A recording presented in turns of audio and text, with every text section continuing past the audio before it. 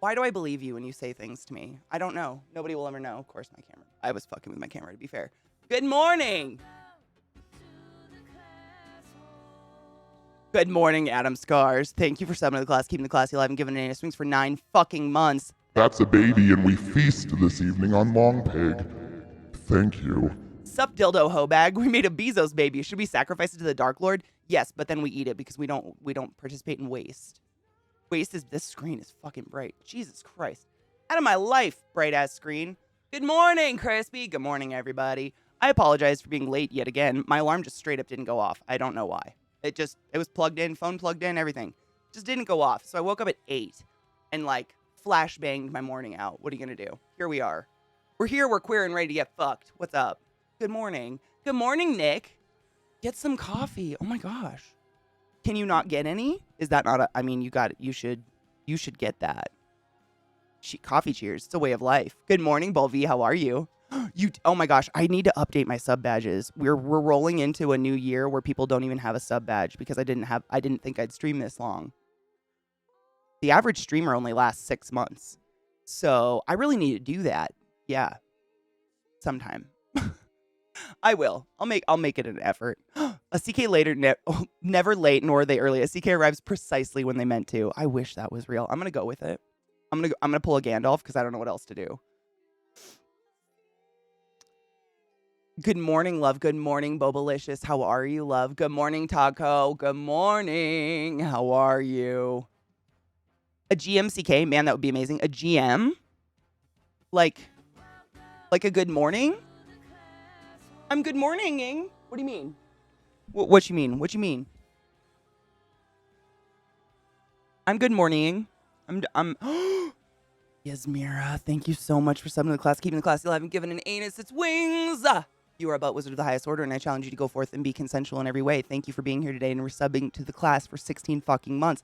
It's almost another baby. Oh my god. That's amazing. Good morning, Kinger. How are you? Afternoon, time zone, dimension, whatever. Wherever you are, good one to you. And take your fucking joy. Did you take your joy today? Never forget to take your joy, and I guarantee your day will go as smooth as velvet. Boo! So much anxiety about a project this morning, but I talked to my boss, and then we had a meeting about the project, so I'm feeling a bit better. Good. Good. You don't deserve to feel anxious about that. Did your boss, like, help quell your anxieties or anything? I thought Game Master because that's where my brain went. Me too, but I got nervous about it, and I didn't want to say it out loud. Let's talk about you and me. Let's talk about all good things. Yeah. Let's talk about sex, baby. That was my song this morning. Can you tell? I'm tired too, man. I think my sinuses are making me tired. Like, do you ever get such a bad sinus pressure you feel it in the back of your neck when you hawk a loogie? Not just me, right? Like, it feels like it's pulling shit from here. My allergies are just so bad. I'm like, I'm a snot monster right now. It's disgusting. He did good. He goes through similar things, and I'm glad we can talk as much as we do. That's really awesome. You have a boss that you have a rapport like that with. I never saw my bosses, ever. Good morning, Steely. How are you? I swear, I know. No, it's totally cool. It's just like life got in my way. It's on me. It's all on me. I got overwhelmed. I missed your presence, but holy butts. Welcome back. I mean, welcome back. We're always here. It's like herpes. We never stop gifting. Holy butts, now that I'm back, I realize I can miss you. Well, welcome back. Everybody needs a break, though. Like, I never take it personally. Thank you for the hype train, by the way. You guys flipped us into a hype train. You guys are doing this every day again. I'm going to have to make it harder. Thank you. Everybody needs a break. I think it's healthy to take a break from Twitch, the internet, whatever, from me, any of it. It's good for you. It, like, brings you back down to baseline or whatever. Good morning, Lil Ellie. How are you, love? Take your joy. Did you take your joy today? Never forget to take your joy, and I guarantee your day will go as smooth as velvet. You hurt your neck badly and you have to wear a neck brace. How did you hurt your neck? I had really bad neck pain, and I went to a massage therapist, and man, it changed my life. Life yells at me like an old person. Damn life, get off my lawn, life. I need to pack a bowl. I'm really sober today. Like I am every day. Let's pack a bowl. I got inspired this morning, probably because I was like rushing around like a freak because I was late, to work on this table. So that's why I was fucking with my camera earlier. I need to grind up some weed. I was fucking with my camera because I needed the cord long enough that I can move you guys so you can see the table because I want to paint. I haven't finished this damn table, and it's just like I get bored, so I do something else for a while, and so on and so forth. It's a process, but I felt like fucking doing it today. I don't know. It's way more. It's always more fun to do art and craft when you have someone to talk. Oh my god, there's so much weed in here, and it's not dropped down into the barrel. Just kidding. I maybe don't need to grind weed. Fell out of a tree? Jesus Christ. Why were you in a tree? I'm a self-proclaimed tree climber, so no shade. I love climbing a tree, but damn, dude, you gotta be careful. We don't heal as well anymore. Speaking of, I just got back from the phys therapy and they did neck traction. What is that? Oh my god, tell me about neck traction. What is that? Keurig's brewing now. Fuck yeah, dude. I love my Keurig. That coffee BDO got me is really, really good. I can't remember. It's not the espresso one. It's the other one. It's just a really good morning coffee because it's not too, like, astringent. Some coffees are really acidic, and I feel like first thing in the morning, you're like, I'm awake. How are your coffee reserves? I'm down to half of the last bag. I'm rationing. Don't worry. I ration. I was suffering the worst executive dysfunction over the summer, which depressed and frustrated me, which turned into more executive dysfunction. Isn't it disgusting? It's like the world's cruelest wheel of horrible. It was not fun, but my disability got approved by the VA. Fuck yes. So I can take fall semester off. Thank God.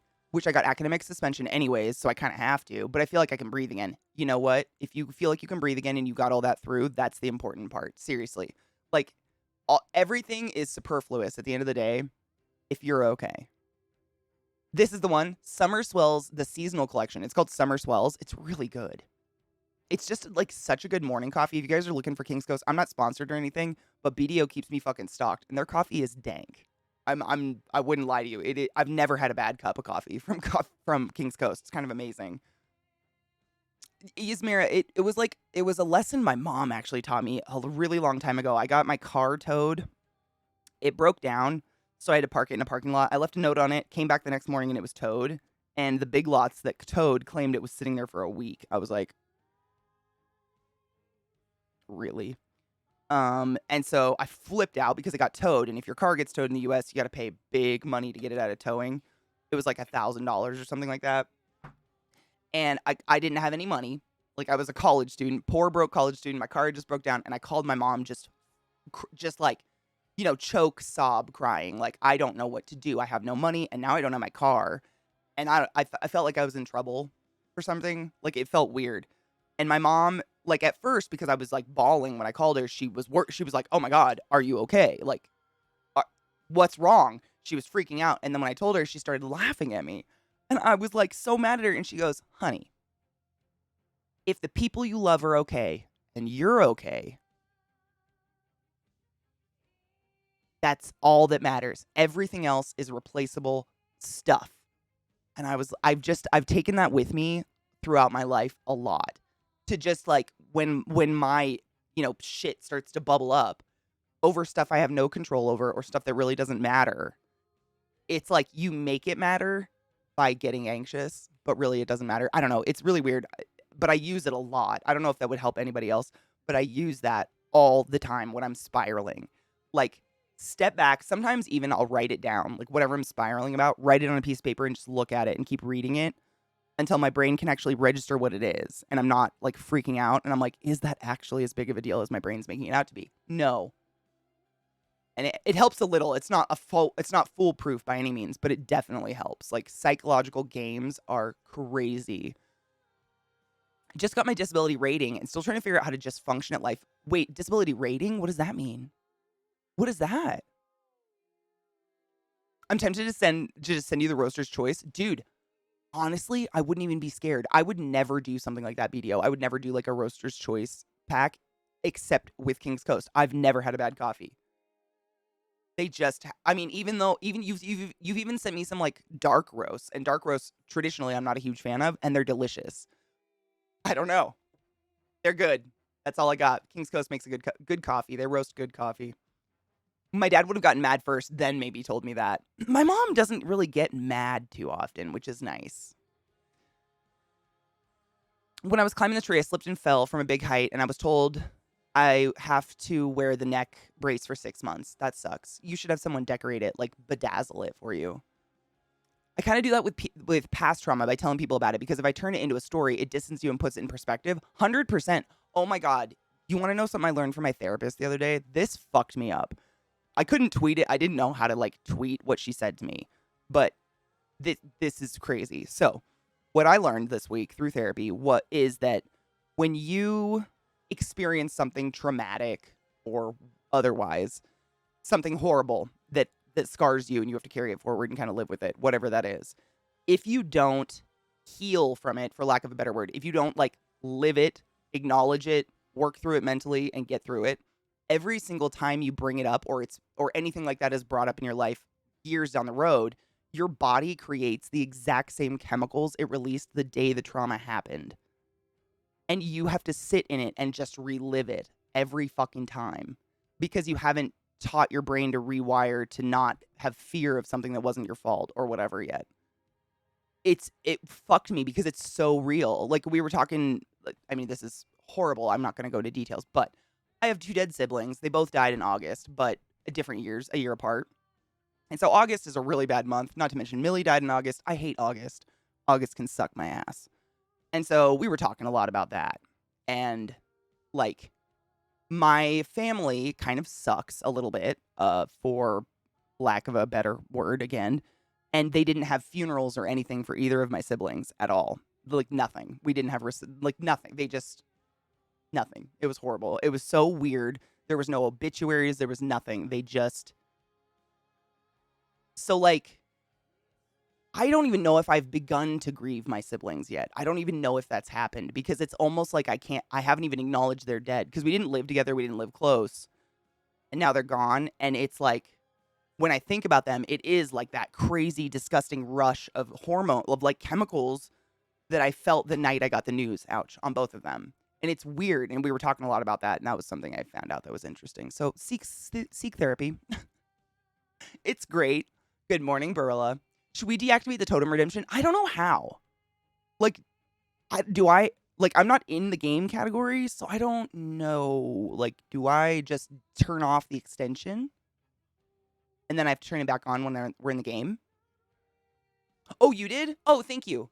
Yeah, I didn't know how. Because, like, the last game I played that had, like, integration or anything was with ESO. And you never had to turn it off. It only activated when you were actually in the game category, which was nice. And this one I've noticed doesn't. So I appreciate that. I didn't know. Service connected that has been made even more difficult. It is a weight of my shoulder because it feels like finally someone believes you and you're not crazy. Oh, I know that feels so hard. But then I still have the inner voice that tells me I'm faking it and blah, blah, blah, for it's not that serious. Oh, yeah. You always have like that doubt in the back of your head. Like, am I making this up? Like, did I create a fantasy in my head? That I don't think so. Like, you didn't do it on purpose, but I mean, I have that too. I'm like, did I fabricate everything I think happened in my childhood? There's no possible way because my sister has a photographic memory and she checks it all. But I definitely self-doubt myself all the time with that stuff. It's weird. It's weird how your brain fucks with you like that. Therapy is so amazing. I just cannot with that. It's just the best, but it can be really like intrusive. Because I don't want to talk about my dead siblings. I don't want to fucking talk about any of that. But I'm an adult and I acknowledge I need to. And she knows I need to. So we talk about it and I cry and it's horrible. But like, how else do you heal from something like that? I don't know. I journal about it. I write about it. I do all sorts of stuff. But other than that, I really don't know. Like how else you grow past it or whatever, for lack of a better word. You know what I mean? Ooh, the roaster's choice. Oh, I'm so excited. I'm excited to see what they send me too. I wonder if it'll be a repeat. I got some good news, but I didn't get Jesus roll. I got a roll that will be filming in 3 days next week. Oh, fuck yes. I'll be at an arcade playing video games for a show. Hell yeah. Honestly, that's better than Jesus. Let's be fair. Much more true to life. But fuck yeah, dude. Congratulations. Let's cheers to that. I just loaded a bowl it's this one. I haven't showed you guys this strain yet. I've not shared this with much people. When I was 8, I got raped by my babysitter from what she did. I have the nightmarest from it from time to time. I'm sorry, honey.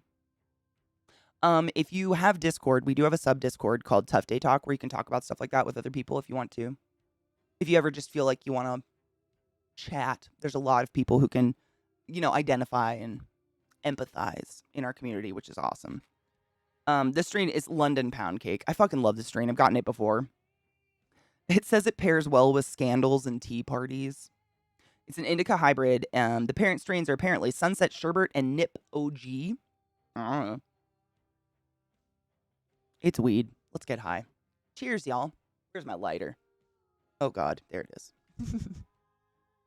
It's a new one, Brittany. It's called London. Well, it's new. I've had this strain before, but not from this brand. London Pound Cake. Rejuvenate. Oh, snazzy. Is there a Discord room where everything's sex related is allowed? Yes, it's called NSFW. Yep. Yes. NSFW is gross or something like that. You can't post porn though. Discord hates nipples. We used to have a Discord channel literally where we would post like tasteful, sexy nudes of like Dita Von Teese and just beautiful, women and men that we were all like, but Discord was like, no nipples. So we had to get rid of it. But you can talk about whatever the fuck you want. Yeah, it's awesome. Scandals and tea parties, that's a vibe, right though? If only it was 4th of July. Cheers.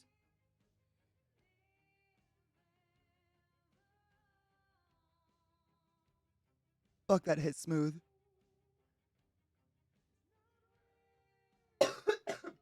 Let's talk about sex, baby. Let's talk about you and me. Let's cough our lungs out and die.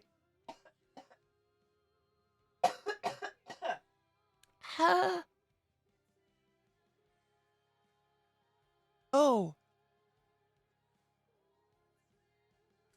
We won't ban you, but Discord could shut my entire Discord channel down if you posted a penis. I know. I think it's very stupid.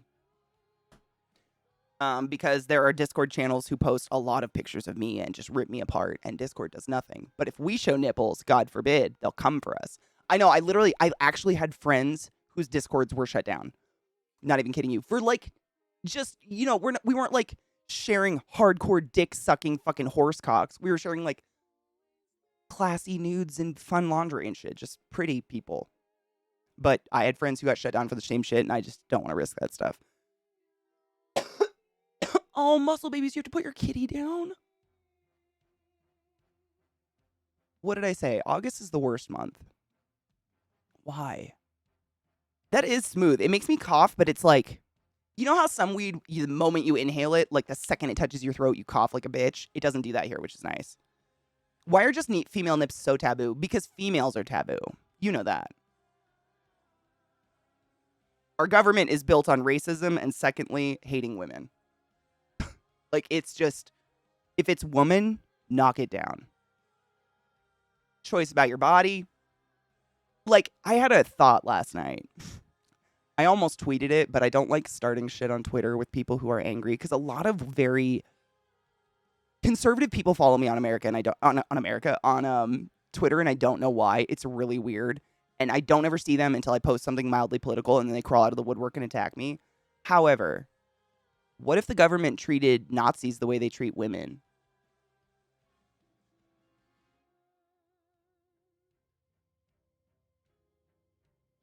Or what if our government treated, crazy people shooting other people with guns illegally like women? They stripped our rights pretty fucking fast without us doing anything. I don't know. I'm just saying, I feel like if they directed this energy that they keep hating on me with somewhere else, we could maybe get some good done. I don't know. Just me? It can't just be me. I know that's really controversial, but there are Nazis fucking parading in America right now. But there are like 13-year-olds being forced to give birth to rape babies that don't have a skull. So the world hurts me on inside. I don't know what to do about it, but it hurts. There's a lot of NSFW pirating on Discord. If you steal stuff from OF and post it on Discord, the whole server will get nuked. You would think so. except that there's entire servers not nuked with all of someone's OnlyCans material on it. I'm not bitter. I've told you that about that, haven't I? There's like literally a group of people that have a Discord server dedicated to me, hating me because of ESO. Like I killed someone in ESO one time, and it's an entire Discord server, and all they do is repost every single tweet I make, every single picture I post, every single thing, and just rip my asshole in half. That's all they do. And I've reported it so many times, and Discord's like, sorry, there's nothing we can do. Oh, thanks, Discord. Oh, Korath, you have no... I mean, honestly, half the reason I stopped playing ESO was I was so tired of waking up to hate mail every day. Every fucking day. I woke up to messages. Or I was tired of people hunting me. Like, there was people that I would kill one time in a battleground, and then if they ever saw me in Imperial City, they would just hunt me and murder me endlessly for 6 hours. I would never get any... I literally couldn't play on a character anyone knew the name of in Imperial City. I still probably can't. And that's stupid. Like, that's not a game. People take that shit way too fucking seriously. But you're the Night Mother. If we didn't kill them, you wouldn't have... I'm saying. I agree. Say it again. No, totally. I get it. I mean, it's very weird to me. It's very weird to me. However, if you repost my tweets and you watch my channel and you are consuming my OnlyCans, bitch, you're a fan. I don't care what negative shit you say about me. Sorry. But no, they don't give a fuck. It's very upsetting. We watched it, anime. We watched it yesterday. Wait, is this the one from yesterday? Because we watched it. Yes, we watched it yesterday. It's really well done. We can watch it again. Has anyone seen the Trey Crowder video yet? We watched it at the very end of stream yesterday. It's fabulous. He's so fucking funny.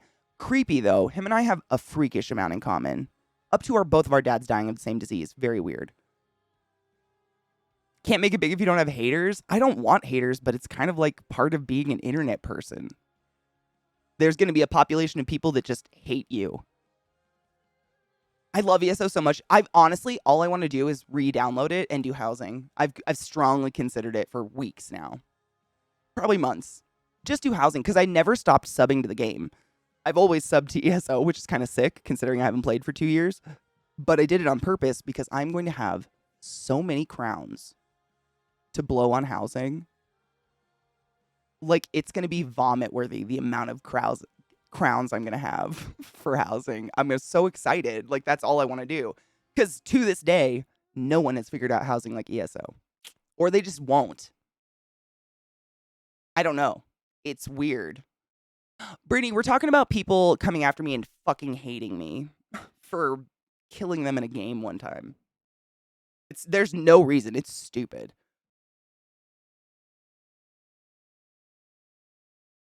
The fact if I had a good breakfast or not determines if I'm a hater or a fan. I never eat breakfast. Maybe that's my problem. Really, Reaper? It works. I would love to vibe to the class. I love classy housing streams. I miss those. I miss PvP, honestly. Like, if they would bring back friend grouping for Battlegrounds, I'd probably go back in a few times. Because I do miss it. And I was like, good at it. I was okay. I could survive. I had a good, kill-death ratio. They did bring it back, really. I might have to re-download it. I've been thinking about it. It's just such a big download. Like, it's literally like an overnight download to download ESO, so I just haven't pulled the trigger yet. No shit. Oh, don't tell me that. Now my crack's getting... Oh, Korath, that makes my heart warm. I do miss it. There's so many things I miss about ESO, but it's like... I think I have a tough skin. I think I'm a pretty tough-skinned bitch in general, not just from Twitch, just from life.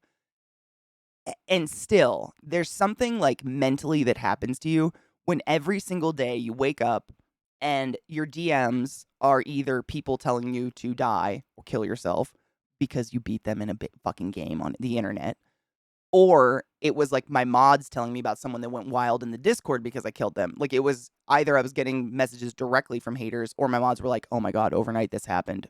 What the fuck? Like, it was just constant. It was every day. Never something positive. I never just had a, hey, something good happened in your DM. And it was starting to make me like, I was just associating that with ESO. When I logged into ESO, I got an ugly feeling. And I didn't want that. Like, I don't want to hate ESO. ESO gave me a lot of opportunities and amazing friends and way cool game. But that shit is like grinding on your mental space. Hello, Big Bills. How are you, love? It is. It's emotional Chinese water torture. Shut the fuck up. It literally is waterboard. It's being waterboarded.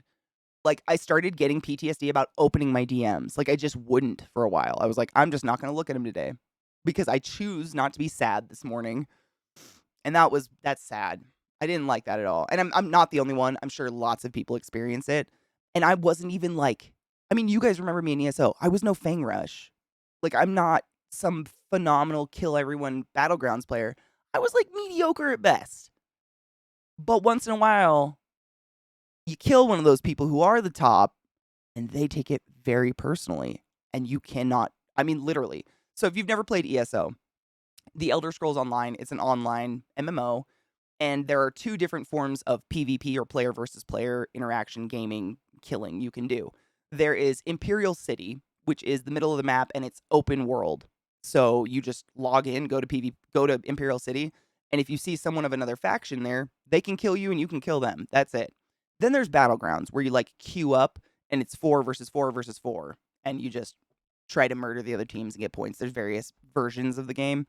And I loved both. But I don't think by any means I was phenomenal. To receive the amount of beratement I got was wild. And I don't know if that's just being part of it's being a girl on the internet. I know people get real offended if a girl is better than them if they're like 12 years old and in their mom's basement. I had a falling out with a very close ESO friend. It took me a bit to get back to just loving the game. I totally feel that because you kind of like that feeling gets stuck onto the game. Pretty sure I couldn't handle being a female on the internet. I imagine it's a lot worse, like, if you aren't a female for a long time and then you become a female on the internet or, like, you've transitioned, but being being assigned female birth and thank whatever, I got the right body for my brain. Trans women are women, trans men are men, don't argue. I'm used to it, and that's even more gross. Like, I don't think of myself having a thick skin, but I guess that's what it's called when you can just shake off all the dicks. I don't know. But it's just life, I guess, when you're female and you present female on the street. I get catcalled every time I leave the house at least once. But I don't even register it. It just happens. I don't know it's happening anymore. It's weird. I know it's not right, though. That doesn't make it right. Being desensitized to it doesn't make it okay or right. But I definitely am, and that's weird. I'm here because of ESO. I randomly started watching because she was playing ESO, and I stayed because of the music she listens to. Oh, I miss those days, Steely, so hard. Was ESO the game where you were decorating your space when I first started watching you? Yes. Yep. Probably. It's if you remember the house-sized ass that could fuck itself, that was one of my houses that I had. It was immaculate. Thank you, Korath. It's just weird. It's weird. I always wonder, like, who's the keyboard warrior that's getting self-satisfaction out of ripping apart a random stranger on the internet? I don't know. Listening to Testament, oh my god, my heart. You know, every once in a while, I have, like, a thought, and I'm like, you know what? I'm gonna turn off. I could play music all day that's copyright music. Like, I could play Nine Inch Nails and Testament and Slayer if I turned off clips. That's it. I gotta turn off VODs and clips. And I could do whatever I want. But then everything we ever do together is gone. And I love the clips you guys take. I love taking clips myself. Like, that shit makes me sad. I don't know. I definitely war with it in my head sometimes. Trans people are still people. Word. I just got a mental image of, like, a cartoon Katie shaking off like a bird ruffling its feathers, but instead of feathers flying everywhere, it's dicks. That's what it feels like. Like, just little jelly dicks everywhere. Way back in the day, I used to have female tunes just to get all the free shit from guys in EverQuest. Oh, dude. Most of my male friends play female tunes, honestly, because they just want a nice ass to look at. I play all female tunes, not because I'm, like, living my fantasy in these games. I like to look at the ass. I want more jiggle physics. Give it to me. I want something nice to look at. That's just me. I wonder how that will change when I'm transitioning. What do you mean? What will change? Like dealing with the shit? Honestly, it'll probably be jarring for about a month. And then you'll be like, okay, that's how it goes now. It happens so much. I feel like it's really hard to not, unless you literally live in a very, very small town where there's no people. It just is constant. I love when the She-Hulk, she explained to Bruce how she's able to control her anger. I haven't seen She-Hulk yet. Is it good? Mishy, you're the first person that's seen it already. We were talking about it yesterday, but no one had watched it. Is it good? I've just got so many shows I'm watching right now. I'm kind of saving it. You could separate the music audio from the rest of the stream, Katie, and play whatever the fuck you want. The VODs and clips just won't have the music. They won't have anything. I play females because the armor fits better. That's a bet. I'm going to say that too. The armor fits better. Oh, there's at least one streamer I know that does something in OBS to make sure audio doesn't hit the VOD or clips. So in OBS, they can play audio to you, but it doesn't get recorded by a VOD or a clip. I'm going to have to Google that later. That would be very interesting. You know, Brittany, what I do? Well, fighting with people, there's no fight. Like, it's not even ladylike. I'm a fighter too. Like, I'm very much a don't come at me or my friends. Like, I'm a feisty. I get it. It's what I find is like the best way to make it stop and freak people out is to lay into it. So, for instance, when my sister and I were walking around London one day, there were these two dudes who were following us for quite some time. I don't think following us, they were just going in the same direction, walking behind us. And Sarah and I turned on a corner, and both guys at the same time go, "No, turn left." Like they were like a foot behind us. Like they just wanted to keep watching our asses or something. And I mean, I told Zach about it, and Zach's like, "You should have just turned around and said, 'Do you want to fuck?'"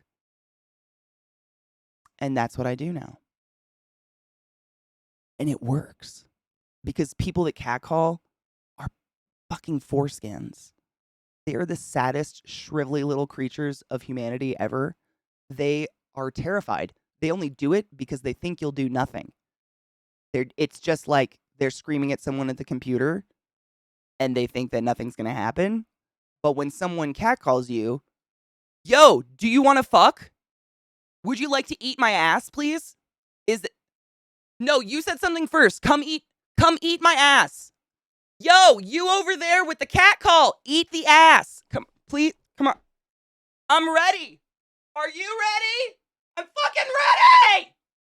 They will never catcall again. You have just scared their penis inside their body. Or their whatever they have. You know what I'm saying? It works. It's flawless. They would never respond that way. I don't think they know how. It doesn't work. But you've done nothing wrong. You know what I mean? Like, you're not fighting. You're kind of like, it's mental warfare, Brittany. This is what you'll learn. Women, my dad says, I think a comedian says this, but my dad used to say it when we were kids, because he had 3 boys when he married my mom, and my mom had all the girls. So when he came into the family, he was like, you know, there's a difference between boys and girls. Boys will put holes in the walls and beat each other up, but girls are going to shit on your heart.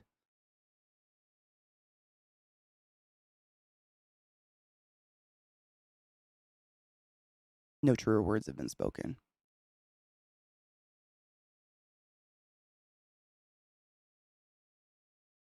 Their penis goes inside their bodies and just becomes part of intestines or something. It's fucking hilarious, the reaction. What if I find that perfect daddy with the perfect daddy energy and just fucks me on the street? I mean, and then you win, right? It's a win-win situation, Brittany. Like, either you chase away the poontang who decided to catcall you, or you get laid. I don't see a fault. I play female tunes because I love powerful women. Women with Amal Clooney. Wait, I gotta look that up. I'm really bad. You know me. I'm really bad in names. I gotta look it up, Steely. Hold up. I like strong women though too. Xena is my hero. Oh, I love her. What is she in? What do I know her from? What do I know her from?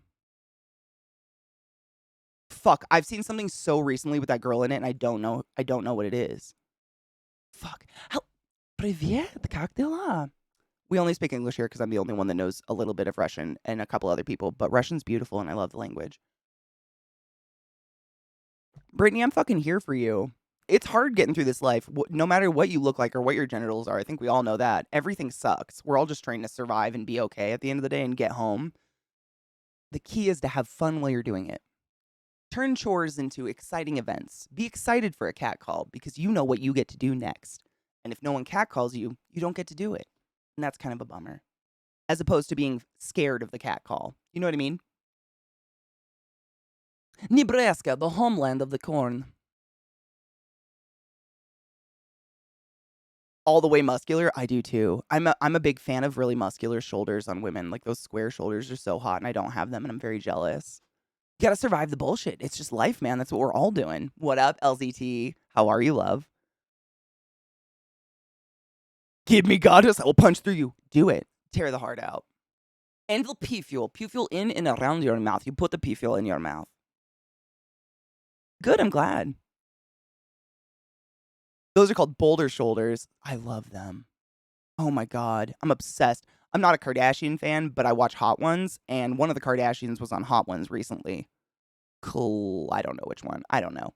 But bitch has been working out her arms. I could not stop staring at her fucking shoulders.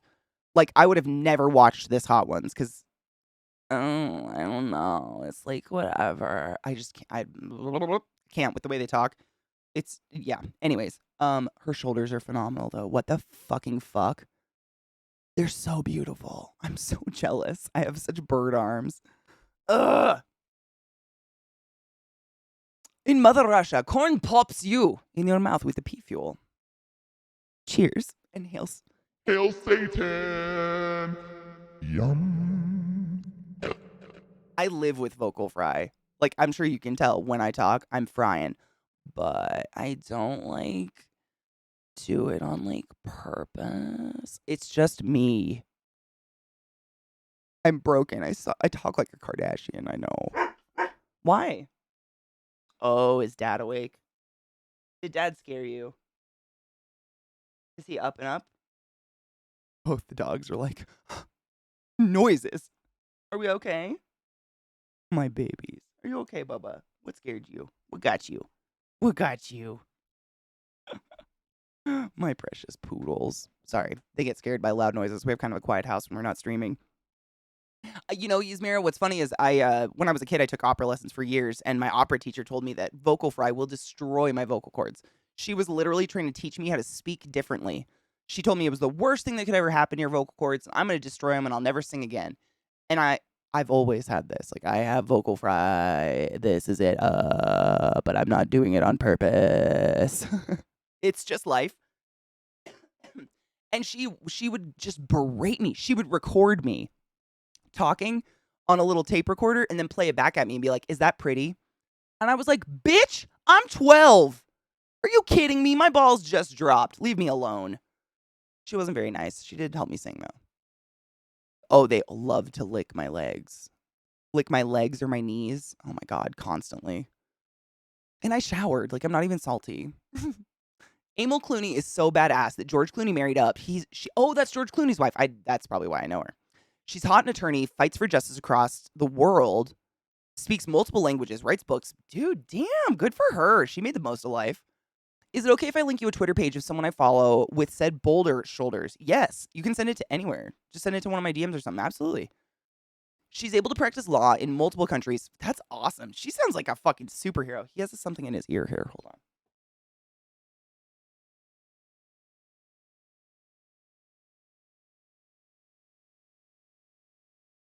He had a stick.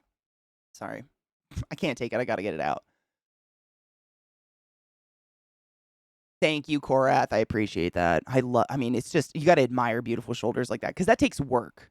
Like, I've worked out fairly consistently for over 10 years now, and I don't have fucking nice shoulders at all. Bitch has nice shoulders. I keep failing into vocal fry lately and hate hearing it in my own voice, but I can't adjust to a pitch that doesn't cause it.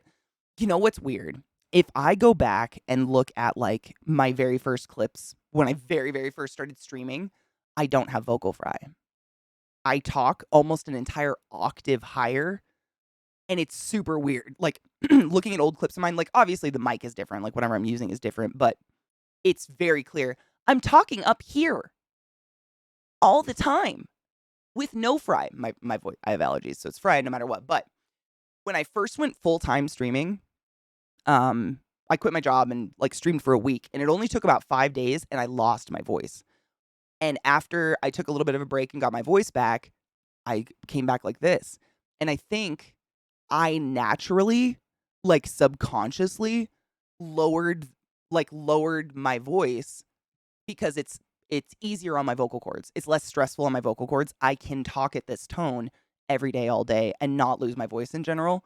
Whereas when I was up here in Katie's fucking customer service tone, which I didn't even know was a thing, it's gone now.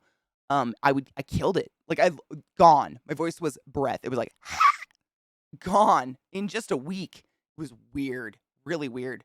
But I totally did it just because I think I talk so much more now. My body did it naturally as a way of relaxing. So I'm not stressing out vocal cords as much, I think. I really don't know. It's weird.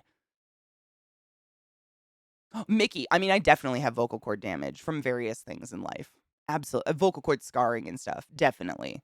Um, yeah, that's the thing. I don't know if it's from talking high, probably from screaming and very loud concerts. But I mean, yeah, that's I don't think I don't think without having like a surgery or something wrong, no one's born frying this. No one's born frying, you know what I mean? I think we grow into the fry or something happens to make you like fry because it's easier.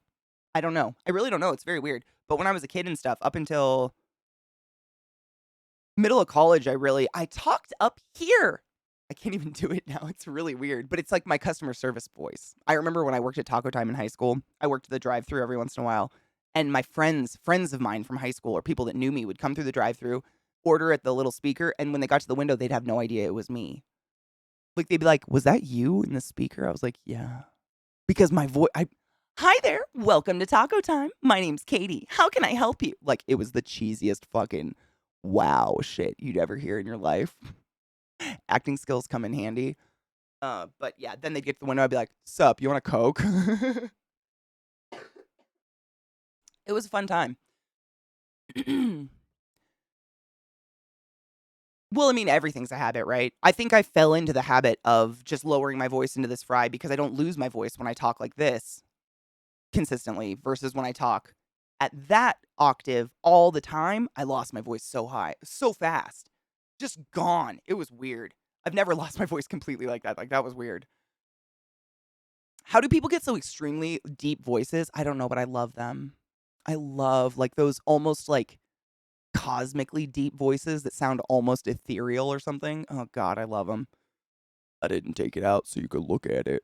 I had a friend that fried and talked weirdly slow for no reason, like some kind of awkward pauses that might have also been attempts at emphasis. Oh, that's weird. That sounds like a Kardashian. Like, like it's like whatever. It might have been that. I get compared to them a lot because of the fry, but the vocal fry is kind of a California. I've never lived in California, by the way, but it's what would you call it? Like a stereotype of the California surfer dude. Like, dude, whatever. I no, never a day in my life. But when I moved to Baltimore, everyone, it's California Katie. Never lived in California a day in my fucking life.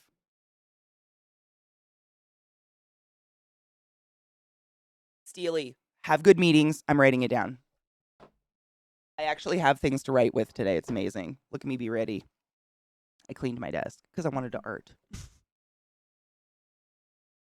The surfer dude and the valley girl. Yeah, like whatever. Get a frap and a fucking chino, my dude. Chill the fuck out. Can't even. Washington people don't talk like that at all. In Washington, people ask where I'm from.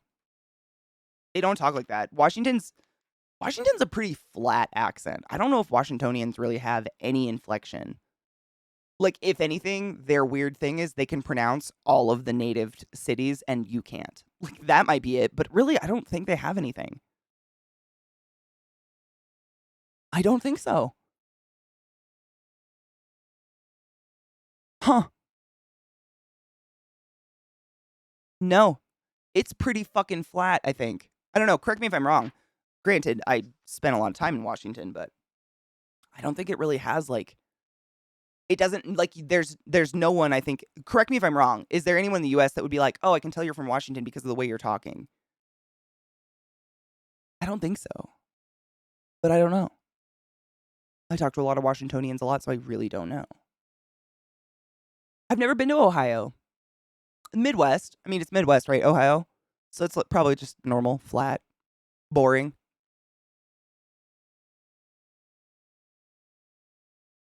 Quick visit, but I have to go now to raise money so that my friend doesn't have to sleep on the street. Oh my God, please go do that. I love you. Be safe. Lord. My hubby's nephew has an insanely deep voice, and it was, Katie, I can read. And it was always that way. Nothing's more funny than having a 3-year-old talk like Barry White. Shut up. When he was a baby, he had that's incredible. I love that. I want to hear that. I used to do window for Pizza Hut. Had a dude throw a drink at me. The fuck? Why?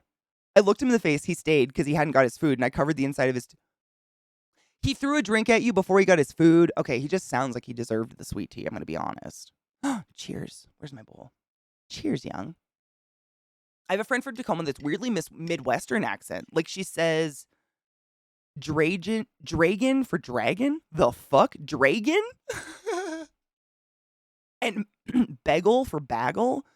You know, my family has kind of a Midwest accent, but a lot of them like came from there. They're all in Washington now, but for instance, I grew up saying pop. I still say pop. I'm not from anywhere in the Midwest, and that's where people say pop. I still say it. I'm going to get a pop. And everybody's like, the fuck? Who are you? It's soda or Coke. And I'm like, I'm going to get a pop. I don't know. But that's because my family has those intonations. Like my biological dad's family is from the most Western, like sad little corner of New York State you can possibly get to. And then a lot of them are from Wisconsin. So I think I got it from that. It's a soda. Now it's just a Coke. It's just, they're all Cokes now. Like I've ruined myself by living way too many different places. They're all Cokes. Soda and pop, those aren't a thing anymore. To me, in my head, it's just a Coke. I'm ruined. I've lived everywhere in the US long enough to sound like I'm from nowhere. It's the best. An amalgamation of fuck. I haven't lived in the South, though.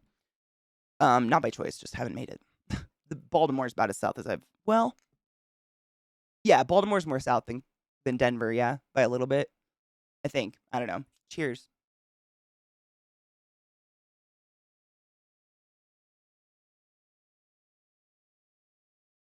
Seriously, Time Factor, thank you. We'll have pops together someday.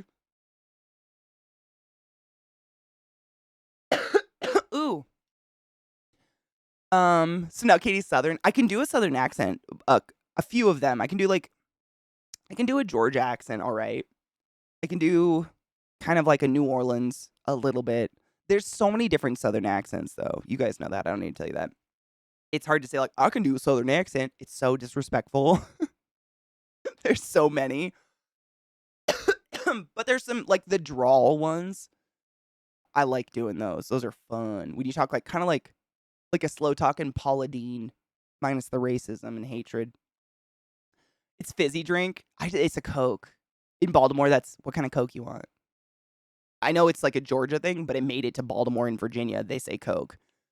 Texas is probably my favorite Southern accent. There's a few, though, I've noticed. Like, there's, like, the hard twanging accent, and then there's one that's, like, a Texas accent that's, like, so mellow and delicate. It's kind of cute. It almost doesn't sound like a Southern accent, quote unquote, for lack of a, we all know there's lots, but you know what I mean? I'm too far south to have an accent. Well, Florida's kind of like Washington. It's kind of like a hub of international, so it's kind of flat. I've noticed that about Florida too. There's not a lot of accents there. And if there is, they're always from somewhere else. Like if they have a hard accent, they're from Howard County up in Maryland. I grew up in Kansas and we always had Coke. It's a Kansas thing too? Cool. That makes sense. Seriously, that's it. It was weird when I went to Baltimore. And when I asked for a pop, I got audibly laughed at. Audibly laughed at for asking for a pop. Which accent? The really delicate, like the really like it's so subtle. It's so cool. I don't know like what part are you from, the north, south, middle? You don't have to say your city. I don't want to out you, but you know what I mean. When I was stationed in Maryland, the Navy guys called the local dialect Southern Maryland mushmouth. Did they ever get up to PA? Because that one to me is not worse. I don't think there's a worse accent, but it's more extreme in my opinion. PA accents are wild. Like that's where Washington comes from. And drawl. Like, I'm going to drawl a picture. Are you drawling? That's PA, man. They add letters. I love it. I'm not hating. It's just fun to listen to. And obviously, I lived in Baltimore, so I probably kind of got desensitized. I didn't hear it anymore. What is a pop? It's a soda, like a Diet Coke or a Coke. Like a Coca-Cola. So in the U.S., we call them soda pop. A soda pop, like there used to be soda fountains, pop fountains, whatever. And part of the U.S. likes to call them soda. And part of the U.S. calls it pop. And then there's this strange sect of the U.S. where we call it Coke. Everything is a Coke. Like if a waitress comes up to your desk, comes up to your table, and she's like, hey, what kind of Coke would you like? She means what beverage? Because Coke is from Atlanta. Like Coca-Cola is stationed in Atlanta, so everyone's just Coke fucks. I mean, they don't even drink Coke that much, to be honest. But they just call everything Coke. It's very weird. And it's, moved. So Baltimore. On the East Coast, like if you look at America, or if you look at the U.S., the East Coast has like 5 million states. And then the West Coast is 3 states. So the East Coast, you get a lot more variety. It's crazy. What do I get when I ask for a pop? They would ask, what kind of pop? You know what I mean? It's like a general word for all fizzy drinks, carbonated drinks. It's just a general word for it. So you wouldn't like order a pop. You would say, what kind of pop do you have? The more I say pop, the more it sounds wrong. Pepsi, still a Coke. Dr. Pepper, it's a Coke. Yep. Or the term put it up. Oh my God, I never understood that one at all. That one, I didn't even want to ask anyone. Here in Kentucky, everything's a Coke. So maybe it's a lot more than I thought. I always thought it was literally Georgia. Like Georgia, because every time I went there, I only stayed in Georgia. It's not like I drove out of the state, but they called all soda a Coke. I had no idea it was so many different states. That's kind of crazy. I didn't know. The way aspirin's called Tylenol or Kleenex, or Kleenex is interchangeable for facial tissue. Yes. My sister's from PA. Our dad and her mom were made to put her up for adoption. Oh. And she used to say wooder. That's Maryland too. Wooder. Hey there, Horn. You want to put some wooder with the flares? That's wooder with the flowers. Water with the flowers. Oh my God, no. No! Don't go back into it. Kill it. No, it's water. Water. I'm good. It's fine. Wooder's a funny one, though. She's been living in Flagstaff for a while now, though, so I'm pretty sure it's gone. Really? Oh, I hope it didn't go away. I love it. Kills, one of my mods, one of my good friends, he has a really good, really like, I just love his I love the PA accent. It's so weird. It's just very unique. I have no idea where it came from. Pop, pop, pop. Watch me. I got bubble wrap. I would miss bubble wrap so much. When's the last time you got anything in bubble wrap? Never. It's just like those puffy plastic things now. Warsh, and Washington. Are you from Washington? Washington State? Can you draw Washington State for me with this watercolor? I'm sorry. It's great. I mean, these are just the other one. When they say they're going to put something on the counter, it's on. I'm going to set the water on the counter. It's so like, I don't know what that is. On.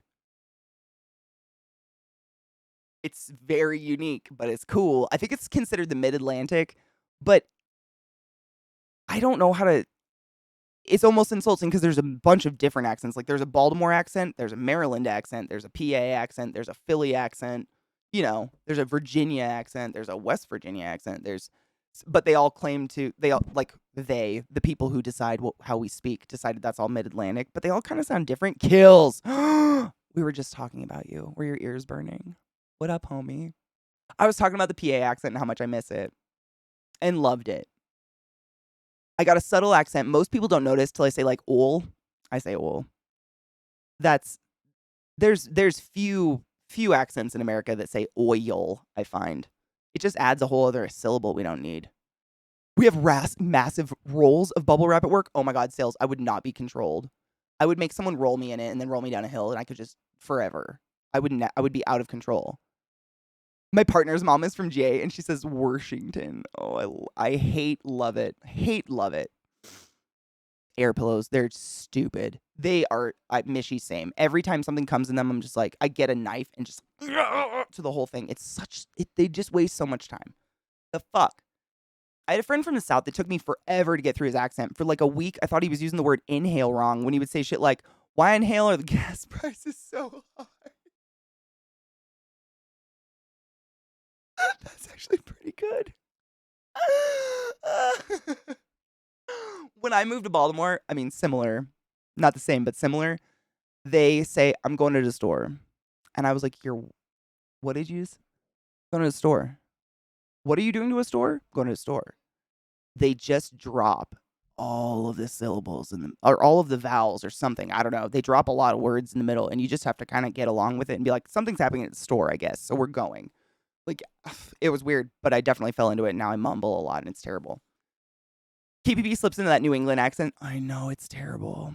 Her and I have done it like at the same time in RP shows before and gotten berated for it. And I don't even have like a set anything. I think I've just picked up words and inflections from various places I've lived. I've never lived anywhere longer than 3 years in my life. So I'm kind of literally like the shittiest amalgamation of America you can imagine. I mean, I love it, Kills. I'm into it. It's just interesting. It's one of the most unique I've ever heard. Really. Is the mid-Atlantic, like PA, the PA accent, not the Philly accent, but the PA accent, the wooder and the drawl and the on. They're just great. I miss them. They're cool. I don't have an accent until I'm angry or maybe a little altered when the NG accent, NJ, mine comes out when I talk too fast, when I'm not even thinking about it. And I'm like talking to you guys on a tangent. I'll catch myself slur a word and I hope to fuck you don't catch it. There's an actual dictionary in Kentucky that explains the mountain language. Really? I kind of love that though. There's a cool book about Appalachia and like the Appalachians and kind of that strange way of speaking they developed across the mountains. It's pretty cool. He's from GA, but I never hear an accent on him. GA is another one of those, honestly, like all my friends from Georgia, they all definitely have an accent, but it's similar to that one I was talking about with Texas. It's very subtle. Like the word accent. So you and I would say the accent. They would say the accent. The accent. But it's so subtle you almost don't catch it. Like I might have done it too strong, but I really like it. I love a Georgia accent. But in different places in Georgia, it sounds different. So like if you go to Atlanta versus like what's that fucking fancy town on the I think Paula Deen has a restaurant there. There's a town on the coast and it's apparently haunted and it's really dreamy and they have like the trees with all the Spanish moss and all that. Fuck, I just brain farted on it. But the accent there is different. Totally different than if you're anywhere else. It's much slower and Savannah, thank you, Angel. Savannah, Georgia. It's just different. It sounds almost a little bit more southern. But it's on the water. It's like a seaside town. I don't know. It's bizarre. Cool, though. Sarah, my love. Got on sub now? Wait, what happened?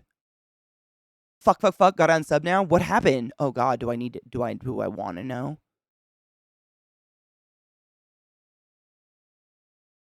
Oh, my God. You resubbed for 69 months. I get it. Hail Satan.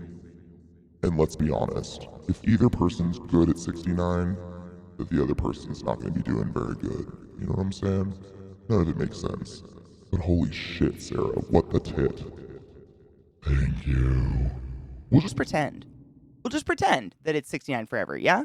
I'm cool with pretending. Let's hide. I actually brought my water, thank God. I refilled it too. Hydrate, bitches. It comes out with his family, or when he says his brother's name, Ryan, becomes Ryan. Yes. Yeah. Oh, that's another one. I think that's PA. Kills, correct me if I'm wrong, but a lot of my friends from PA would say, like, instead of saying an egg, they would say egg.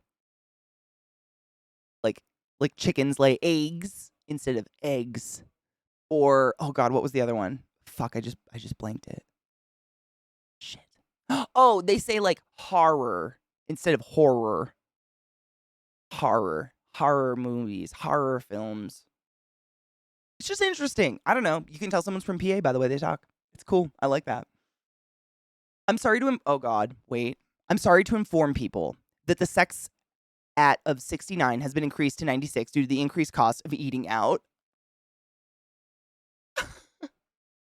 I don't know if you heard that, but I literally popped my jaw, dropping my jaw at that one. That's fucking great. I have a thick ass lawn guy land accent. What is that? Lawn guy land? It's worse now. Wait. What does that mean, Mishy? What does that mean? I probably don't hear it. That's true. That is true. True. A lot of people in PA lived in PA and would work at Hopkins. They had a huge commute. It was crazy, but the land up there is so much cheaper.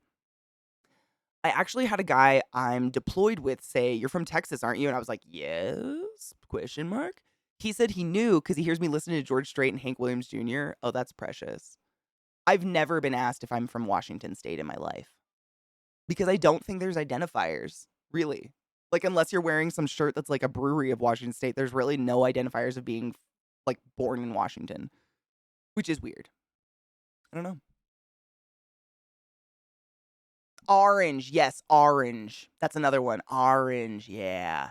I don't know why. It's just interesting. Some people in New York also say orange and horror and Florida.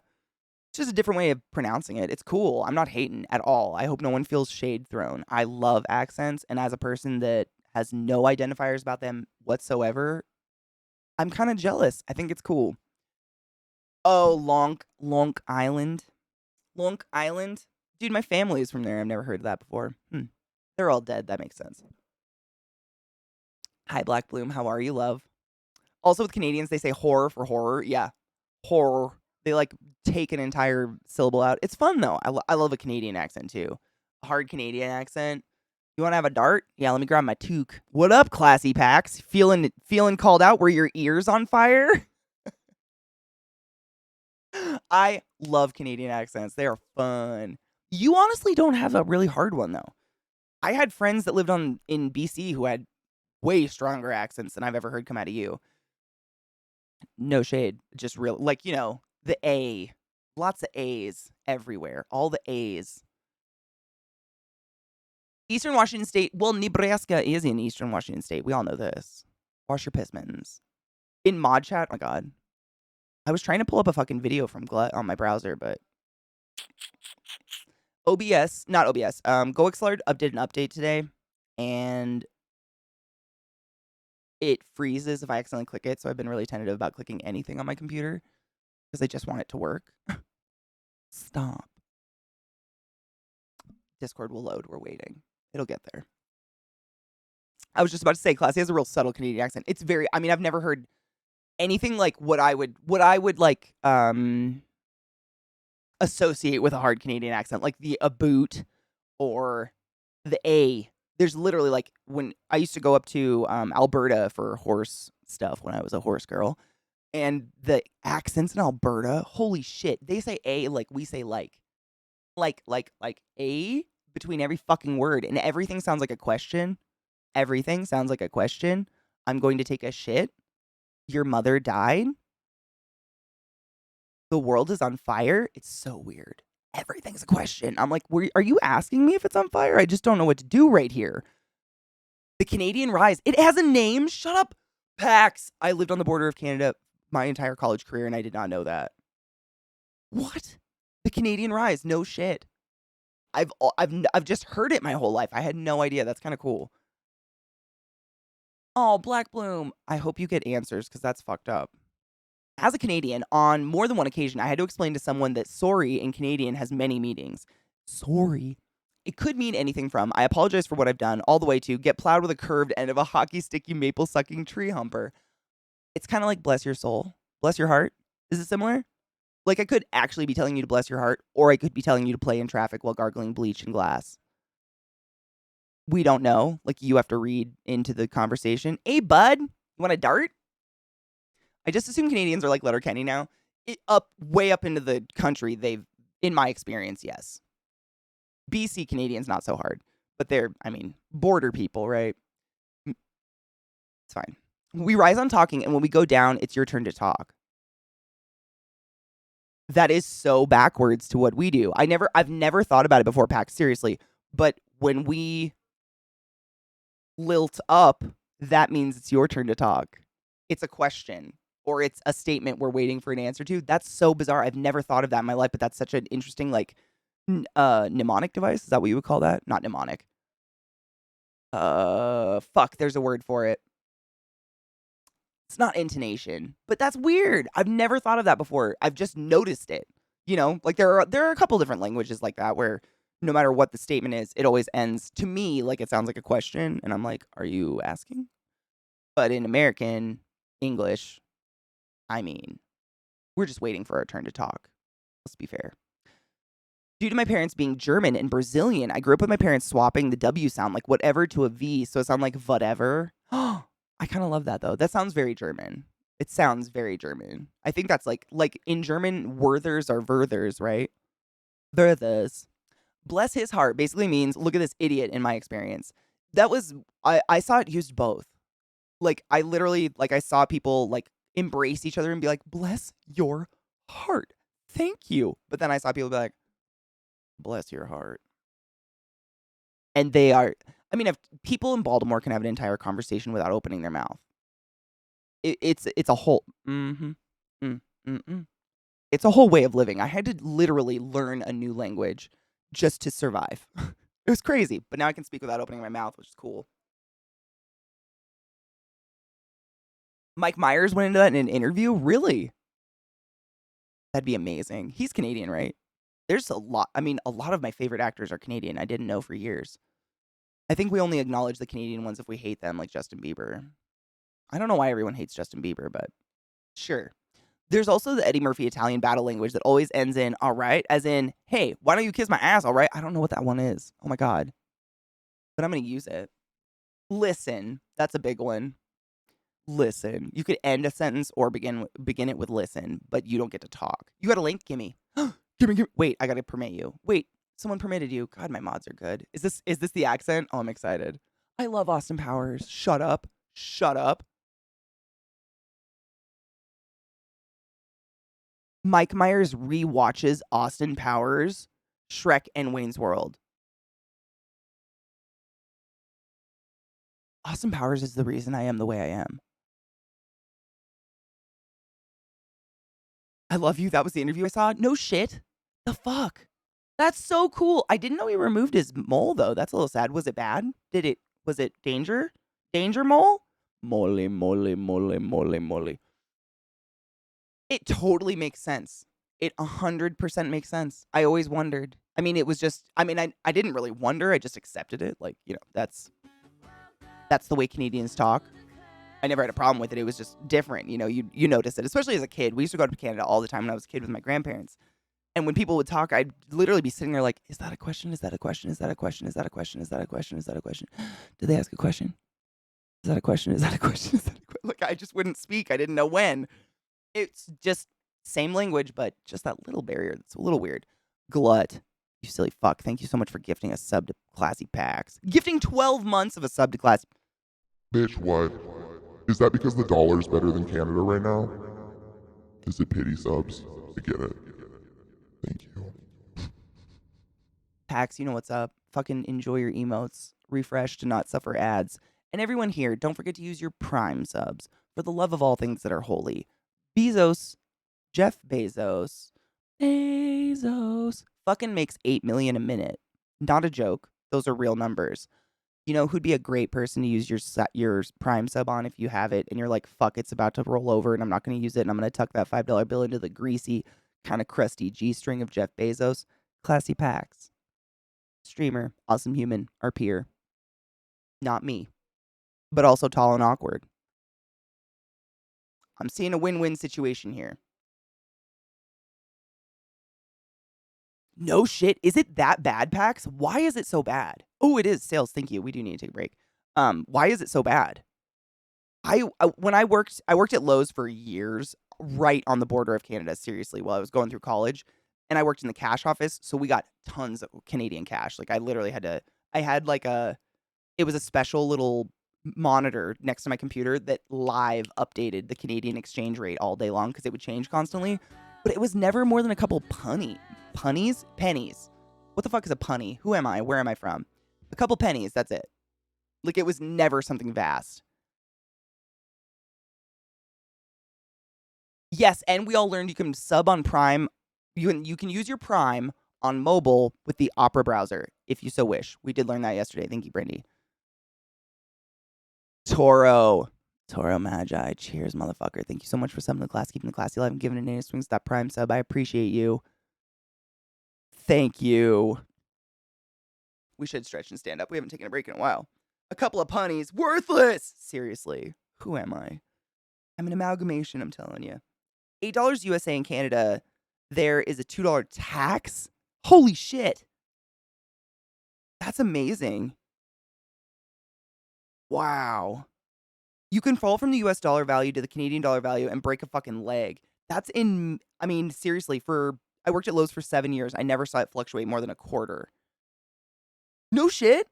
I worked at Lowe's for 7 years in school. But I was like that kid that worked in every single department ever. They would just toss me where they needed someone. So I worked in paint for a year. I was a head cashier for a year. Cash office for a few years. Did everything. It was a decent college job, though. Oh, God. I'm popping my shoulder joints. Sorry. Then we'll break. I swear. This just feels really good. Can you order in U.S. stores as a Canadian and pay U.S. dollars? Yes, absolutely. You can use U.S. or Canadian. But because our store was 10 minutes from the Canadian border, literally, we, it was kind of like our entire town was just half Canadian. Like it was very normal for your cash register to have a huge Canadian spot and for the US dollar spot, because it was just they lived on the border too, so they would drive across. Like half the employees, one of my dogs just farted. Holy shit. Oh God, they smell bad. A lot of the employees at Lowe's lived in Canada but worked down in the US. It's just border towns. Speaking of which, hi Poop Deck, how are you? Why in the hell does the US keep the punny? The punny? Why am I saying punny? Why am I broken? I have no idea. It costs more to make a penny than they're worth, I think. You're at $8 a gallon? So I bought gas like a week ago. Granted, I don't have to drive very often, but when I bought it, it was $4.46 here. I don't know what that translates up to, but that was high for me, Jesus Christ. Hail Satan and all of the belows. That is too much money. Same, just spread that out over 18 years. I've been the manager or specialist in every department in one time or another. Same. Yep. Isn't that kind of the way it goes, though? Like, if you stay at Lowe's long enough, you're going to work every fucking department. Like, I worked receiving at one point. Millworks. I don't fucking know anything about Millworks, but it was just wherever they needed you. If you could pull it off and smile, I did it. Shut up. The girlfriend asked me to take her out for an expensive meal, so I took her to the gas station for sandwiches. Dude, that's like high rolling. You okay? Like, are you going to be able to afford bills? In for a punny, in for a pond. A punny is a word, isn't it? Or a punnet? Punnet? Something. It is something. I don't know why my brain's saying punny. A Finnish gas station made a price mistake and gas was 14 cents a gallon. Oh my God. Did people actually get it for that much? Robbery. That's amazing. We had the same thing at Best Buy. I worked at so many Canuckles. I was south of Quebec, so they were very easy to identify. Yeah. And because the exchange rate was so like fluid, I remember one time, actually, let's take a break real quick because otherwise ads are going to run over us talking and we all know how much we love that. But when I come back, remind me, Canadians, why they would come across the border. It's the exchange rate. Like, even though it was pennies, some products we would carry at Lowe's, they would buy for like, the price we sold them for or whatever. And then once you get them to the border, you'd have to pay an additional tax on them that had nothing to do with the exchange rate or anything. Only some things, not everything, only some. And there's actually like an island that you have to drive through Canada to get to that belongs to the US. It's not even an island, it's like a strip of land. It's like a skin tag coming off of BC that's America. You have to drive through. It's crazy. Anyways, I'll be right back. Break time. Every couple of hours, we stand up and take a break and stretch our dicks, get some water, cough out your allergies, whatever you need to do. I'll be back in a few. Got to take my dogs out and piss the beasts and all that fun shit. But yeah, we'll be back. This is way too bright. Can't with that. Not today. Not today, Satan. No. I'll be back. I have ringworm. What the fuck?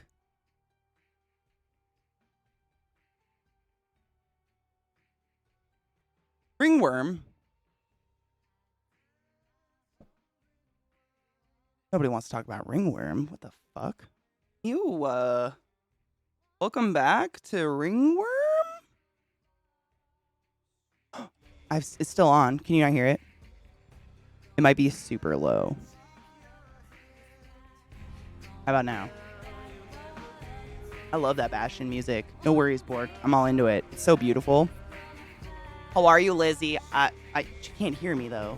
Boo. Boo. I don't know how to communicate.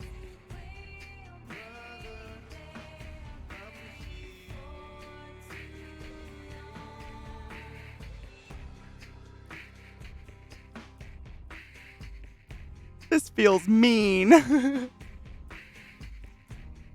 Yeah, I much prefer necrotizing fasciitis or otherwise. Like, that other shit really gets me. It's just too much. Too early for that, you know? I feel that. I agree. Agreed. So, I would like to paint my table with y'all today. Or get some more done on it. It's in progress. But I'm trying to figure out how to move my mic so I can still talk to you. I think it'll be fine. I don't know. I'm not stressed. You are. I stabbed under my fingernail on my break. Ouch. It hurts. Why? Ooh, a uterus biopsy? Oh no. She needs chocolate and movies and alone time. Why'd I do that? I don't know. I reached in a drawer and an earring back, like, that was in the drawer that I didn't see, like, went under my fingernail and it just hurts. You know? I don't know. It's one of those pains. Yeah, it just doesn't go away for a while. It's just been stabbed. Like the nail bed, and it fucking hurts right now. Ew, I'm just gonna squeeze it really hard until it stops hurting. Stop hurting. Ow. Sorry. It hurts. I really stabbed it. I don't know how far it went in, but damn, it stabbed. I know. It's okay. I'll be better.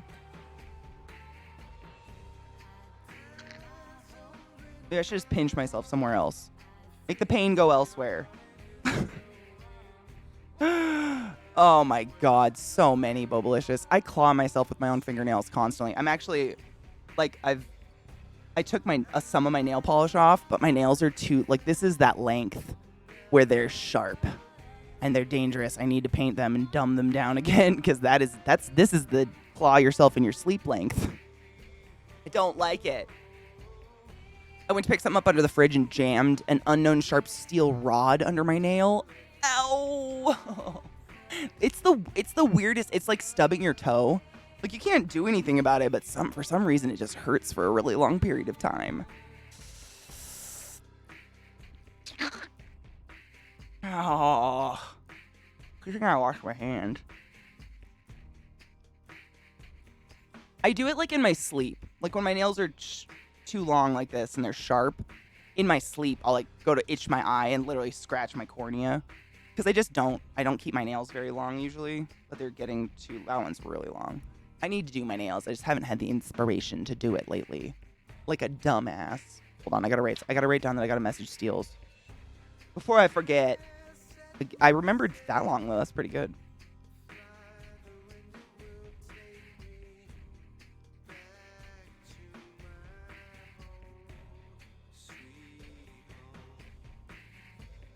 Ew! It's still, I have a heartbeat in my finger. My finger has a heartbeat.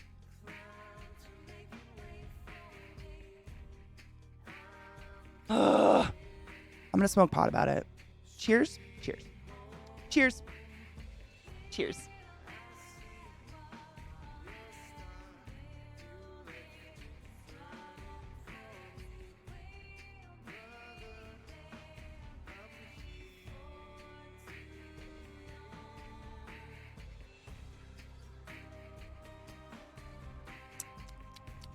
London pound cake.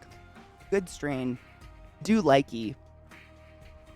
I need to pack the bowl, though. Cheers, Angel. I'm just sitting here brainstorming how to move everything. To move you over there so I can still chat with chat and paint this table. That's all I'm doing in my head. So if I seem quiet, I'm brainstorming. I've never had cat's pajamas. Is it like what? Is it a sativa or an indica? I haven't even seen it actually. It's kind of a bummer. But keep an eye out for it. This one I've had before, but I like this strain before. Like I saw it and I was like, oh bitch. Also reminds me of the time I had a metal aluminum frame to my bed, off, just moved, and was in the middle of the floor. I kept tripping over it, and I was like, I need to pick that up before I hurt myself. My little toenail grows funny because I kicked the shit out of it. Oh, ow. I knew you were going to say that. International? Well, I think most of them are, right? I think, unfortunately, especially in the U.S., because weed can't cross state lines, it's really like state specific what strains you're able to get.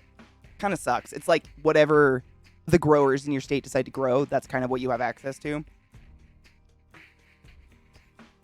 Ow. It was actually just in my toe.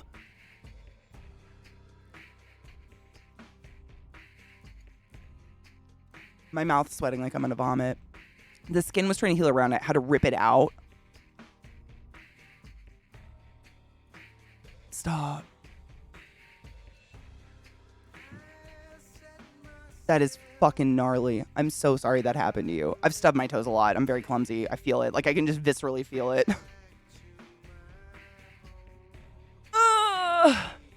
Oh, metal shards in your skin are the worst. Oh, my dad's a welder, so he would always have us come in the garage and learn from him and build stuff with him, and metal slivers are the worst. Pinky toenails, like, does anyone have a phenomenal pinky toenail? Like, I think I have a half centimeter of toenail on each pinky toe, and it's just like this sad little forgotten organ that I don't know why it's there anymore, except to stub. I stub my toe so much.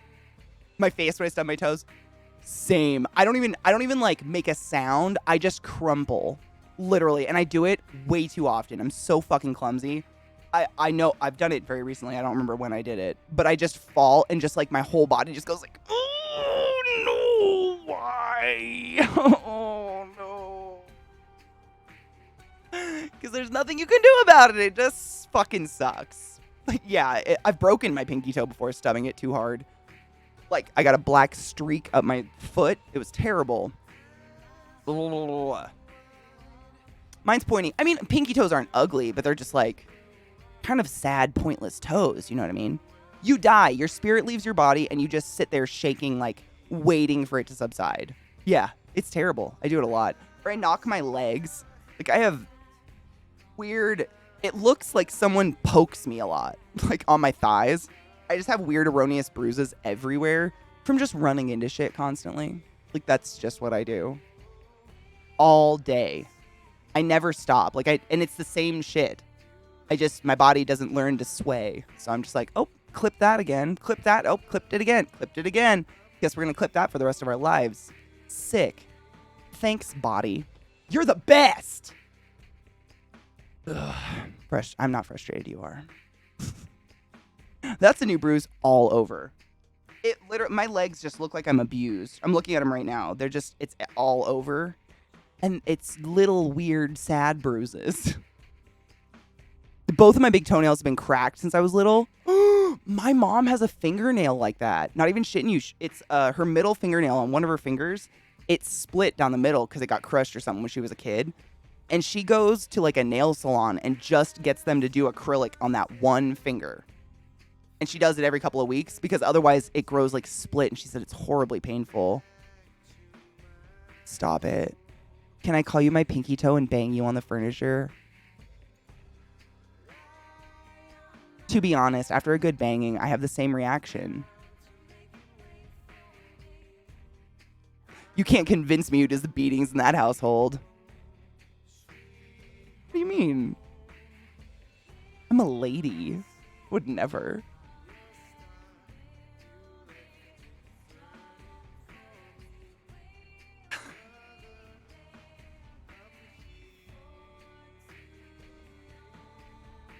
Oh, my mom's, I think, hurts her. But she also works in a hospital, and she just retired, but she always was, like, gelling her hands and stuff. So imagine that getting in there. I don't even know. Oh, yes, Lizzie, I did see that. I got an email about it. It's fucking gorgeous. Welcome, by the way. I was talking to you earlier and realized you couldn't hear me or see me, and I felt very sad and weird. Welcome back. I'm a lady with a capital. Duh. God gave us pinky toes so we can stub it and can't fight back. God gave us pinky toes to humble us, to slow us the fuck down. Good Lord. I am a classy lady. I sure do try, though.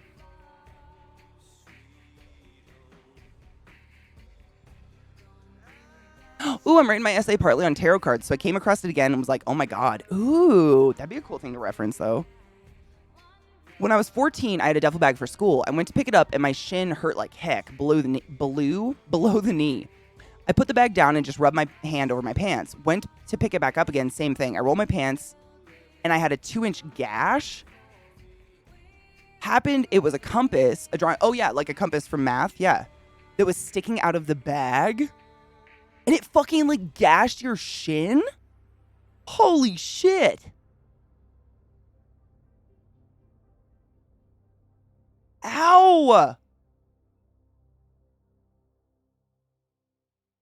Those were dangerous, though. Like, serious, I'm not even kidding you. When I was in 8th grade, a friend of mine got suspended, and I did get suspended in 8th grade, but for a different reason. He got suspended along with a bunch of other kids because we learned how to turn those clicky pens into, like, little spitball guns. You literally, it was like a rubber band and a spring, and you put a spitball in it. You could, like, shoot spitballs at people. And he got suspended for that, but we all had compasses. Like, every student had a fucking compass.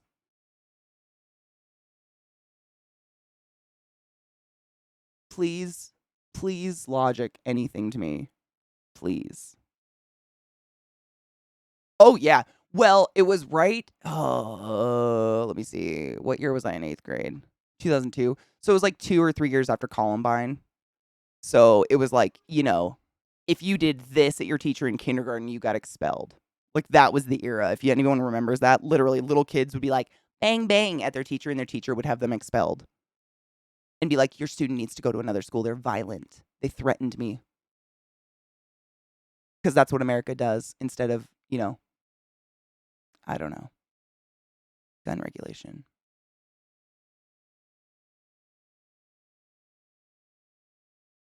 The silence is hurtful, but I needed it to sit there for a minute with you. It's cruel, I know, but so is everything. It's crazy. Crazy talk. I got stabbed all the time. I stabbed with the compass. Who didn't? I built bongs with the compass. How do you think I smoked out of a Diet Coke can every lunch for 4 years?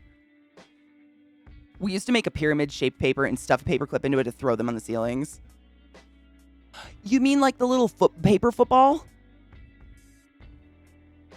We used to get peanutted. When you get your tie pulled so it's so tight it could probably strangle you. Jesus Christ, it's called peanutting? Why is it called peanutting? Why is it being peanutted? Hi, Genova, how are you, love? Why is it being peanutted?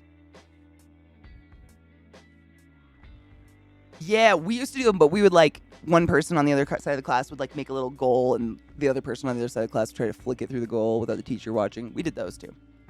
Never stuck them in the ceiling, though. We'd just throw pencils in the ceiling. Like that stupid foam shit that the ceilings were made out of. Oh, yeah. I did bite a boy in year 6, and I was scared for like 6 months. He'd tell on me. He'd raise his hand and look at me and then ask to go to the loo, and I'd cry from fear. Lizzie, I had kind of a similar, not the same, but similar experience. When I was in 2nd grade, I punched a kid named Kenny Fantasia in the face because he took my kickball. And I don't know where this came from. I was in 2nd grade. I don't even remember doing it. But I remember afterwards, I was like, the moment I punched him in the face, he was bleeding and crying. And I was like, oh my God. And I immediately started chanting at him. And I don't deserve to be forgiven for this. I was a shitty kid. You're going to tell him that a girl punched you? You're going to tell on me and tell him a girl punched you? Oh my God, a girl punched you. Just fucking went at him with that one. 2nd grade. And he never told on me. However, he did continually wet his pants in class for the next foreseeable future and is also in jail.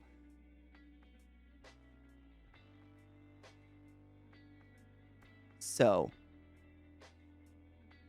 we make mistakes. Not everyone's perfect. That's the year my dad died. I don't know if that was before or after, but I'm going to use it as an excuse. I don't know. I was a feisty child. He was a dick. He was a mean kid, though. He was like a second grade bully, whatever the fuck that was. I remember him being just, in general, a very mean person. I didn't feel bad. I just didn't want to get in trouble. Dodge the bullet, you or him. One of the two. I have a biter in my class. Sarah, what do you do about that when you have a kid who, like, lashes out in weird ways like that? Like, so young. Because that's arguably a ridiculously young age to even contemplate being violent. I've already received 4 angry emails from parents because their kids are going home with bites.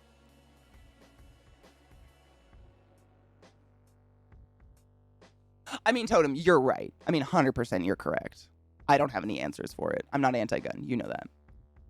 But do you remember that time after Columbine? It was like they just became weird. It was so weird. I'm not exaggerating when I say a preschooler would do this towards another student and some overreactive parent would be like, they need to go to a different school, and the teacher would have to call the parents and be like, sorry, we have to expel your student for finger gunning.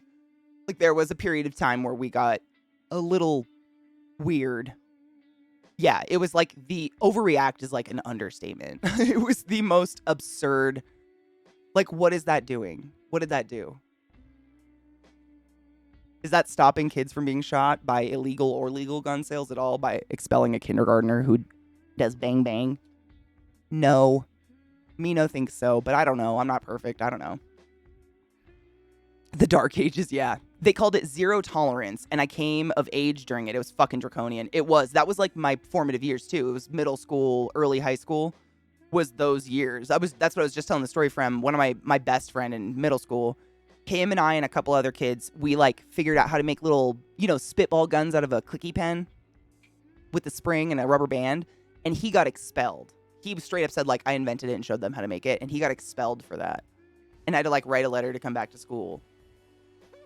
That was during that era. It was so dumbly weird. But the reason we brought it up is everyone had a compass. You remember, like, those things you put a pencil in, and then it had the razor-sharp points so you can make circles?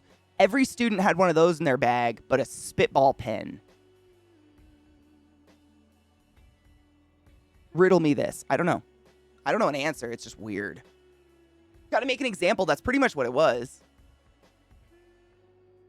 Oh, really? Sarah says, I normally reach out to my principal and my social worker for a behavioral plan for kids who have reoccurring issues like that. That's kind of cool that you have a team you can reach out to, though. Is it pretty, does it work? Would you say, is it pretty helpful? I was long out of school by the time Columbine happened. It was bad. I don't know what else to say about it. I remember it happening. It was terrible. Someone burned my sister's hair on the bus. I burned my sister's hair one time on accident. Almost all of the time, those behaviors stem from trauma. So I work with our social worker to get supports in place for them. And that's my mom. When I tell my mom about me punching that kid when I was a kid, she's like, your father just died. Like, I'm sure you had a lot of weird emotion you had no idea what to do with as a 7-year-old. And I was like, I don't remember it, though. Like, I don't remember being conscientious of any of that, which is bizarre. Because I was 7. You should remember some of that. We had a girl write bomb on a bathroom stall, which resulted in a bomb scare. Stop it. B-O-M. All right. I mean, it's better to be safe than sorry, but what the fuck?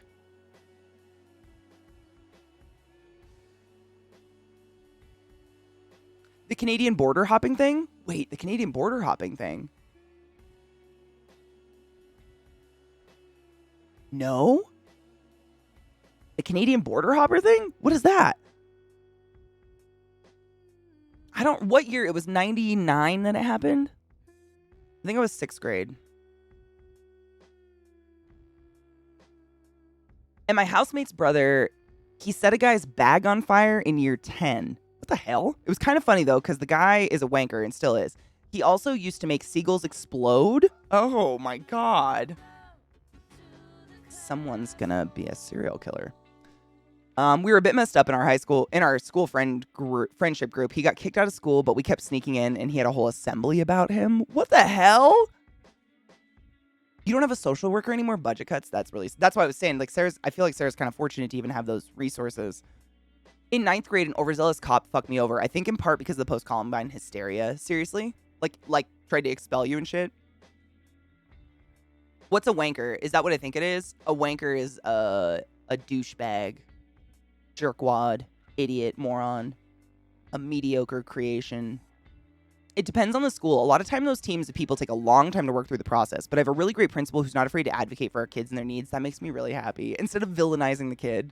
That's the thing I have wrong with it. Like, there's nothing wrong with re-educating a child if you don't want them to finger gun, but just sending a kid home and straight up punishing a child and not really teaching them why or the behavior or an alternative to the behavior. Like, everybody has those emotions. You got to teach them somewhere to put them. Mandelbrot, thank you so much for summoning the class, keeping the classy alive, and giving it a swing, you silly fuck. I appreciate you. Cheers, and take your joy. Did you take your joy today? Never forget to take Thank your you, joy. Seals. Yes. And I Oh, you guarantee just. you'll be able to I know what you're talking about. smooth as velvet. Thank you. Nope, I remembered it. No, I didn't talk about it, and I appreciate you reminding me. It was just the crazy Canadian exchange rates. I'm going to cheers real quick, but thank you for reminding me. No, I know what you're talking about now.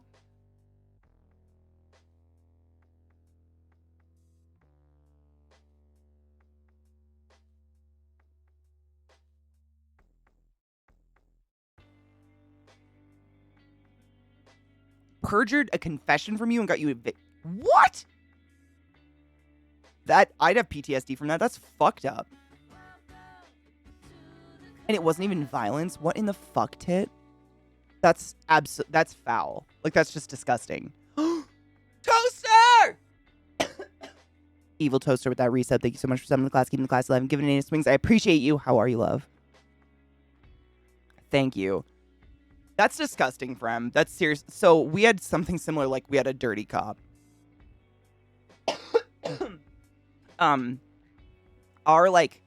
He was our town cop, but he was also the rent-a-cop for the school because our town was so small. We had one police officer on at any time, and his name was Officer Fisher.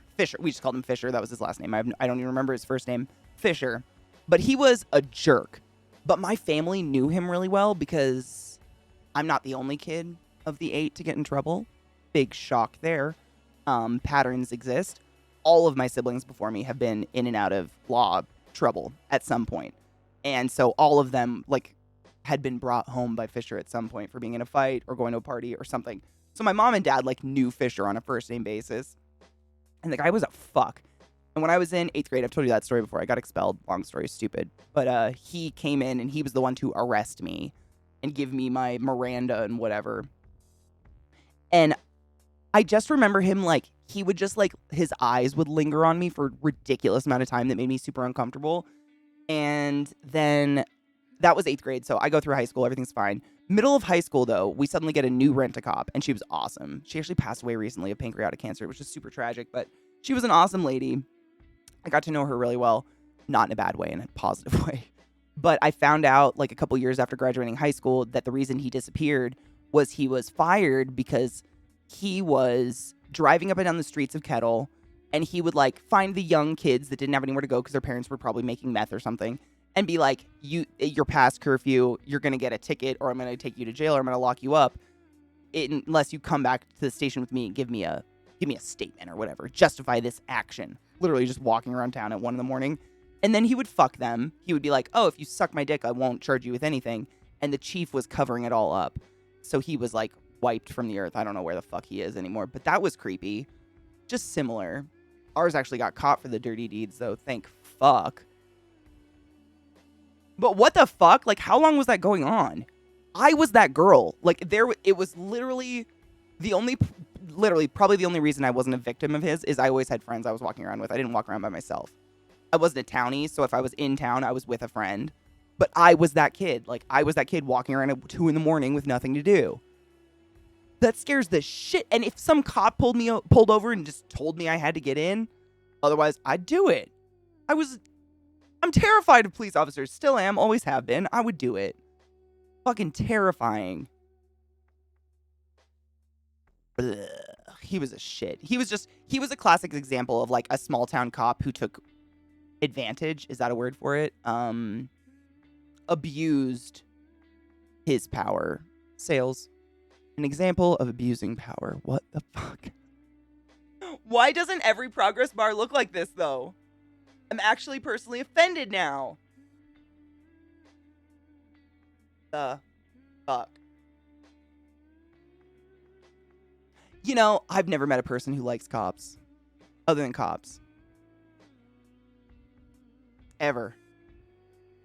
Like, literally, the other day, well, I think it was Monday or Sunday or something, Zach and I were out driving doing something, and there was a cop behind us, and Zach said it. He looks at me and he goes, I know it's weird, but do you ever find yourself, like, sitting up straighter and making sure your seatbelt's in the right spot, like, super visible, and looking straight ahead with, like, bugged out eyes when there's a cop around? And I was like, yes! The moment there's a cop in traffic with me, I am like, 10 and 2, motherfucker! I know what's up, 5 below. Like, I'm horrified of them. I have never felt safe around one, and in times of need, I have never had an instinct to call one, ever in my life. And I don't have, like, necessarily horrible experiences with cops. I just have never had a good one. Can we talk about segs and how I haven't had any since middle school? You were having segs in middle school? I don't think I knew how segs worked in middle school. Although, fun story, my sex ed class, the one I ever had in middle school, was our school nurse telling us, don't pierce yourself because you'll get AIDS. And if you have anal, she did this, if you have anal intercourse, the force will cause a lot of blood and AIDS. That was it. So, here we are. When I went on my deep dive last night with my old principal who came in the year I left secondary school, the one that was, like, put away, right? I discovered that in 2010, when the Tories brought in academies, a new category of secondary school, it was deliberately to allow people like the principal to come in and turn schools into a business and pocket the money themselves via fraud and embezzlement. We have that going on right now in the States with a college kind of thing. This guy ended up getting the school into a deficit of £950,000. Holy shit, your old school's still recovering. What the fuck? What are segs? So when a mommy and a daddy, or a mommy and a mommy, or a daddy and a daddy, or a bear and a twink, or a top and a bottom, or a bottom and a bottom and a top and a bottom, or two na-na-nas get together and want to make a cum pet, they do the na-na-na, and it's segs. And then the cum pet happens. But because the Tories made it legal to profit off the schools, he won't be held accountable. No shit.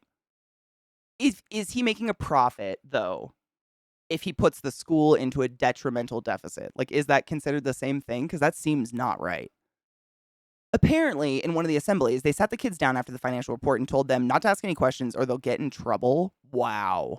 That's fucked up. Cum pets are okay. As long as they're not mine, they're all right. Or as long as that you're not, like, stapling them on the wall and you have thousands and it's your dad's. When one or more consenting adults want to give each other a special hug, that's segs. Exactly. That's a way better way of putting it. Boosh. Segs.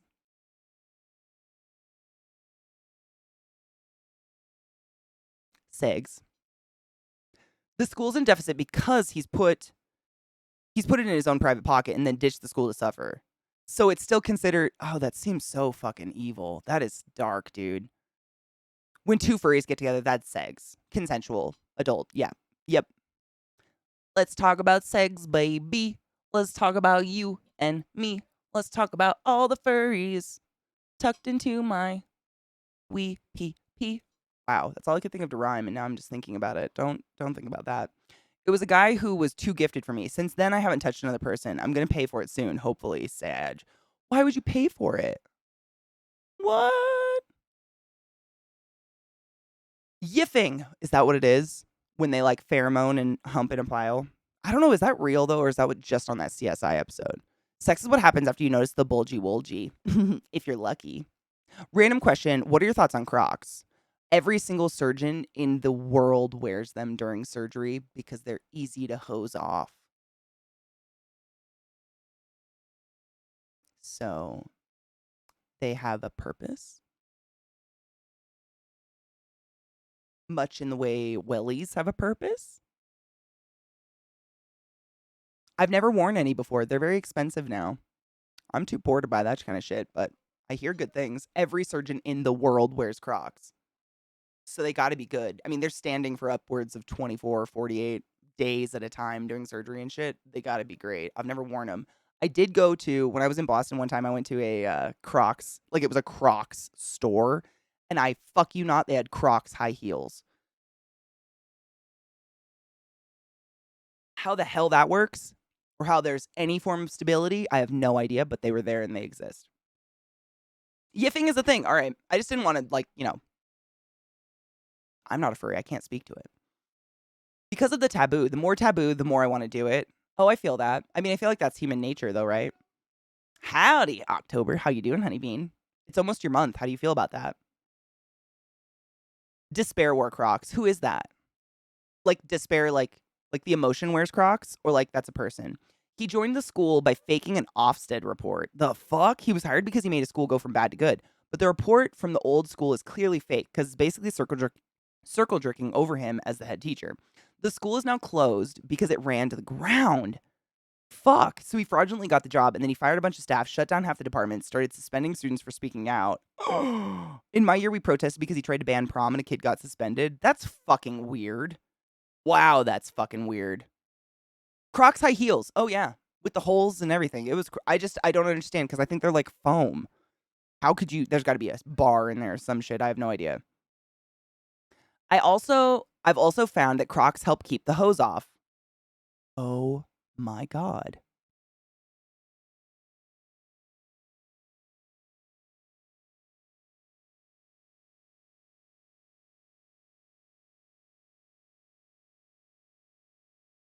Sorry, I had to register that away in my brain for the rest of my life. That's fantastic. That's just beautiful. They're easy to hose off, and they keep the hose off. I mean, I've never seen a pair of Crocs and been like, woo, let's go. Despair was wearing Crocs? No shit. I have to watch it again. I finished it, but I have to watch it again. I wasn't looking. Damn it. Despair's like in like one scene, though, right? I don't think she was in any other scene. Like one very sad scene, and that was it. I was always told that the holes in Crocs are for your dignity to seep out a little easier. Honestly, if it was the most comfortable shoe in the world, I'd say fuck dignity. I'd rather be comfortable, but they're expensive to try out foam shoes. Balenciaga Crocs high heels. Stop. Wait, not high enough for that sentence.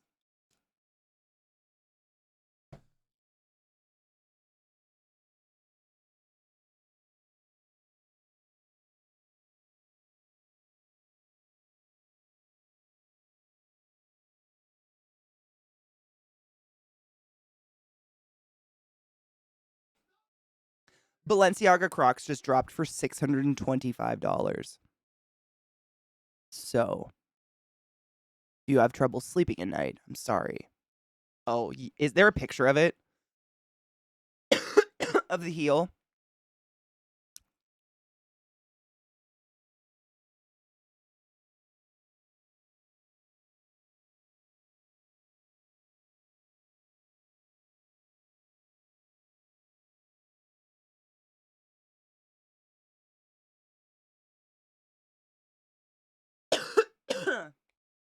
Ahem.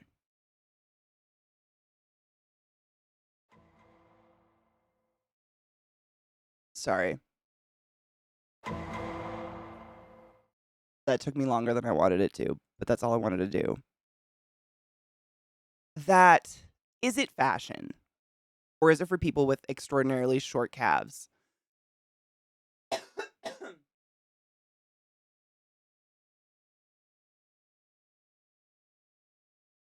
I don't think a nurse would ever wear Crocs.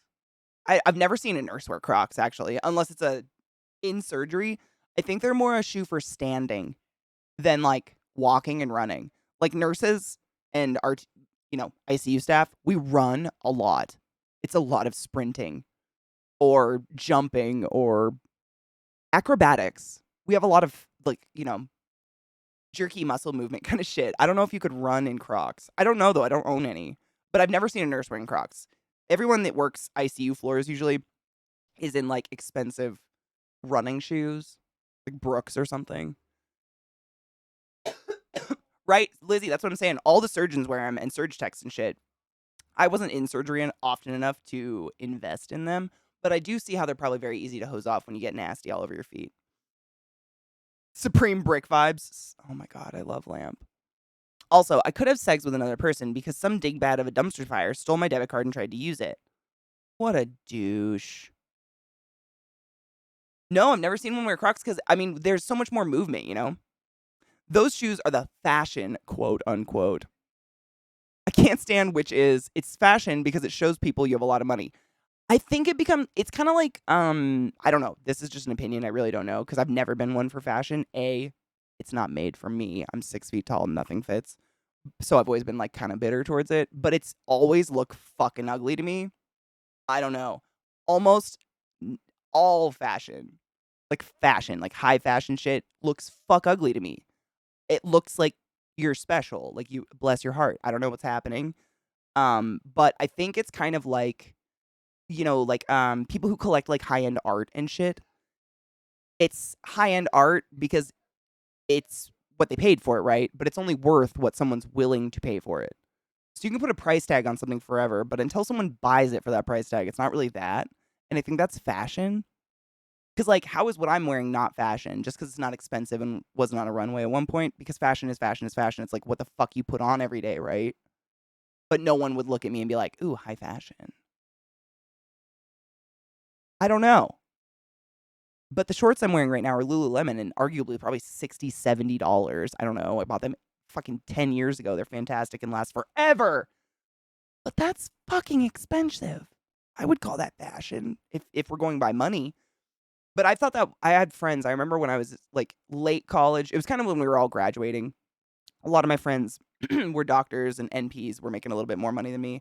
And they would immediately buy like a house and a really nice car and a handbag. It was always the third thing. Like they would come to work to be a nurse in their scrubs with like a fucking Louis Vuitton purse, like a suitcase dangling off their elbow. It was bizarre, and I don't know if it's a status symbol or whatever, but I fucking hate purses. They hurt my back, and it's just a garbage bag. That's all it is. A purse is kind of like a house in that the bigger it is, you'll just find more ways to fill it with shit. So I wear a tiny little backpack that fits like my wallet and a book. So then I can't fill it with shit. I don't get it. It seems like you're lugging around nothing all day. Like just literally the way people, at least the way the people I was around who had these bags, the way they want to prove to you that it's real is hold it, feel how heavy it is. The bag with nothing in it is like 10 pounds. That's how you know it's a real Louis Vuitton or real whatever. They're fucking heavy. So when they're empty, they hurt you. But I think I don't know. I don't fucking know. Why does it matter what other people know what money you make? I've never thought about someone's income in my life. Crocs is giving 50. Oh, stop it, Link. Get the 50,000 pairs of free shoes to healthcare workers for National Nurses Week.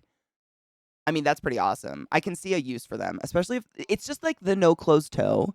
Because it's one thing when you're in surgery, like you do a surgery, and then normally after a long surgery, you go take a shower because you are sweaty and tired and probably have guts and blood spilled all over your feet and everywhere.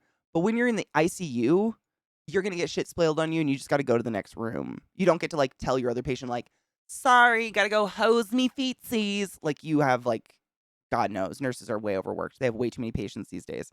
So I don't know if like with the holes on the feet, like the amount of like sputum and like trachea caramel that's going to get on your actual toe through a croc hole. It seems too much. Just me? Can't be. Seems too much. Gosh, CK, you just don't understand it. I just don't understand a lot of things, though. I'm asking to understand. I want to understand it. Fashion is the term I use for us normies. Trashin'? Stop it, I love that. I call myself trash all the time. Trash. I am trash, but I'm okay with that. I'm at peace with it. I'd rather be trash and be a good person. Or alternatively, get an Alice pack that would carry all, including the kitchen sink. Wait, what's an Alice pack? What is that? Fanny packs. If I could manage, I cannot stand them. I think it's because I have like my hip to waist ratio is extreme. There's nowhere that a fanny pack will just sit in one spot on my body while I'm moving. So if I wore a fanny pack and I'm walking, it's not going to stay there. Like my hips are going to rub it and it's going to start moving around my body in a circle slowly until it'll fully loop if I keep it going, but I can't stand it. Like when I put clothes on, they're going to stay where I put them. I cannot, like, I'll never stop fiddling with the fuck. They drive me nuts. So I wear a tiny backpack because it doesn't go anywhere. That's it. Hold it. I bought a thing that makes it harder to do its main function. Help carry, but it's heavy. I mean, and what's the function? Like, why do some of us need to carry a suitcase around and some of us a wallet in our back pocket that dents our asshole? Like, why? How come? I just don't understand it. I don't get it. I hate them. My mom was a nurse for like 30 years and she never even thought of wearing Crocs. I've never seen a nurse wear Crocs ever in my life, except in surgery. But that's standing. Like you're literally standing for hours and hours and hours at a time. And you do get to shower between surgeries, like kind of it's recommended, sterilize and shit like that. So you get to hose yourself off and your Crocs. But nurses, I mean, like you guys know my stories. I don't even have to list them. I've had every fluid you can think of that comes out of you all over me. And fuck if my shoes were open-toed or had holes in them. Not to mention the amount of like heavy artillery that we're rolling around in ICU rooms all the time. Correct me if I'm wrong. I don't think Crocs have like a supported toe box. So like if we're adjusting the bed and someone slips and drops it, that entire steel bed that weighs upwards of 300 pounds is going to go down on your feet. Your patient falls out of bed, they're going down on your feet. Steps on your feet, they're going down on your feet. Ventilator falls over, it's going down on your feet. You want something with structure that's going to protect your toes. It's kind of like working with horses, but worse. And death. I don't know. I'd want some structure. Just a little, like not major, but something to protect my foot. Capitalism, CK. Some people really buy into that shit. I'm kind of... Like, I talk shit about Kettle Falls a lot, but I'm grateful I grew up in a place where that doesn't exist. Like, everyone, almost 100% of the town I lived in was under the poverty line. So, everyone shopped at Walmart. That's where everyone got their clothes. It was normal. I didn't even know, like, there was... I remember going to college, and I judged hard when I saw people wearing shirts that said, like, Hollister or Abercrombie. I was like, are you being paid? You walking billboard? How boring. The fuck? It was weird to me, but that was kind of my first introduction to like, oh no, it's because it tells everyone that's how much money I spent on it. You don't buy shirts that say Walmart on the front. You know? But I'm glad that wasn't even an idea when I was a kid, because it seriously doesn't make sense to me today. And I think I save a lot of money because I can't fathom having a tiny backpack that's $2,000 that doesn't suck my asshole hourly or make me dinner or give me a massage. You know? Utility belts are the best. Oh my God. There's a type of utility belt that I see a lot of people at like Burning Man. It's like the leather belt and then there's a strap that goes around your thigh so the belt doesn't spin. Genius. Because hips are a problem. I wish those were I wish those were more available and I could see one. I see them online, but I have thick thighs. Like, I gotta fucking try that shit on. I have to ask, if someone poops on a fancy rubber enclosed toe flip-flop, does that make it a crock of shit? Oh my God. Maybe. Have you ever seen a crocodile shit? Imagine a water balloon popping, but the water balloon's contents are hell. And it's like a quart. That's what it's like. Sorry, I was looking up DMCA free music because it's so fucking silent right now. It's silent in my house. There's no fans going. There's nothing. I have to have a hum. I do. Honestly, like if I could afford it, I would. I've told LZT I'm gonna do it eventually. But I wanna pay him what it's worth. think that's important, especially for LZT, the fucker, you know. So fucking self-deprecating about that shit. Oh my god, Glut, I gotta check Twitter and see if your shit loaded. It did. I shouldn't get this excited, but I am. Which video was it you were talking about? The relevant one. Is it the latest? The latest and the greatest? You are already in a hospital. This is true. But a lot of the time, they just make you go back to work if you can. It's pretty bad. They just need bodies. The latest one? Thank you. Open says me. She autoplayed. At least it didn't play. No, no, no, no, no! Autoplay is the bane of our...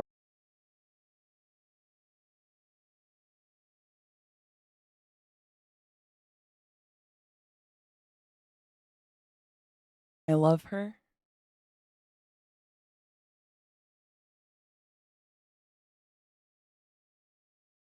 I love her.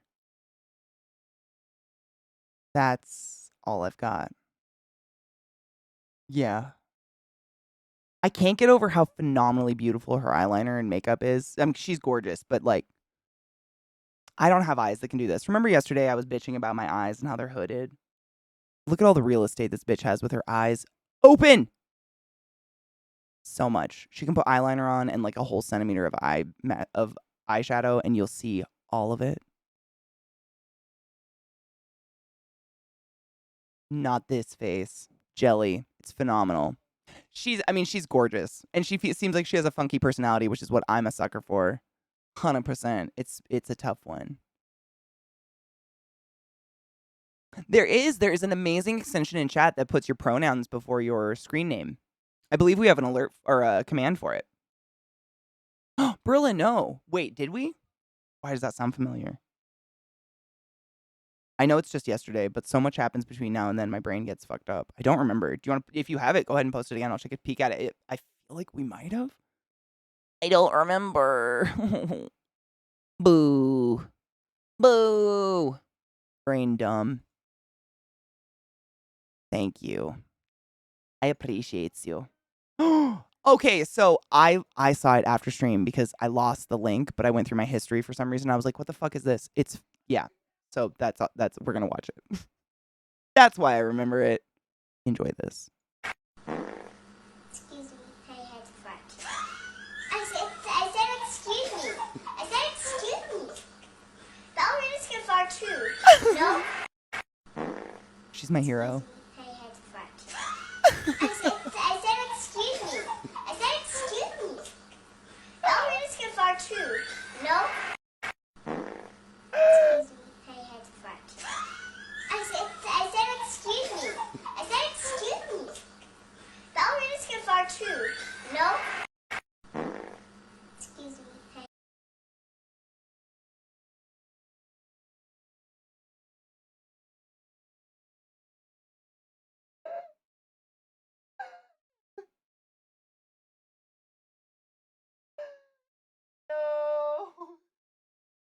I love her.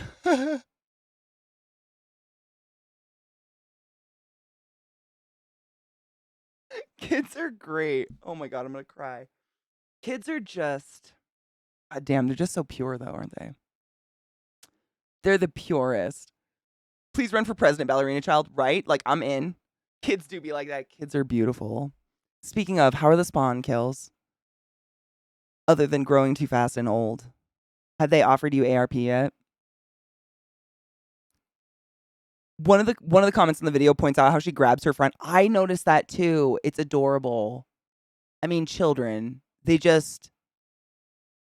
Farts creep up the pussy. It's a lifestyle for people who have pussies. And whether you get one now or you're born with one, your poo air is going to creep up it once in a while. It's going to be weird. It's life. That's life. There's a pic. Oh, I'm so excited. Thank you, Kayos. I get secret pictures of everyone's kids because, you know. Do any of you know someone who has, like, made an Instagram for their child when they're born? And have you ever got to question them about it? I don't have kids, so I feel like I'm not allowed to have an opinion on it really. But like, is it in mod chat so I can show? Okay, just kidding. Yes. I never show people's kids unless they very clearly say that's okay, because that is fucking wrong. Right? I think we're all in agreement. You don't fucking publicize people's children. My God. But I also think it's kind of weird. Like, I've seen, like, there's families on YouTube and TikTok and other things. And it's like this couple, they started as two YouTubers 20 years ago. They get together and they like all the birth of their 20 children is on YouTube, and every moment of their life is on YouTube. And it's weird. Is that just me that thinks it's weird? Should I not think that's weird? I might be broken from it. Oh my God. Oh my God. This picture is so fucking cute, though. Smart on you for blurring shit. Shut up. Okay. Reason A why I don't hate kids. I just don't have them. Why are they so precious? The teeth, the everything. This is like postcard worthy. Like, wish you were here shit. Is there any better first day of school picture you've ever seen in your life? All of it. She's so fucking cute. I love her dress with those melons. That's cute. Ugh. So a recent problem I've had is I was trying to find a new pair of running shoes, and every time I find a pair that I think look cool and I click on the link, it's children's shoes. Every single time. Why do adult shoes have to look so adult all the time? They're so boring. Oh, it's rainbows. Okay, just kidding. I saw the one dark one and it looked like a watermelon. Rainbows are cool too. I'm into melons and rainbows, to be honest. I feel like society nowadays, people tend to overshare. It's like, yeah, it's like, I hate to say it because it feels wrong, but like, it feels like they're trying to make money off their fetuses. Like, why else are you putting them on social media other than to get people to look at them? And I don't know.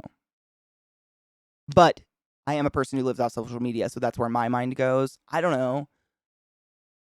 Her dress had pockets? Okay, so kids get everything cool. Cool shoes, dresses with pockets. Where else am I losing? So you're saying if I was small and I could fit into kids' clothes, I might be a happier person.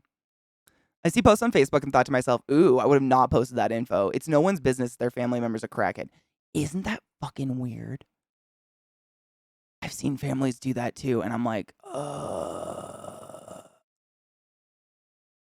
On one hand, I'm like, is it a cry for help? Like, they just don't know what else to do and they don't know who to talk to? Or are they like, I wonder how many likes I'll get on this? And you're, I don't know. I know a lot of people my age, when they had kids, their first kids, they would make an Instagram hashtag for their baby. And every single picture they took of their child would be posted on Instagram and hashtagged. And I was like, when that kid grows up, they're going to feel a little weird about that. I'd feel a little weird about that.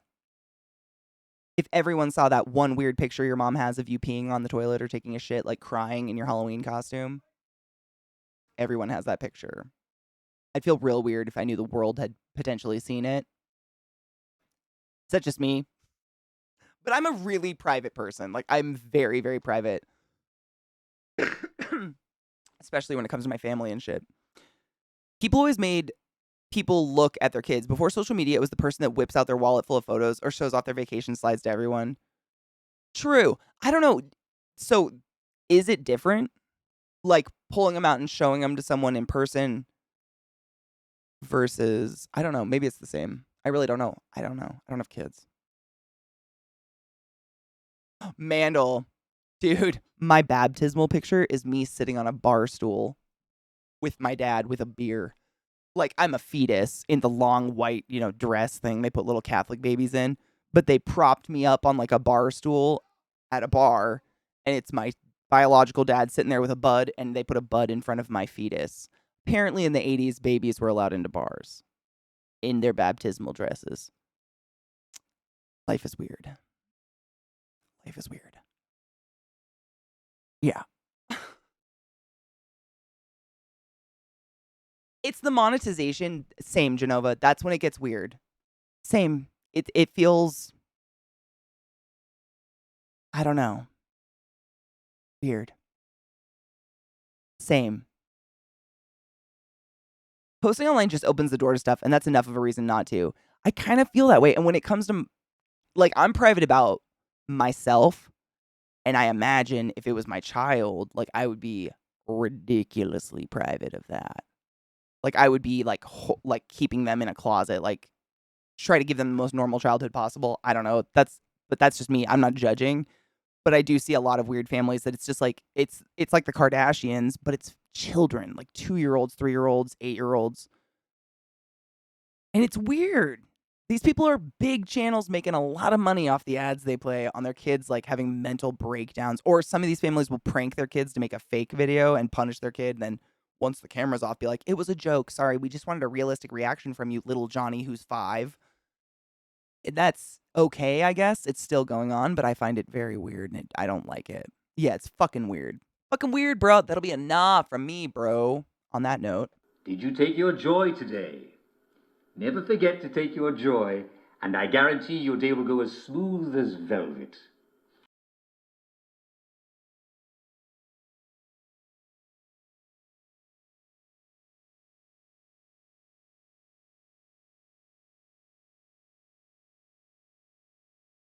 What's a VFW? I don't know what that is. I'm real bad with acronyms. The problem of it now is that it's monetized by social media, and social media has a wider viewership than that person inviting people to a party and then showing that stuff off. And I mean, that is like if you whipped out your kids' pictures out of your wallet at a party and you were like, yo, Bob, check out my cool kids. And he like threw money at your wallet and then started like fapping, you could just punch him in the throat and get that over with. But like just throwing pictures of your kids on the internet, like there is a weird population of people on the internet and otherwise. And you don't get to control what's happening with those pictures once they're out there. And most platforms within this minute writing own those pictures now, like forever, and can do with them whatever they want the moment you post them. Veterans of foreign wars. Thank you. Thank you. I'm terrible at that. Last time I was at VFW, you could still smoke inside. I haven't been anywhere you can smoke inside in years. I don't know. In Prague, you can smoke anywhere.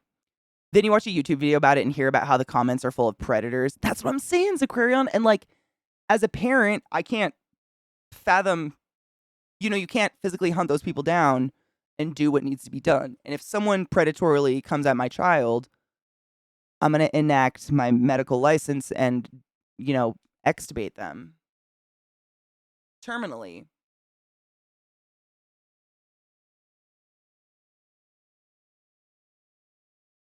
And I'd like to make that number small. You know what I mean?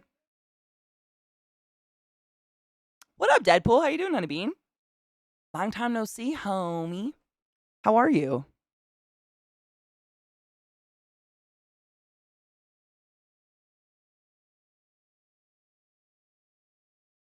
I think I was trying to think about it. Some of these families have actually gotten in trouble for doing weird fake shit. Retroactive abortion. Make them look like a smeared tampon.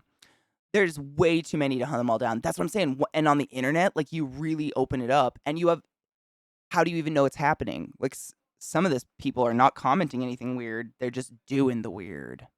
And that's your precious baby.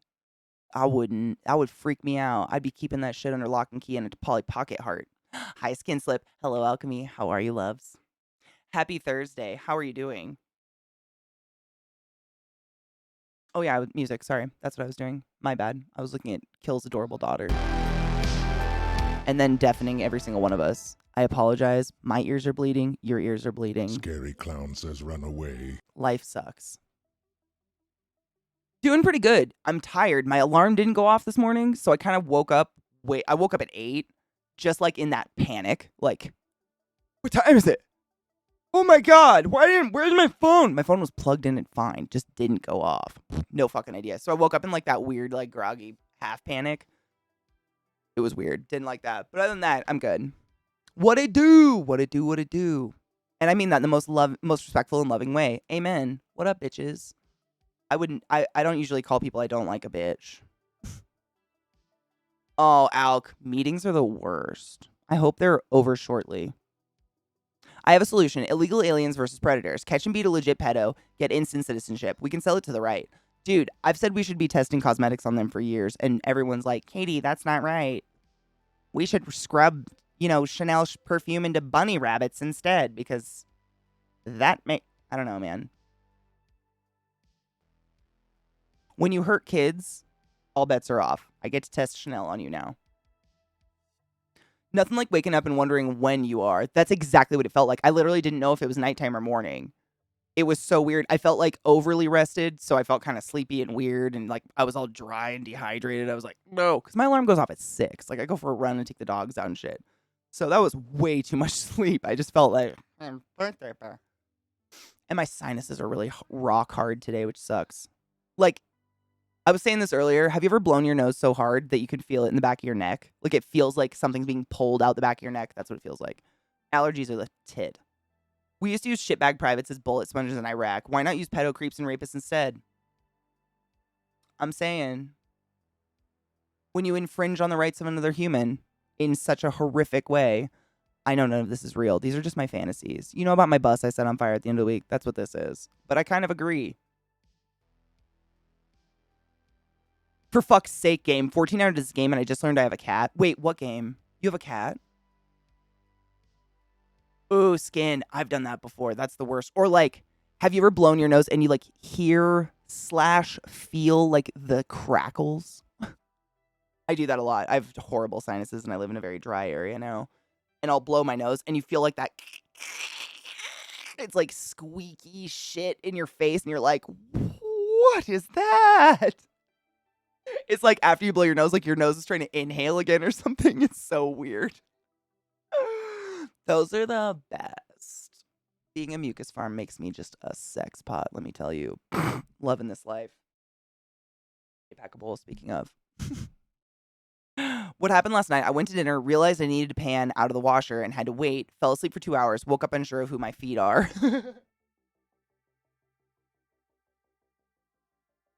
I've so hard done that before.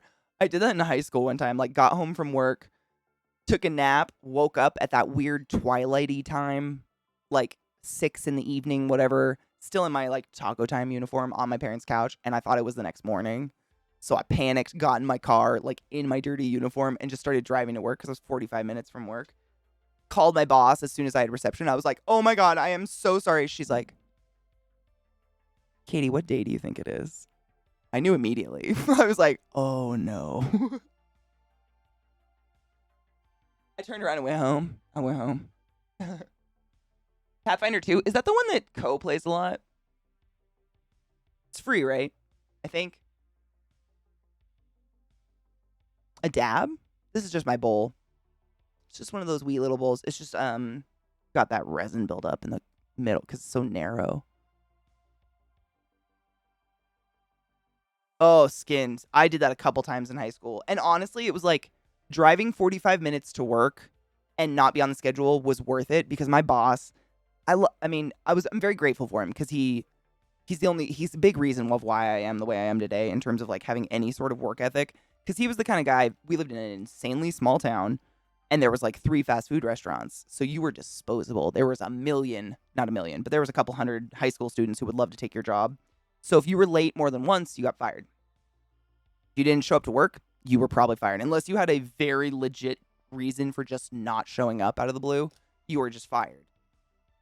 There was no warnings. There was no rules. It was just his discretion. And he was a nice boss if you showed up to work on time and did your job. So he scared the shit out of me. Like, quite literally, scared the fucking shit out of me. He was huge. One of the very few people in the world who can look down on me. I think he was like 6'4", 6'5" at least. But he had like a hunch. We used to call him Lurch because he would like... And he was just intimidating. Oh, wait, I own it. Oh my God, wait. So I own that one. If that's the one, is that the one that Millie narrated? I bought it the moment it released, if so. And the only reason I haven't played yet is because it's still in like pre-release and they keep saying they're going to wipe it. And I don't want to invest a shit ton of time in a game like that if they're going to eventually just wipe my game. That's it. But I think that's Baldur's Gate. My bad. I do own Baldur's Gate 3 though, and I'm very excited for whenever they decide to not wipe that one, please. Millie's been in a lot of amazing games though. She's pretty hot shit, to be fair. I will love her. She was like, "Oh yeah, girl, you better you're late. Better get ready, little asshole." Ooh. I woke up from a wee nap with my mom and she's like, "Why'd you let me sleep in? I'm late for school." Oof. Oof. When I was in school, I was so anxious about being late that if I was gonna be late, I would call in sick. Like I would just be like, "Mom, I have a migraine." If I was gonna be late for any reason, whether it was my fault or my mom's fault or whatever, I just could not take that. Unless I could come in between classes. It was like walking into class in the middle of class with everyone just staring at me. I couldn't do it. It made me so nervous. Pathfinder War of the Righteous is another RPG. Millie's been in the predecessor as well. God, she's such a badass. Such a fucking badass. Why do you prefer flush bowls over regular ones with a screen? Honestly, because I tend to use very small bowls. Like these are relatively tiny. They're smaller than my thumb. Relatively small bowls. And where the screen sits, well, okay. So because I use small bowls, I tend to smoke more bowls. Like it's like 2 hits and then I chain it out. And with the amount that I'm constantly knocking it out, the screens burn and break through within a day. Like I go through a screen in a day because it's just the wear and tear on it is just so much. Or I forget about it and just knock it off in the ashes and it's gone. I've bought them before. It seems it's honestly laziness probably. It's another thing I'm adding that is kind of unnecessary. Not too much. I mean, this has been a full day of smoking. We've been live for almost 3 hours, which means we need to take a break actually. But that's how much weed's sucked through. There's like one little nug right there. But I've smoked, I think, 3 bowls and no screen. So arguably, is a screen necessary? Or is it something you're dealing with for that one fucking nug right there? I don't know. I'm kind of just, it's like I'm into an efficient smoking piece. And if that adds like, I hate that I have to unclog this bowl. That's too much for me. If I could widen that hole a little bit, I would. But then I'd probably need a fucking screen. Who knows? Hello, Sisser. How are you? I've been playing Divinity Original Sin 2. That's a really good game. With one of my friends, and it's been really fun. If you enjoy Baldur's Gate, oh, it's good. I played a bit of it. I really want to get back into it, actually, though. I didn't delve very deep. There's a lot of dialogue to listen to, and it's hard for me to stream games like that because I want to talk to you guys and not listen to a game. You know what I mean?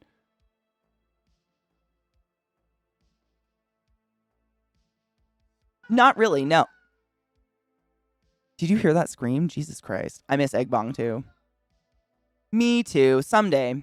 Oh, my fucking God. Mel, what? Zeke said he would let you chat user channel points to claim one of 5 rotating emotes. Oh, I'm very excited for that emote. Oh my God, Sarah, have you seen a doctor about it or an eye person? You might want to. That's a lot. I mean, it's growing. Did you hear the scream? I don't know what he's playing today, but damn, that was the scream. That was loud. Lard. It is amazing. I mean, as a Zeke subscriber, I can't wait to use that. Please, I mean, honest to God, I might just force him to put that in if you don't get to choose with channel points or whatever, because that's too good. I want it. Oh, he's playing Mega Man? Oh, shit, dude. Okay, so it's Happy Screams. Oh, it's not Happy Screams. It's not Happy Screams. Oh, no. I thought he liked Mega Man.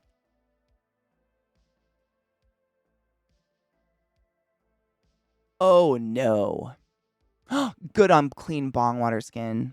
That's a good reminder. Everyone, make sure to rinse your bongs at least once a day. Just a good water change. Because, you know how I was just showing off that one little raw bud that fell through and is sitting in there? That's organic raw material that didn't burn. Now in a little oxygen-free, no-wind environment with plenty of water to grow mold. And when you burn this, it's not burning any of this. It's not heating this to a temperature that's going to hurt any of that. And you're going to be inhaling spores of mold and fungal pneumonia.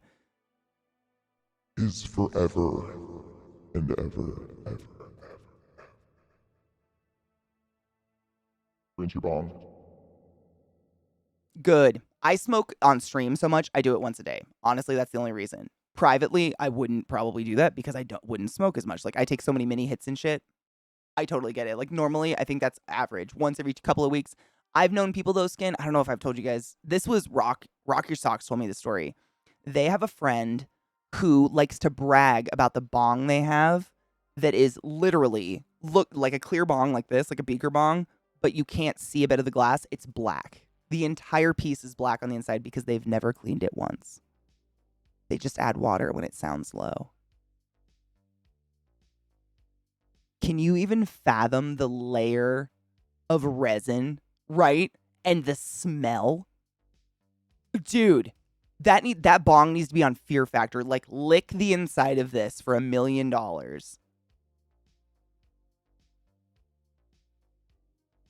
The smell alone is all I want to die about. Fresh. I mean, this already stinks to me. This bong water from just today that still looks pretty clear already fucking stinks to me, and I smoke weed all the time. Resin is disgusting. No, hated it a lot. That has like a pinprick hole. Ew, no. I would never put my mouth on that. Not only the resin, but think of all the mouth bacteria from the years or however many. Oh no, I can't. It hurts my soul to think about it.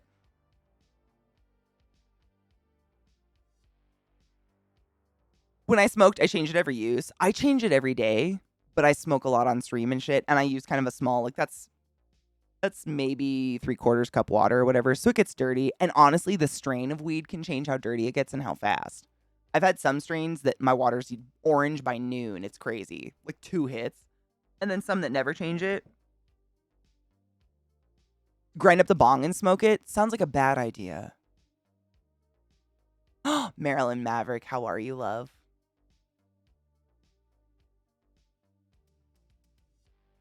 I get that. Well, there's see, even mine, that shit.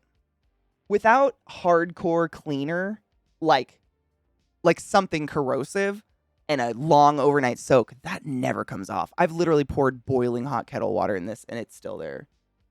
I get it. That shit's there. That's not what we're talking about, though. It's mainly just those creepy buds in the water. That's the stuff you don't. So like, imagine if you went to the hospital and you had a nebulizer and they just used dirty water in it and they were like, no, it's cool. It's just got a bud in it. It's fine. Like, would you feel good about that?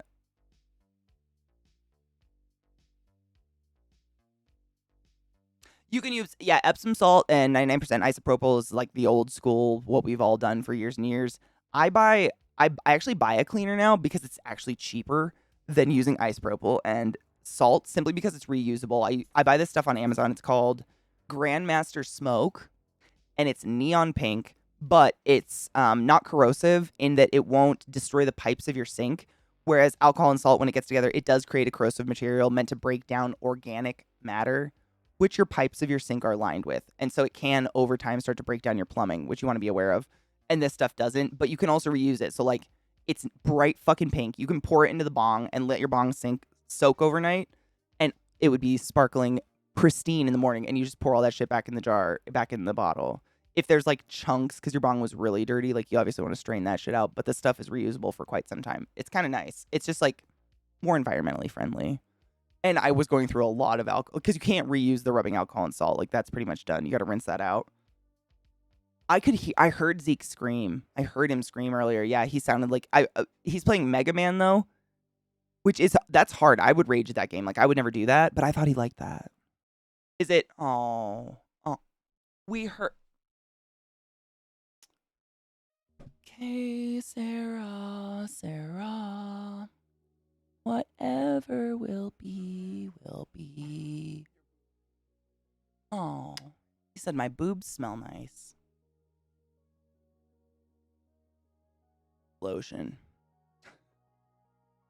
I don't wear perfume. Was confused. Hi, bub. What's up? What are you doing? I don't know. I just want attention. I put the alcohol in a Ziploc. That's smart to do. If you're doing alcohol, like, try not to throw it down the sink. It is bad. I grew up with my stepdad's a plumber, so I'm like hyper aware of plumbing. Regular water causes them to corrode. This is true. Kind of. Jokes are always on me, and I like it that way. BDO just gifted a sub to Marilyn Maverick. BDO, thank you so much for gifting a sub in the channel. Marilyn Maverick, you know what's up. Continue being a consensual motherfucker. Enjoy your emotes and refresh the chat so you don't have to suffer ads. If the bong knocked over when I was a kid, it was disgusting. Dude, I've knocked over a bong maybe thrice in this lifetime. And I have regretted few other things more ever. Because the smell, it never goes away. You have to cut the carpet out. Like, you're done now. You're done now. That's what people miss when they work, quote unquote, in the office. What do you mean? Oh, well, technically we're working in our offices, kind of. But he's having a hard time with the game he's playing. We heard it. Like, it came through on my mic. Pouring it down the sink makes it go into the environment. It is not good. This is true. That's the other thing. Like, my stepdad taught us a lot about, like, the filtering process of water treatment plants, because that's what he does for a living. He builds them. And he's like, it's amazing that people think there's some mystical screen that's going to filter out dissolvable things like solubles, i.e. medications you're flushing down the toilet, rubbing alcohol, all sorts of chemical compounds we're just flushing all the time. He's like, what do people think's happening? We can filter out things to a certain size, and then if it's smaller, i.e. a soluble thing, it goes through, and we just like throw a bunch of chemicals into the drinking water and hope to God it takes care of it. But that's why you're not supposed to throw pills down the sink anymore or down the toilet. You're supposed to go to the pharmacy. They have like a way to, what's the word? Hazardous, oh my God, recycle them, or not recycle, process them in a safer way. I don't know. 90 days. Was it 3 months? Oh my God, it was 3 months. BDO, you Philly fuck. We need to take a break. That's a sign because my mouth stopped working. It broke just then. Jesus fucking dicks. Recycled meds. I don't even know if that would be possible. It'd be a great idea, but what the fuck? If the dangerous materials disposal wasn't 2 hours away from me, I wouldn't just take. I would just take it there. Oh, I totally get that. Yeah, same. I mean, you're doing the next best thing, honestly. Have you seen the studies of all the seafood that are now full of opioids? Oh yeah. Well, Sarah, the science of like fast acting medication is fascinating. It's like meth like meth that you would like smoke as a meth head or whatever. It is peed out of you within one body cycle. So within like 24 to 48 hours, you pee out the meth you consumed in the same form. It's the same with like Adderall, opiates, painkillers and stuff like that.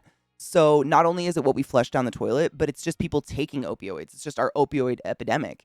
It comes out of you as the same chemical compound in your urine that is then being dumped into lakes and oceans and large water sources. Fuck!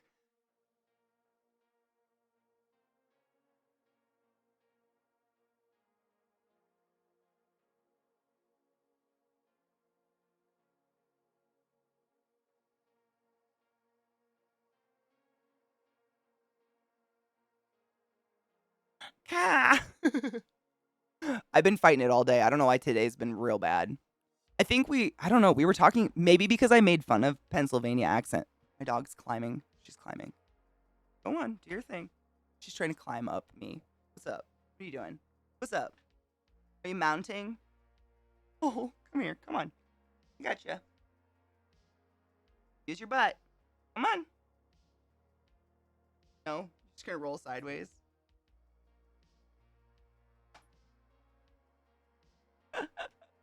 There you go. What are you doing? What are you doing? Oh God, it's the O's. I don't ever think I caught on to the O's. It was more like words, wooder, flares, oil, iron, just removing syllables from things. And it's not that I fight it or anything. It just like when I get on a tangent and I talk really fast, it just comes out. And I catch it and I'm like, oh, did she just say wooder? Fuck no. It's that motherfucking Balmer, baby. Aw, Bill. I talk weird, huh? I talk weird sometimes, honey. On. This is my poodle. She likes to snuggle. Addicts will drink their own pee. That's actually how I learned about that first mic. Literally how it like comes out of you the same way. I beat it out of my speech pattern. Good for you. God. I didn't even really like pick it up on purpose. I think I just lived there a bit and was highly integrated into like Baltimore City because I lived there and worked there. It just happened. And now it comes out at really weird times. Aaron is one of the worst. Aaron earned an iron earn. Who makes that sentence? What are you doing? I got her back foot. Are you comfy? I think she's quite satisfied with what's happening. Which comedy set? I watched a shit ton of comedy sets. Which one? Maybe. Baltimore, I know. What was I watching? Oh, I watched Hairspray the other day. And the way that Michelle Pfeiffer says, Baltimore. Everything's bigger and better in Baltimore. I was like, oh.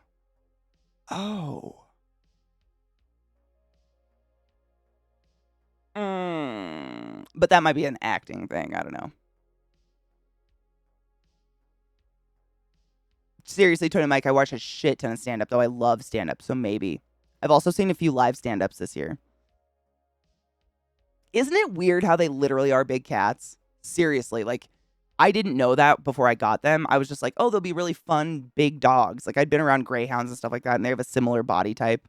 Weird, gangly, with a pointy face. But the way that they can curl up, Millie, my pug, could not fit on my lap. She could not get comfortable on my lap, no matter how hard she tried. However, my 75-pound standard poodle sure can, as case in point is showing. I love Michelle Pfeiffer, but like that's got to be a theater, like, or it's like the snobby thing. I don't know, because I didn't know one person, regardless of skin color, gender, or whatnot, that said Baltimore, who was in Baltimore, ever. Like, not even a PA person would say Baltimore. Baltimore. I don't know. It's weird. I don't know why they would do that, but I noticed it the other day. Michelle Pfeiffer in Stardust gives me really funny feelings in my downstairs places. Like my flesh tingles, if you know what I mean. Honestly, in everything, though, I'm a huge Michelle Pfeiffer fan. I just love her. She is so timeless. And she's one of those actresses that was like, you know, drop dead fucking stunning when she was young. And she just keeps getting better. I'm like, bitch, are you actually a witch? Because Mama confused. You just keep becoming, and I'm pretty sure she's had no work done or anything. Like you can see her aging, but it's just enhancing her. It's not fair.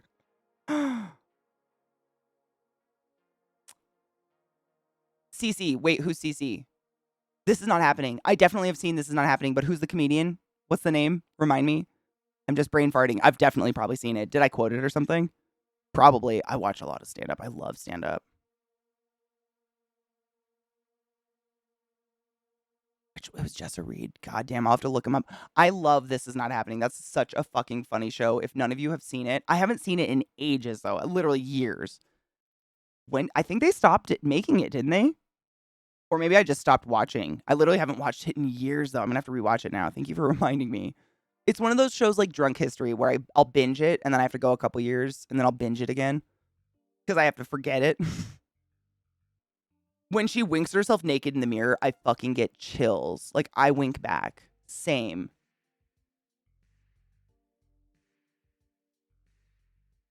Wait. Who's 6'4"? There's no way. Really? Damn. Someone taller than me. Incredible. It never happens.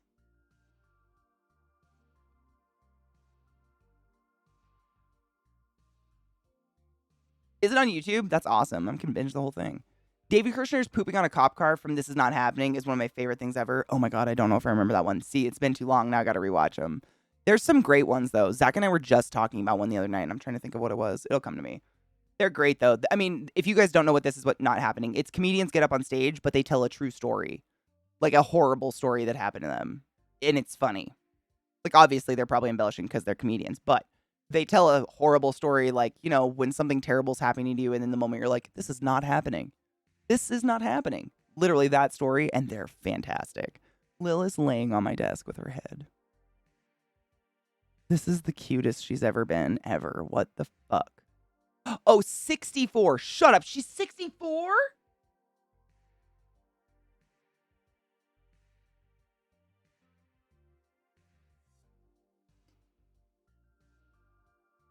She's a witch, right?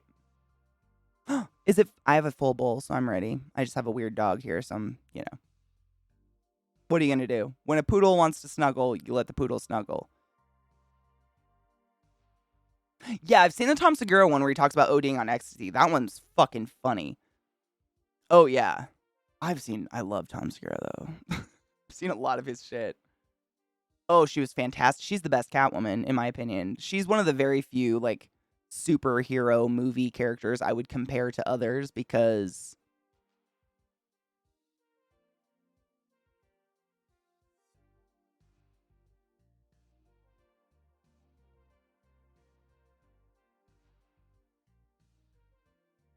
she the best. She the best. She used a whip. She was articulately insane and yet somehow still aroused me. Amazing. She gave me a scare boner. Oh, look at my babes. Do we need to take a break, guys? It's almost 4:20. Can you wait a minute? A minute, maybe, or two. You don't know what a minute is. Don't chew on my finger. You can do it. Trevor Moore, Rip, was hilarious on it. You can't make me go into Mexico to Border Patrol. Oh my God, I think I remember. I'm going to rewatch him literally tonight. And then all day tomorrow, that's all I'll talk about. Batman Returns is one of the best Batman movies. I agree. I agree 100%. It literally is. I mean, is that the one? That's the one with Keaton. No, that doesn't have Keaton. That is. Keaton's the first one, right? Oh, God. Is it with Keaton? Now I think it is.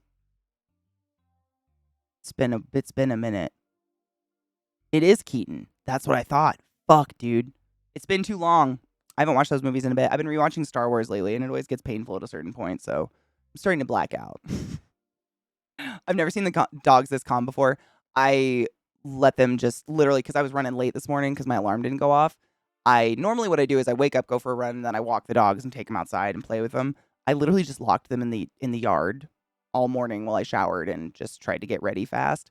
So they just barked and ran themselves stupid at a squirrel for like an hour. So they're really tired now. It's great. And Bill's just happy that she can, like, she's literally laying on my mouse. I think she might be asleep. I want to get a picture of this, but I don't know where my phone is. It's not in my, oh my God, there it is. Hold on. I just got to get a picture of her. She's so precious. The next one's Kilner. Thank you. I never liked Clooney as Batman. I like Clooney, like, not a Clooney hater by any means. Just not a fan of those Batman movies. They weren't great. Big fan of Keaton, though. Haven't seen Birdman? Do it.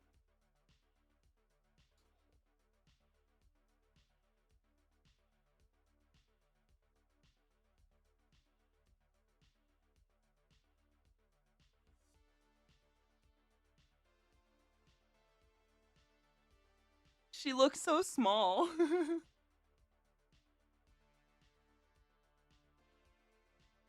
That's how her head is. She just looks like a little fucking wiener on my lap right now. She's so cute.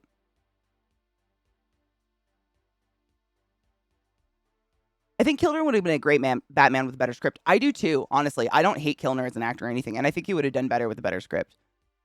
George Clooney gave probably his best performance in one of my favorite movies of all time, Michael Clayton. Have I seen that? I feel like I watched that when it first came out, but I don't remember it. I might have to rewatch it. I like George Clooney, though. He is a good actor. Just not my favorite as Batman. He's too much Clooney to, like, back then he hadn't really, I think because he was still kind of like riding the hot stud thing, he couldn't be funny yet. Whereas nowadays we see him in like The Men Who Stare at Goats and shit. Like he didn't give a fuck. Or like, I mean, one of my favorite movies of all time, Oh Brother, Where Art Thou? Hello. What are you doing? They're fighting under my desk now.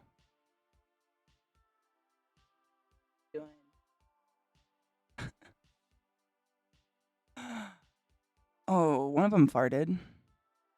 I got the cat variant. Ooh, when I can reach my mouse when I'm not holding her, I will absolutely click that in a second. We need to take a break real bad. I'm just waiting for her to be restless. There we go. Come on. Come on, it's 4:20. You gotta go. Look at her. Thank you, baby girl. Happy 420 and cheers, bitches. Thanks for letting me chill with my poodle for 5 minutes. She really is addicted to love. Cheers, homies.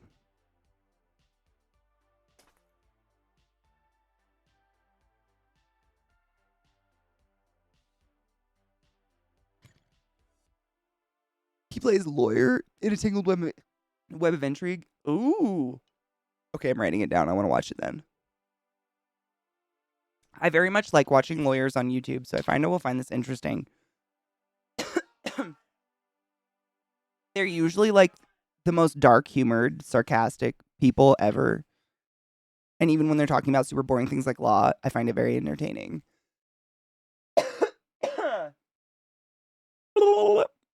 He made a great Bruce Wayne. Agreed. What is it called?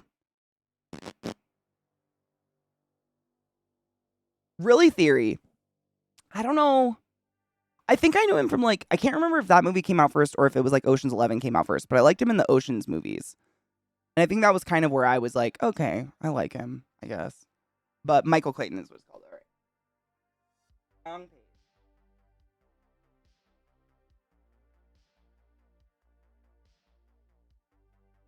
Got him. When I find some piece of media that realistically portrays what a hospital is actually like, I will tell you all. Batman doesn't always have to be disturbed. I mean, if a rich kid sees that today, they get lifetime therapy. True. Metal Jazz, what up? Cheers, honey. I love LawTube, right? Same Aleclectic. It's an area of just academics and whatnot, whatever you want to call it, that I am so underexposed to. It literally, we learn nothing about any of that going into medicine. That's where all my brain went. And so this stuff, it's almost like learning a foreign language that I can understand miraculously right away. It's just really interesting to listen to. I know nothing.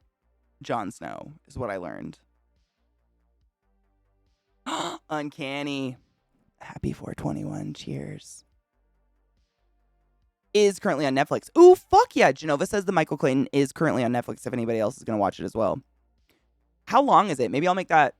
I wanted to try to bring back Faded Friday night movie watches. Maybe we can watch that tomorrow night for Faded Friday night. I studied theater. I know nothing about the law. It's awesome. Same. There is no overlap at all. So it's literally just this world. And it's cool because lawyers, they dissect the Constitution and the amendments and all that shit because it's their job.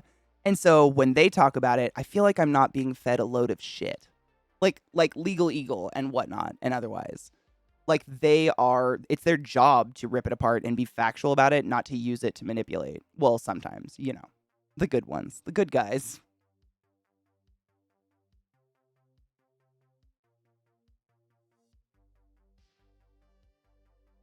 Oh, it was 2002, 2001? Damn. Emily D. Baker's another good one. Yes. I'm trying to think of the other. I never look at the channel names. They're people I've subscribed to 20 years ago and never looked at it. I never looked at their name again. I've just watched them forever. Irony being most people's understanding of law comes from theater. That's medicine for people, really, too. It's kind of one of those things that unless you go to school to specialize in it, you don't need to know anything. So your only exposure is, I imagine lawyers feel similar about watching law in movies the way I feel when people put paddles on a dead body. I don't get a pulse. Grab the paddles. Yeah, let's shock some volts through a steak. Okay. That's how I feel. I imagine it's similar. You got shit in your fur, bud. All right. Let's take a break. Now that we've 420'd and I'm not fresh off a hit and I can walk straight. every couple of hours, we take a break. I encourage you to stand up and stretch your dick and, get a drink of water, load a bowl. Do what the fuck you need to do. I'll be right back. So, the saga of glass in my yard. I apologize for the long length of the break. Just found another huge chunk of glass in my yard, and I'm pretty sure Lilith just cut her foot on it. It's just never ending. It's literally like a joke, like people are throwing glass in my yard, but it's not. It's coming up from underground. It's just not, there's so much. And Scott told us that the people who owned the house before him were hoarders. And what they did was they were going to get evicted or like be condemned or something. So they buried everything that was in their house in the yard. And so for a while, like every once in a while, like a doll arm or something would come up and it was really creepy, or like an old fucking t-shirt. But we've had a crazy monsoon season, just tons of buckets of rain and shards, huge, just tons of this. All colors of glass, brown, white, tons. Every day I can go out and find more pieces this big. And it sliced up Trick's foot, which is why he was groomed a week late. And I think it just sliced up Lilith's foot. And it's just like, who the fuck does that? It's infuriating. I can't afford a truck of dirt to fill my yard again. And I can't afford someone digging all this out. I don't know what to do about it other than I literally just keep picking glass. Like I go on glass picks in the yard to find glass before they step on it. Because they run around. Like I have a really big yard. They kind of have a track. I think she's okay. It was a little bit of blood. They never react to it. Like Trick didn't react and he had a big cut. Like in the big pad, it was a big old slice down the middle. The only reason I knew is the tracks of blood on the sidewalk, and there's tracks of blood under Lilith's foot. Zach owns the house. Yeah, we own the house officially now, thankfully. So we can have someone come dig up the yard and shit. It's just, it takes so much money. It is really expensive to get someone to move dirt or put in dirt like that.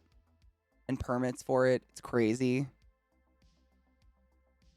I got one, Angel, and I've been doing that a lot lately. It's just like every time it rains, because our ground is like, it's like clay silt kind of shit. So when it rains really heavy like that, it just turns to liquid. Like you can sink in my yard. It's pretty crazy. Even though there's plants and shit, it just turns to like fluid, kind of. And every time it happens, it's like more shit comes up. So what we've done, we've finally got our new fence in, which is a hot dollar. So I've been waiting a bit. But I want to invest in like a lot of landscaping, like trees and bushes, just to give some sort of root structure to the yard so it stops falling apart. I think that will help a lot. It's just stressful because I want my dogs to be able to enjoy our big yard, but fucking Christ, it's every day for weeks now. I have a glass bucket where I'm just like collecting. Thank you, Sales. I'm just collecting glass at this point. Right, Pagan? And they deserve to be paid really well. Like, I would do it myself if I could. But when it comes to moving dirt, like, you need a professional. One of my lights just literally fell off. Is that a sign? Did a ghost just come for me? Was that a ghost, y'all? It literally just fell. Like, it was clamped to my desk, and it just went the fuck down.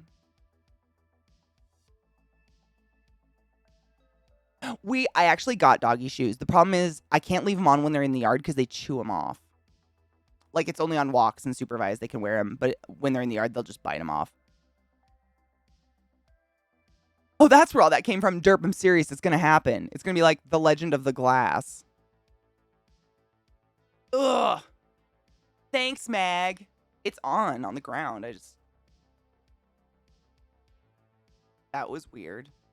I guess it wasn't clamped like I thought. NCIS Genova. NCIS hacking will always make me laugh. A case of show me you only kind of listen when someone explained a concept in the writer's room. Oh no.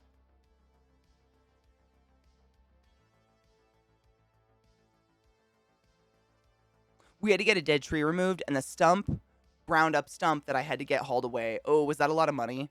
I've heard we would literally let our pigs do it. We had pigs growing up, and pigs will uproot a stump, but I've heard it's a lot of money to get a tree or a stump removed because they got to like use like a crane or something, like pull it up, right? Because of roots and whatnot, I think. I've seen it happen, but I can't remember if I think they use like a like a digger, like a cat, whatever they're called, with the big shovel. And they just tied rope on it and like pulled the thing out of the ground. It was crazy. But you had to rent the fucking the machine, which is a lot of money. I don't know. My dad owns them now, but huh. Double keyboard isn't like double piano? Yes. That's literally my first thought was like, someone's just sat down and scooted me over and started playing on my piano while I was in the middle of a song. I'd be like, the fuck you up to, bastard? Out of here.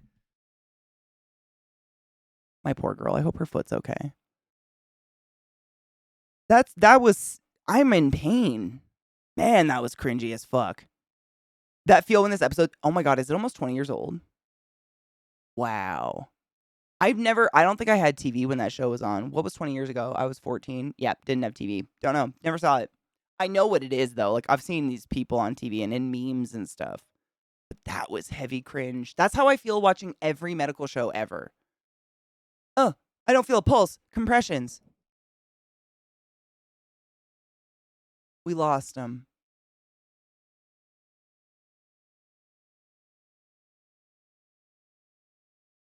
Pain. In and around all of me. I can't watch him because I'm like, you did nothing. Have you been in a hospital?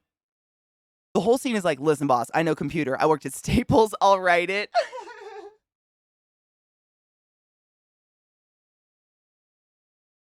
I'm a Mac genius. I got this. Watch me got this. Did it work? Yeah, that hurts inside. I speak Perler. It's not like hacking only works if nobody knows you're doing it. That's like, he unplugged the monitor.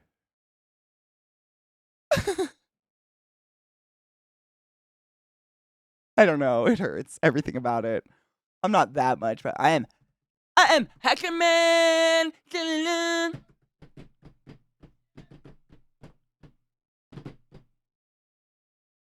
Double the load on the firewall. CC paddle. Bagunk. I could do it. Don't judge me. I've seen IT. Most procedural dramas are like that, though. The exaggeration of what they're doing is almost always laughable, but that's because real life is just not that dramatic. Unless you're in a hospital. I swear to fuck. If they mimicked a real code, they could get some fucking people watching. All I'm saying. Codes are sick. A real, like, a legitimate coding a human. Oh my God. We liquefy you. Usually you shit and piss yourself and blood vomit. Blood foam comes out your mouth. All sorts of shit. It's wild. They make dying look pretty. But I'm biased, obviously. Only personal experience. Can't generalize it. To be fair, there were PCUs that also had a plug power and monitor. No shit. Okay, he might be there then. Also, this was 20 years ago, so you're probably totally right. It might be a Mac. Who knows? Macs do that, right? Aren't Macs just like a monitor now? I think you got to build a tower if you want to have a Mac tower. To be fair. And we've come full circle back to Canada. It's happened. The show's 100% boomer. They actually think you can just unplug stuff and that'll fix it. It's the same idea behind putting black tape over your VHS clock. Because you're too much of an imbecile to program it. Did people do that? I definitely suffered with it blinking midnight for a few days once, but what? Tape? That's like more effort than to set the fucking clock. It reminds me of all those ads where it's like, look at me, I'm playing games. And they move around a lot and push random buttons. Then to make it worse, I was just going to say, either the controller's not turned on or it's not plugged in. Or it's the wrong controller for the system. Like, it shows something that looks like Mario, but they've got some fucking, like, some otherworldly controller. I don't even know. Yeah, those, I love them, though. That happens so much. That continuity errors in movies and shit, that happens a lot in the 90s, and I love it. Isn't that why House was popular? Because they tried to sim all the gross? Kind of, but they didn't. They kind of, like, went too extreme. It was either lupus or it was, like, some absurd thing no one's ever heard of that only one person in the world dies of. when there's a lot of really interesting diseases that, like, 10 people die of them, not just one, but they're still fascinating and really creepy that you could have maybe educated people on. I don't know. I would see TV as you could still dramatize something and educate people, but I worry about people out there that are like, no, I've seen this on ER. I know how to do compressions. We lost them. Or they're shocking dead meat or whatever. Like they whip out an AED at a mall and the lady's like, no pulse, do compressions. And they're like, no, I saw on ER you're supposed to shock. And they don't ever do compressions because they think the box is broken. That kind of shit worries me. It was a meme. Oh yeah, it's a total meme, by the way, if anybody didn't, if I came off too seriously, it was a total meme. Yeah. Yes, I did watch Shoresy. It's not as good as Letterkenny yet. However, there's only one season. So like, if I was judging Letterkenny by just one season, they're on par. It's great. I thought it was really funny. Or they hit the controller buttons wildly to the point of almost dropping them. Oh, this. That's my favorite. Like, you'll go faster on the track. You'll turn better that way. Don't worry. Keep going. It was so funny when I first got diagnosed with lupus, and I was like, it's never lupus. The rheumatologist didn't get it? Shut up. You would hope that of all people, a fucking rheumatologist would know the joke. I was told I had lupus one time because I had a burst blood vessel in my eye. That was the dumbest thing that's ever happened to me. Literally, she just like looked at my eye and was like, oh, only people with lupus have this. And I was like, pretty sure this wouldn't be my first symptom of lupus, dumbass. She gave me some eye drops and it went away. That was one of the dumbest things I've ever experienced. Memes aside, when they were trying to diagnose my MS, first test was indeed for lupus. I mean, it's a legit thing, 100%, memes aside. It's actually, I've known a lot of people with lupus for as, uncommon as they say it is. I've known a lot of people that just live with it. Day to day, it's not that uncommon, but it's definitely not that. I've never seen anyone in the ER for something weird that traces to lupus in my life.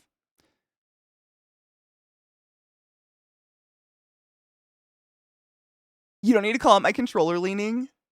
I mean, I kind of do the keyboard version. I push. It's terrible. Like when I played ESO, I could start with my keyboard on the edge of my desk and my mouse right here, and by the end of the battlegrounds, I'd be like this, screaming at the mic to the side. Terrible. I kind of do the same thing. I like push everything away from me. Like I'm gonna go faster if I push it harder. I don't fucking know. I kind of do the same thing. It's totally fine. Shade can be thrown both ways. I'm the only person in my Lowe's certified to use the AED, and I wasn't trained by Lowe's. Dude, fuck yeah.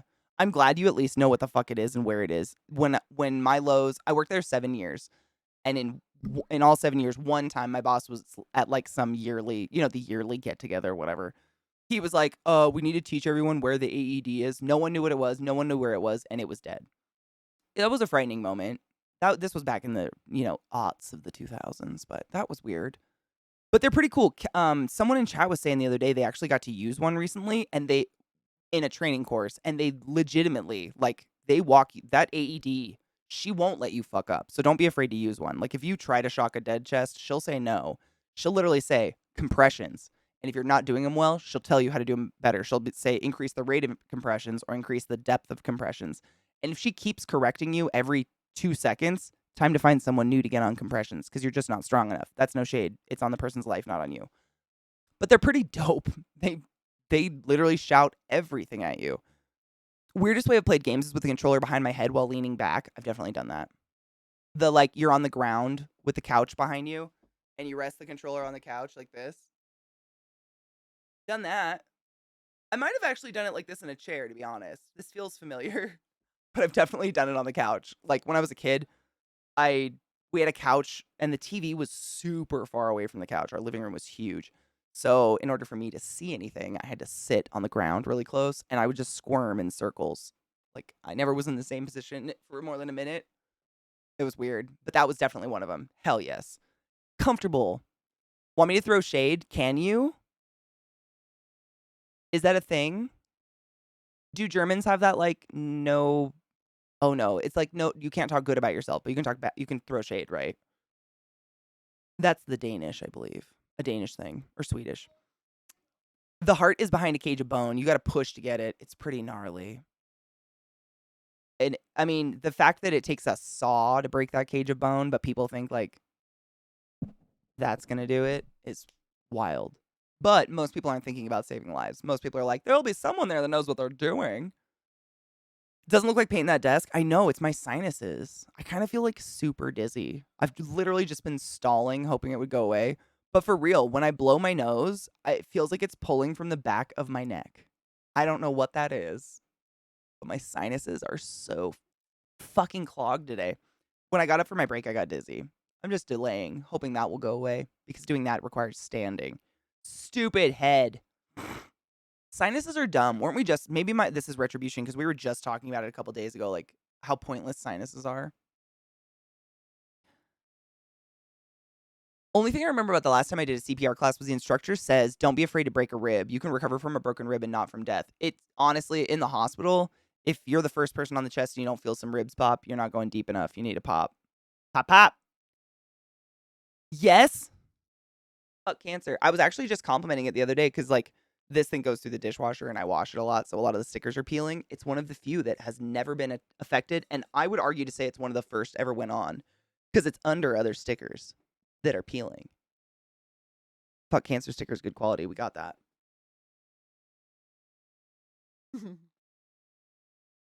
Medical Katie is always under the surface. We need to smother her with chocolate or something. It's true. I have my scrubs. I think, yeah, no, I definitely have all my scrubs. One day I'll just show up in scrubs just to confuse all y'all. You'll be like, the fuck. I have it on my car along with my Katie sticker. Fuck yeah. I don't have my butthole stickers. I gave them all away. I remember having the very last one. I think I sent it to somebody. I don't think I have an anus on any of my water bottles, which is sad. But I'd rather other people have them. Like Imperial Girl, i.e. Imperial, she literally has it on where her thumb rests on her sewing machine. To this day, it's fantastic. My butthole is forever. But for real, my sinuses fucking suck today. I'm afraid that if I stand and do that, I'm gonna, like, get dizzy. But I really want to do it. I have all my paintbrushes and all my paint and fresh water out. I just feel shaky and weird. But that also could be the antihistamines I took. You ever take antihistamines and get the shakes? I do sometimes. They're not too bad. It's not like shakes, but I feel like too much caffeine jitters. I took some antihistamines earlier for my sinuses, and those make me feel poopy. It's just dry. It's okay. Do you really? You know, my sister had something called non-essential tremors. I think it's what it's called, non-essential tremors. And she takes like a really low dose of a heart medication every day, and they're completely gone, like 100%.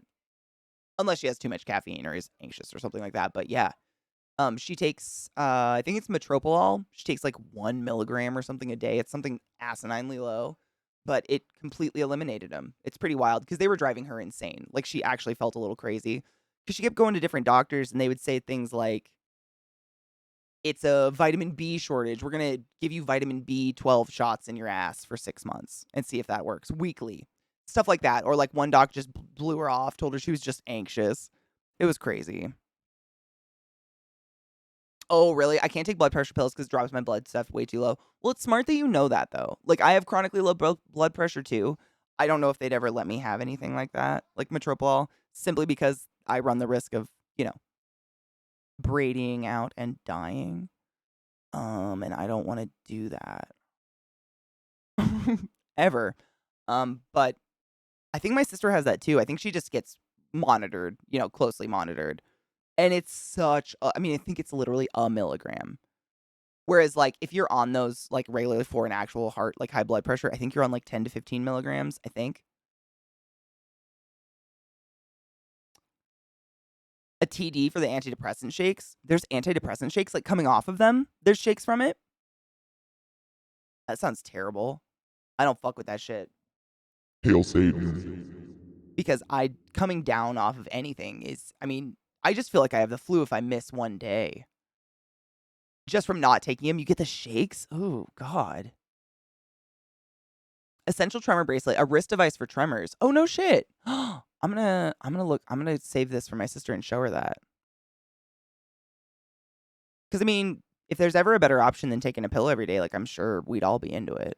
If it was legit, obviously. Like, I don't want to die. I ain't stinging myself with bees out here. But I'll send that to her. That's really scary to get the shakes from that shit, though. I get the shakes literally only from antihistamines and too much caffeine, which is so rare. I really don't OD on caffeine that much anymore because I drink so much goddamn water. But back in the day, like in college and shit, when I was really tired, like you can be exhausted to the point where you can drink so much caffeine that you're shaking from it, but you still feel exhausted and tired. It's really weird. Like hella bizarre. My dog back there. She's such a fucking nerd. All right.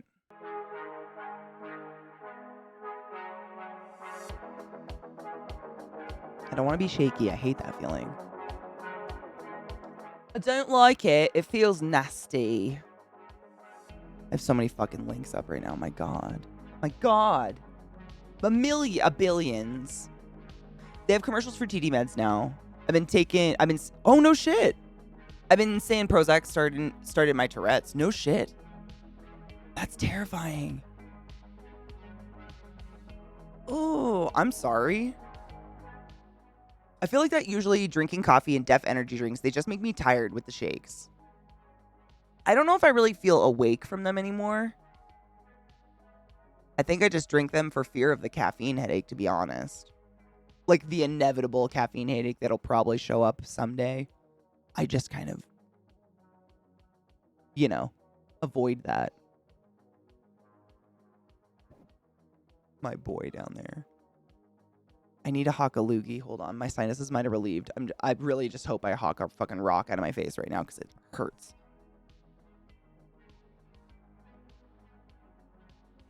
I didn't. Fucking dicks. I hate this feeling. It feels like I'm underwater. The one that I was allergic to made me have my Oh, your disabilities? No shit. It like gave them to you, or did it like activate it? Because some people I know like schizophrenia, like you can have schizophrenia, but something traumatic in your life can kind of activate it and make it bad, exacerbated. When you come off the caffeine, your energy levels will be slightly below what they were before the coffee. I believe that. I would believe that. So you just never come off the caffeine. Problem solved. Tardive dyskinesia. Is that what it's called? Oh, they just found it out? That's what happened when you were a kid? Jesus Christ. Are you angry about that? Tardive dyskinesia is a movement disorder that causes a range of repetitive muscle movements in the face, neck, arms, and legs. TD symptoms are beyond... Oh, and this is what you can get from coming off antidepressants and stuff? Jeez, I'm going to have to read about it more. These symptoms can make routine physical functioning difficult, significantly affecting quality of life. Jeez. I wonder how many people have that kind of stuff. Like weird... Like... Is it similar to Tourette's? In that it comes out when you're like stressed or anxious? And that's as much as I understand about Tourette's. Please correct me if I'm being totally ignorant about it. They said you had an allergic reaction that made something in your brain disconnect. I mean, what do you do? I mean, same. Like, there's a lot of things. Like, my sinuses, my head, mainly, is a big issue in my life. And I was stepped on by a horse. And, it's like... Obviously, to most of us, would be like, yeah, there's going to be consequences as you grow older if a horse shatters part of your skull. But as I get older, I'm just like, why do I have all these chronic migraines and sinus issues? And why does my face hurt all the time? I'm so angry about it. And it's like, come on now, Katie. Don't be what are you going to do? But it happened. I mean, what am I going to do? Same. Just live on. Keep on keeping on. Do my best. You can get that shit from long-term antipsychotic meds. Is it something that happens in the brain that's like permanent? Or is it a symptom of coming off that goes away eventually? Oh, so just being on antidepressants, kind of. Tourette's is a syndrome, so it's not uniform. Okay, that makes more sense. Man, I wonder. I mean, honestly though, like even in I haven't been in the darkest places your mind can go, but I've been to some dark places where I've like had breakdowns. I would take whatever. I'd be like, that's fine. I know, right? I'm honestly kind of happy she's upside down because I think she cut her foot on some glass outside. And I don't want her to walk around on it. But she does this. She does this all the time. Like at nighttime, both of them sleep. It just balls up, butterfly legs all the time. It's kind of their go-to. Sluts, I'm telling you. to the ear. All the time. I wake up and she's that way in bed next to me, just legs up like a dead beetle. They've done it since they were puppies. They just never stopped. He'll do it eventually. He just plopped, but he'll like brace himself on the couch. So he's leaned up against the couch, asleep with both legs in the air like a dead beetle. It's precious. I'm kind of into it. But they are doofy. Poodles are weird. Oh my God, Mag, you weren't here earlier. I'll post the picture. I'll put the picture in Discord. Lilith managed to curl up on my lap, like her entire body, and was laying her head on my desk. It was precious. She refuses to. Zach is screaming so loud. He's so. I'm gonna post a picture. You'll see. It's great. I don't know, cause Mag, I was telling people. You'll probably remember. Like Millie used to try to curl up on my lap, and she couldn't. Like I have hips, but I don't have a huge lap in terms of a dog.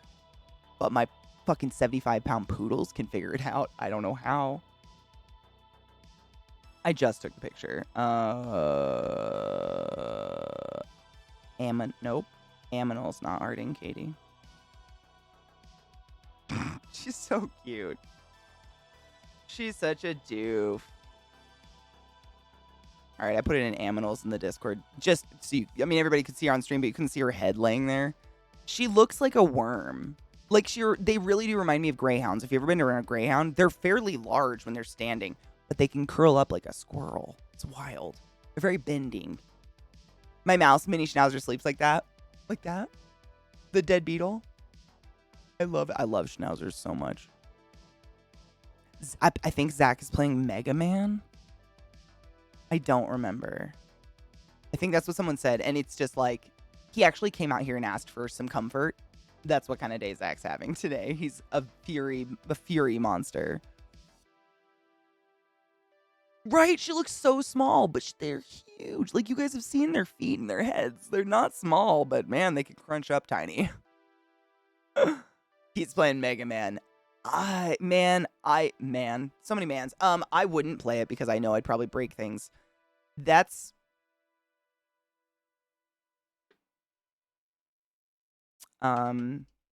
Should I hide the knives?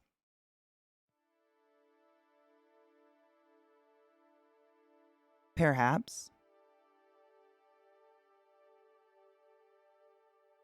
Maybe flammable things?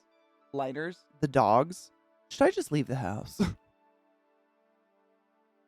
Get ice cream, maybe? Who knows? Lilith just let out the saddest little, like, whimper in her sleep. Precious baby. It is amazing how much they sleep. Because they have so much energy. Like, they go outside and they sprint and run and they freak out and they, like, leap feet in the air and try to get squirrels. And they come in here and it's, like, within minutes. Just conked. Done. I still can't watch until he has hair again. He looks too creepy. Oh my gosh, Nameless, get this.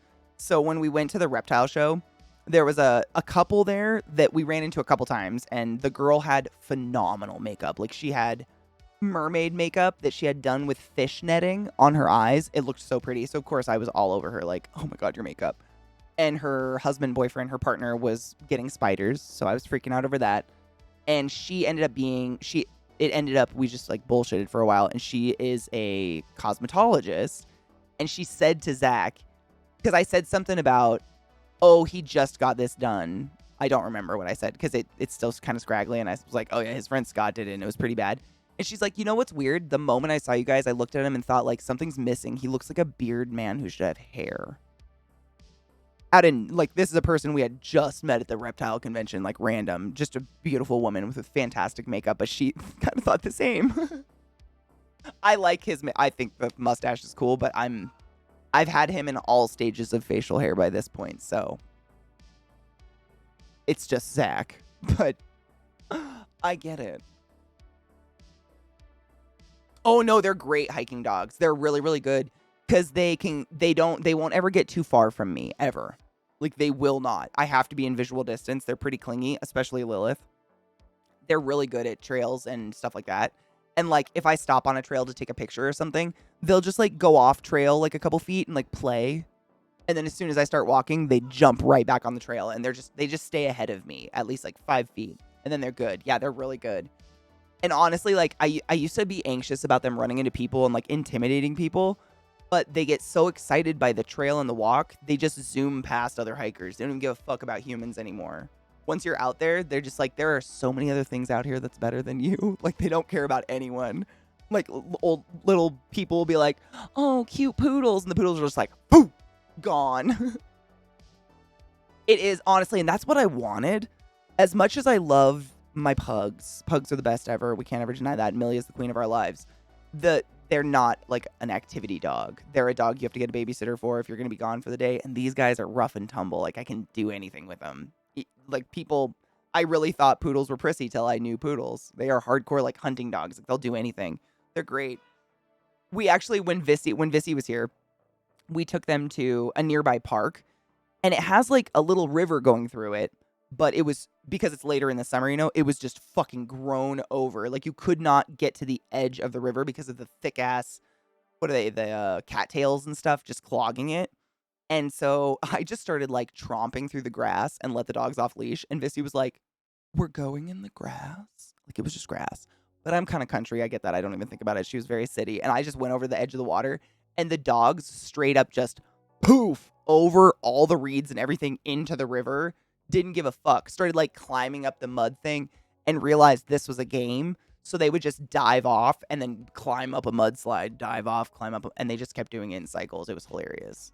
I loved it. But I was glad because I was kind of worried. We took them there because of the river. There's water to cool them off. And you know how fucking hot it is. So the fact that they couldn't get to it, I was like, this is freaking me out. Like, they got to get water. I have a water bottle at the car, but that doesn't help us. I know I didn't have my phone on me. Otherwise, I totally would have. I didn't even think about it. It would have been unexciting had this happened. I might have to take him again because it was great. It's funny watching him figure it out because, like, Lil especially, she's much more tentative about it.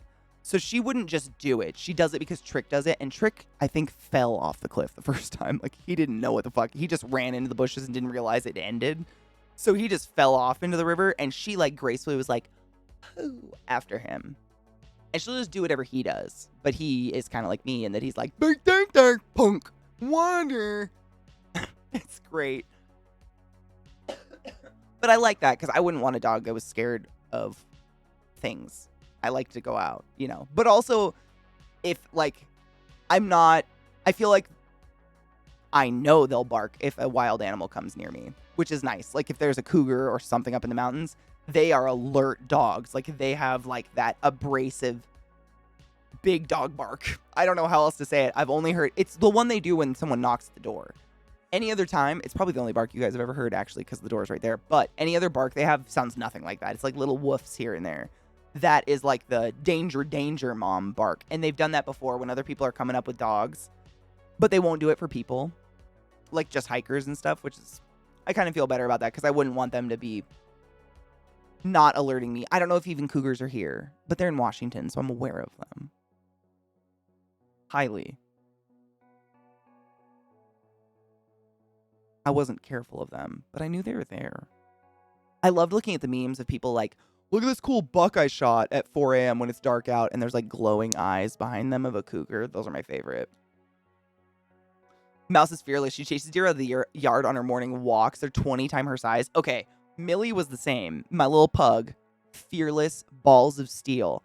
However, my parents had like 4 big dogs, a Bernese mountain dog, a German Shepherd, and 2 labs. And they would sleep as the deer ate grass in circles around them. Not even afraid, indifferent. They would be literally, the dog would be like asleep against an apple tree, and the deer would be up in the apple tree like, ah, ah, ah. Didn't give a fuck. But Millie, she'd eat their ankles. Millie had a lot of balls, though. That was Millie, for real. I mean, Mags, I've never met a little dog. I mean, nope, Gizmo. Gizmo's similar. I don't know why I pointed down, but you know, Rod's dog, Gizmo, very similar to Millie in that, like, they're tiny little beef dogs, but they think they are huge.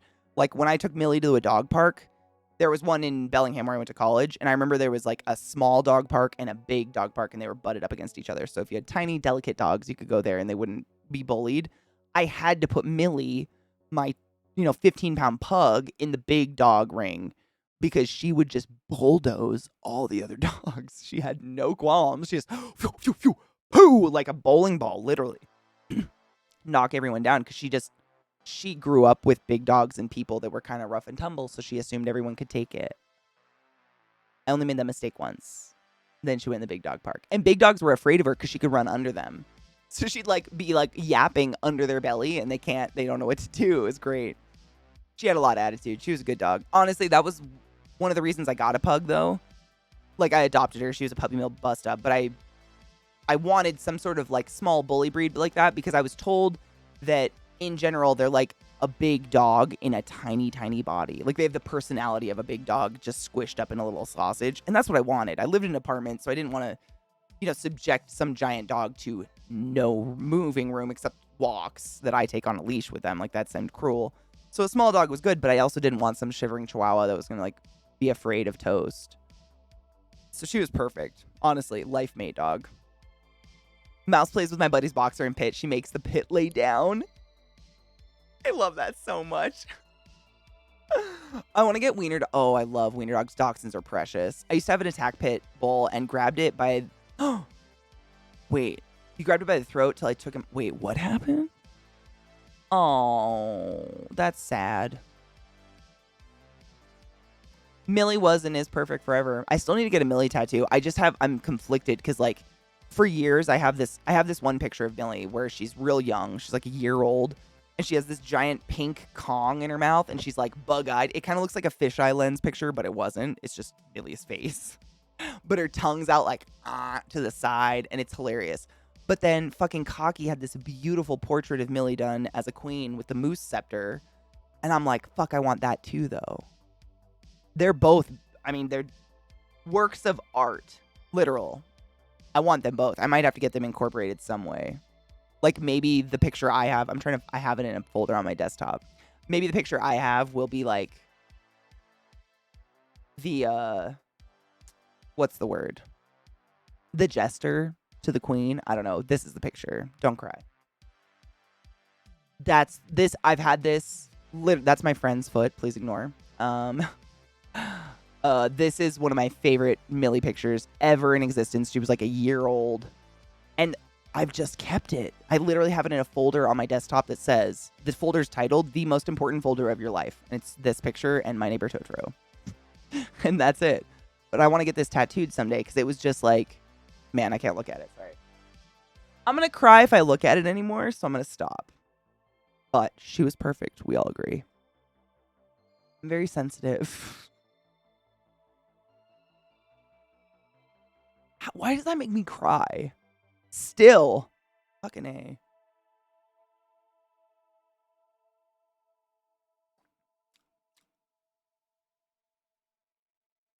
It's a bane and a curse having the chance to own the perfect dog. Crying. It happened. Every time. She's like a push button in my face. Ugh. Someday it'll stop, I swear. August is the worst month on record. That's all I have to say. Cheers to that, baby.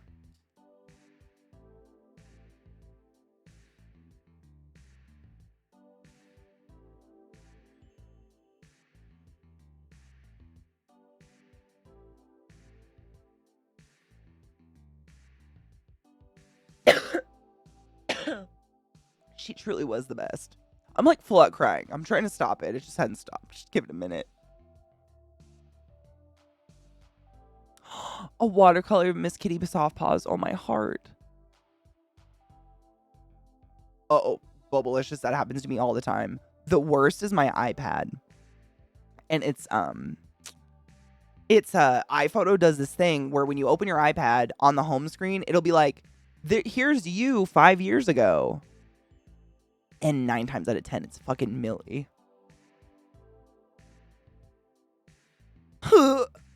Every time. Such a sap.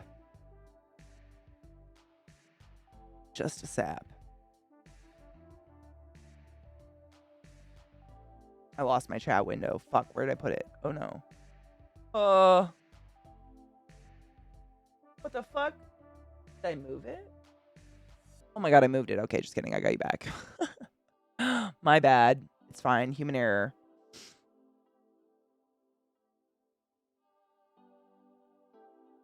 Angel's gone 7 years now. Damn. It never gets better, does it?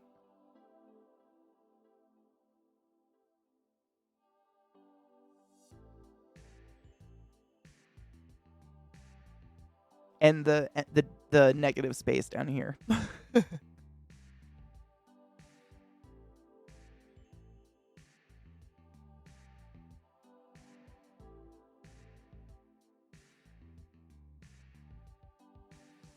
You guys can't see it, but I literally just touched his belly and he immediately lifts his legs and just butterflies his back legs like, scratch my dick, do it. It's like it's a fucking reflex. Mag, I mean, we're still convinced that's how she plugged in and lived so long. Like, she was sucking energy from the Earth's core. It was never like asleep. It was like, time to plug. You know what I'm saying?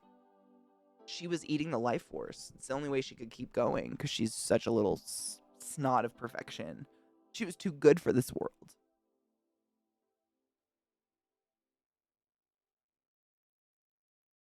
They are slugs, man. I poked him and he did nothing except, like, flash me his wiener.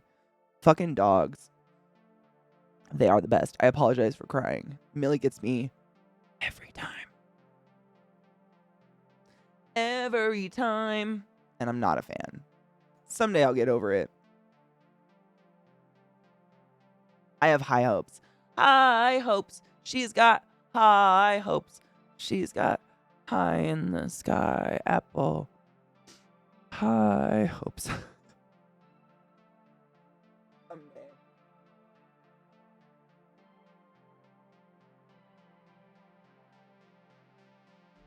This is a great example of the struggles of bipolar, though. Once you fall into an emotion, you can't fucking get out of it. It sucks. I start thinking about Millie, and my body's like, let's cry for 6 hours. Let's not, though. The worst. It's the worst. I'm repacking for 420, by the way, which is in like a minute. 2 minutes? 2 minutes-ish. Sorry for being sad, guys. My girl gets me.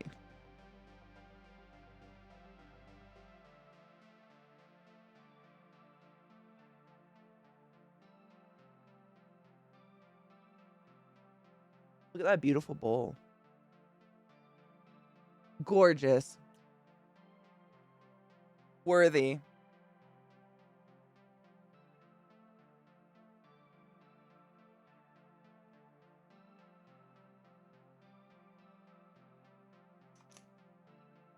There's a lot of keef buildup in here. I really need to get it out. Pretty? Thank you. It burns better when they look nice. Sometimes I'm just lazy. Isn't a good habit with expensive weed, to be fair.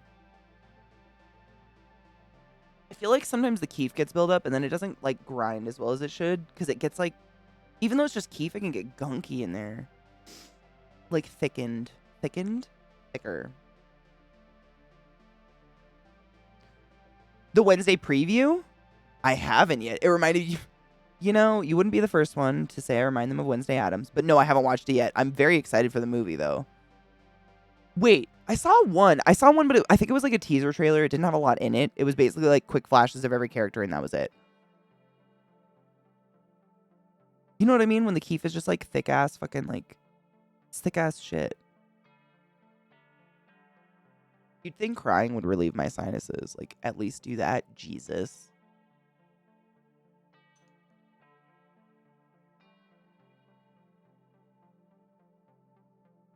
I think I was Wednesday before Wednesday, though. It might have been the pre-Wednesday. They are. Viana, mine are such... They're making me, like, dizzy and shaky today. Don't like it. There's such, what are the purpose? What is purpose of strange butterfly things in my face that hurt? Same. If you figure it out, will you bring me with you? Please take me. Be like, these are my sinuses too. Do it. Tim Burton, 100%. I fucking love Tim Burton. I mean, not him personally. I don't know him personally, but everything he's done, I've just grown up on it.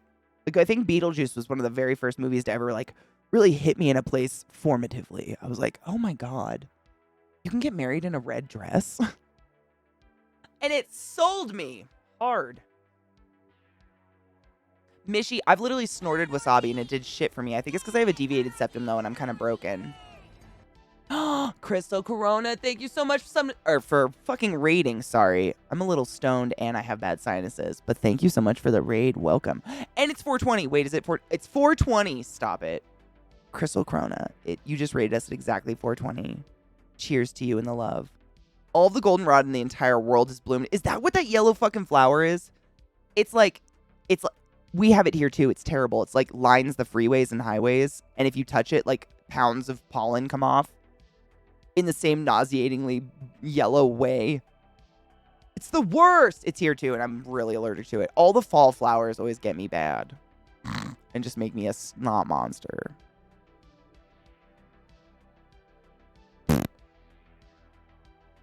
You did. Cheers. I just wanted to make sure I welcomed you and said thank you before I missed you, before I cheers. Cheers and thank you for the raid, lover. Welcome, raiders.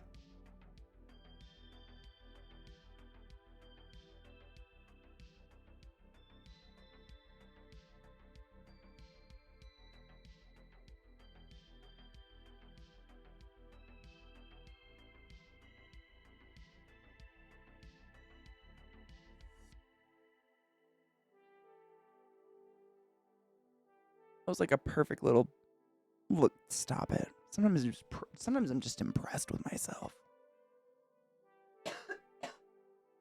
And that's okay.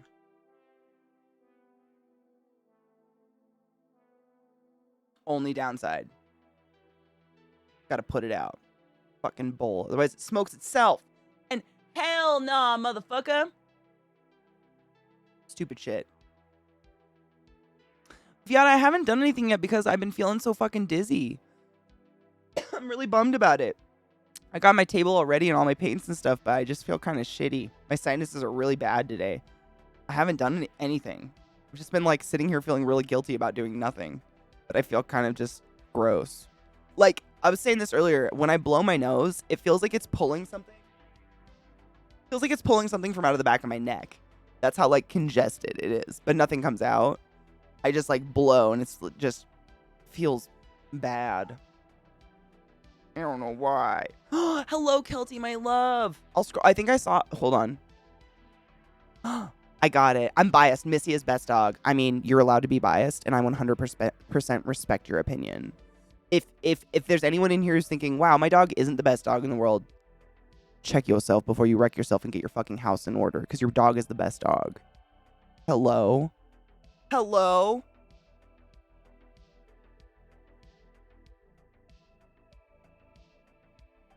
%. Your dog is the best dog in the world.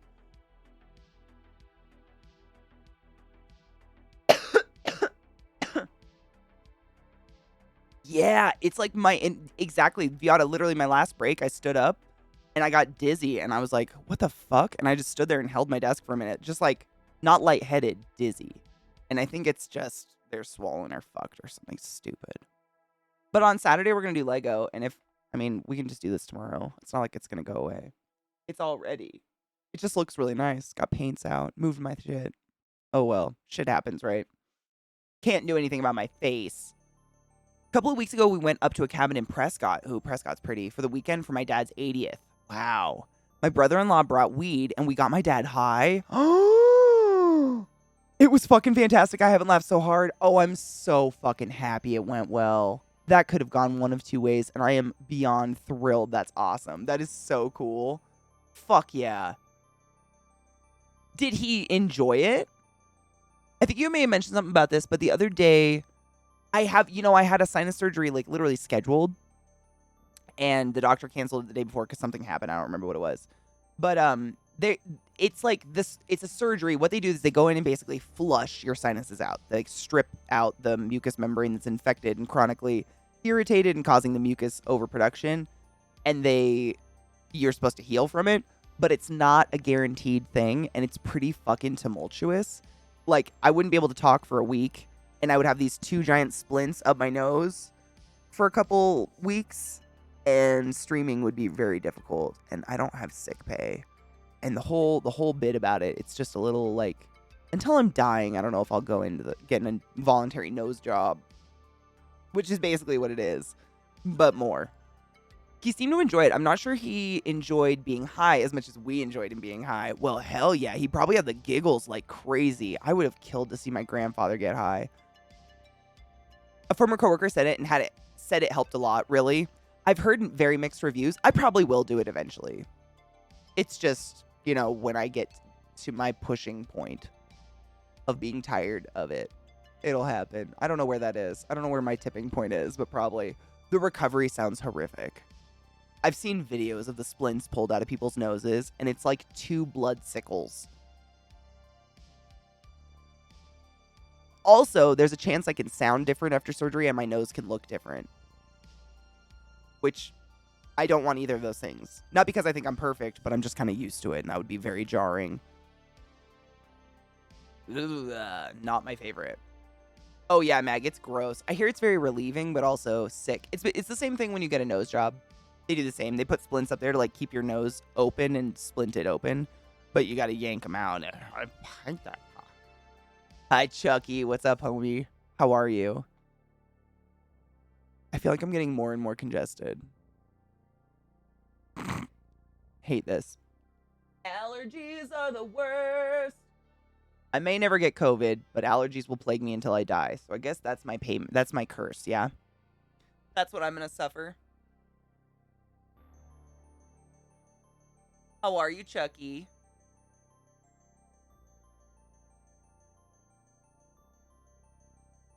Prescott, Arizona. The hot place. How is Arizona lately? Is it still, like, burning? We haven't been too hot, but we've been getting a lot of months. Like, the monsoon season here has been psychotic. Chucky Boo. I hope things get better. There's nothing to say to that, man. Life fucking sucks. I'm so sorry. But really, I hope things get better than good. Because fuck that. Oh, there are way better.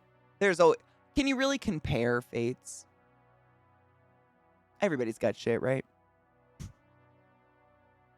So did we. Same. I mean, flood levels. I took a video of my tires of my Jeep, and it was like a foot up the tire of just water going down the road. It was wild. Oh, Chucky, my heart. Oh.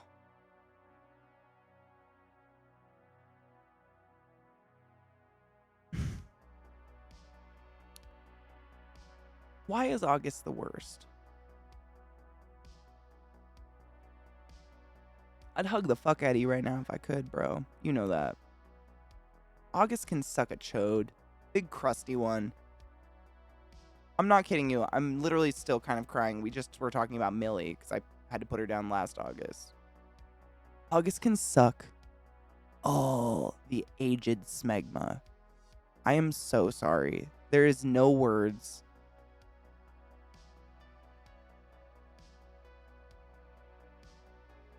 Dogs are too perfect for our world. That's all I can come up with because it's not fair that they go. And I'm going to cry again. It's not fair. And I love you and I'm sorry.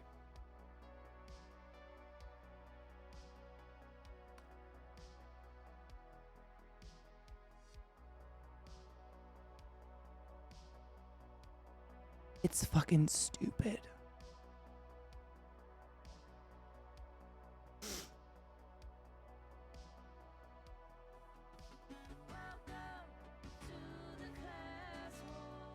We don't deserve dogs.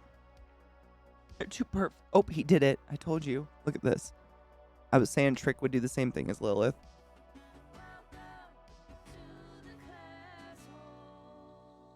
Dicks up, motherfuckers. Speaking of dogs. I love them. But no dog replaces another, and it's just a year later, Chucky, man, and I still cry all the time. Shit sucks. I wish I could say anything comforting.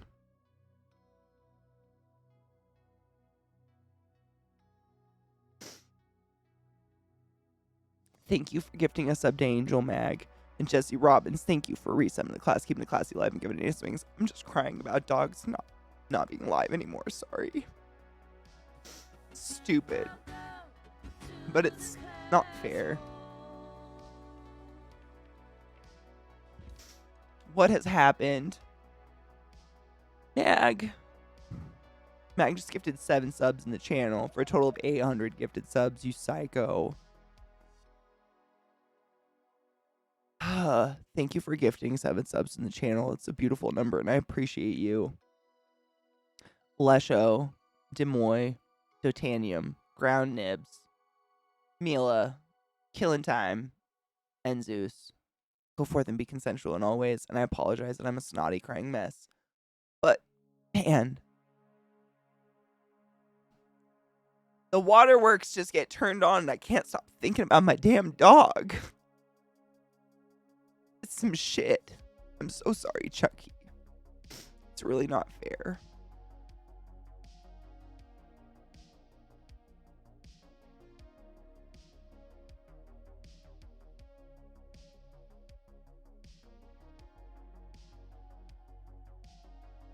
Kelsey, we prayed. I mean, seriously, not to be dark, but like the day that Millie passed, we had to put her down because she just was losing function of all of her legs. We both afterwards, like, Zach was like crying and he like was laughing at himself. He's like, it sounds really dark, but for the last couple months, we were both kind of just hoping she would die in her sleep. And not because I want Millie to die, but I could see she was like not a dog. And those are the worst fucking moments when you have to make that decision for them.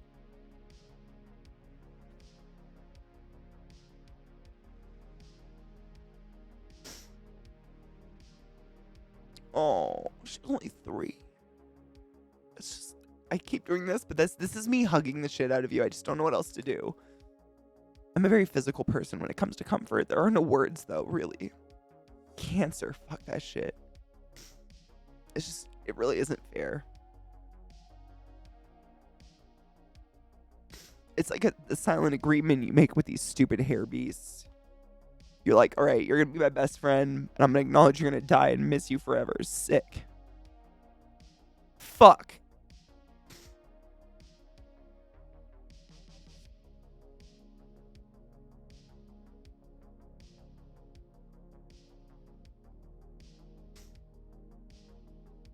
They are too perfect for our world. That's all I come up with, Chucky. Because it's not. It really, I mean, nothing justifies it. They're too perfect. Dude, Adam, amen. I mean, where's the fucking, like, dog bowl of immortality? Fuck the fountain. If I had a genie, I'd get, like, Millie back at age 5. Perfect health until I die. And then we just die in our sleeps together. And these guys get it, too. Sorry, I'm gross.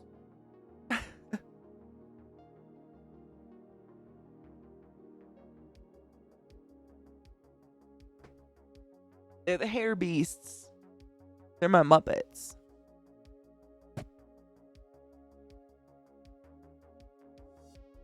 Gross. But it isn't fair, and my heart goes out to anyone who's ever lost a fur child. There's no good time.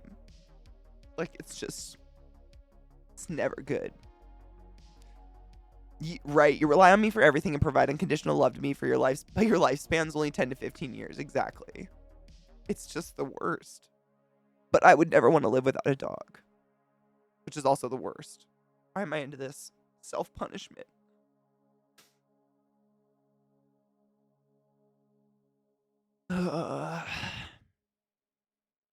Not fair, Chucky. I'm so sorry. My heart bleeds for you. Just because I fucking know that pain hard. It's just fucked up. They really are Muppets. It's, oh man. Watching them like run in slow motion is fantastic. The doggos lead shorter lives because they have life figured out. They're here to sniff butts, play, and eat good foods, right? They figure it out, so they get it done faster. We're living longer, not because we're like having longer quality lives. We're just like giving ourselves more misery. Oh my god, I had an 80-pound... Wait. There's a little arrow on it. I had an 80-pound, 8-month-old Newfoundland puppy try to climb on my lap at work today. Was it just like fur and skin and joy and licks and slobber? I love Newfies. They are so sweet. I still have 3 little heathens. And that's the only thing that like sometimes I'll be sitting here by myself at my desk or something at night. And I'll just think about Millie and get really sad. And they like know. Like right now they're being very selfish. But one of them will come cuddle me and it's like, it helps. A little. Even though, you know, I'm not replacing. Nothing replaces Millie.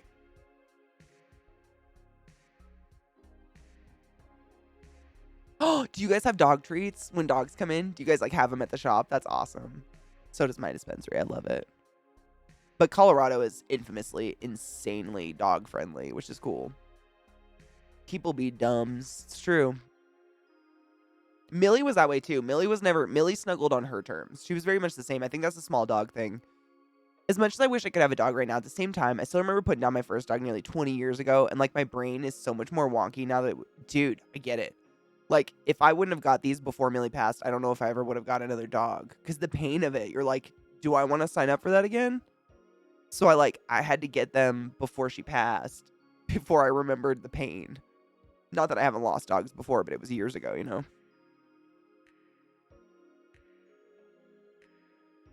One of my neighbors had 2 Newfies. They're amazing dogs. I think they're actually, like, statistically the best dog with children. Like, the friendliest dog in the world is a Newfoundland.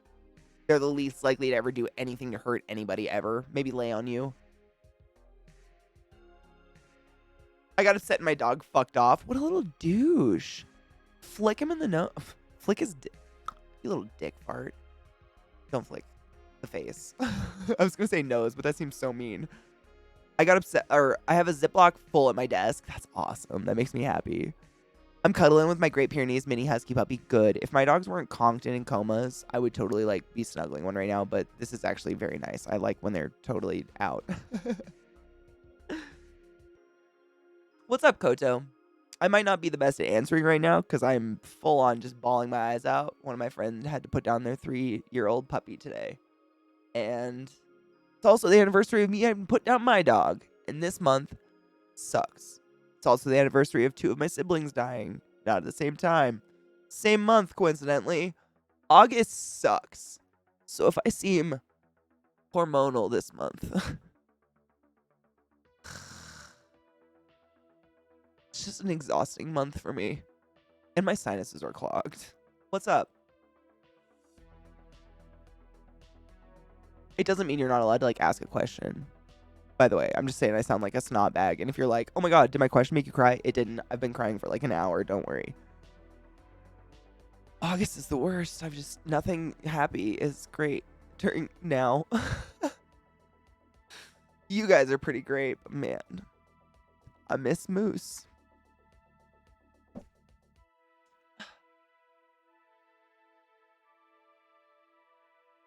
Oh, Chucky.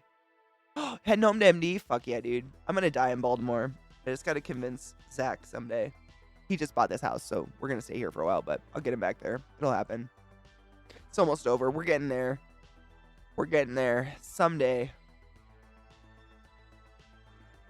I know I've been drinking a lot of water, but, like, the crying definitely kills it.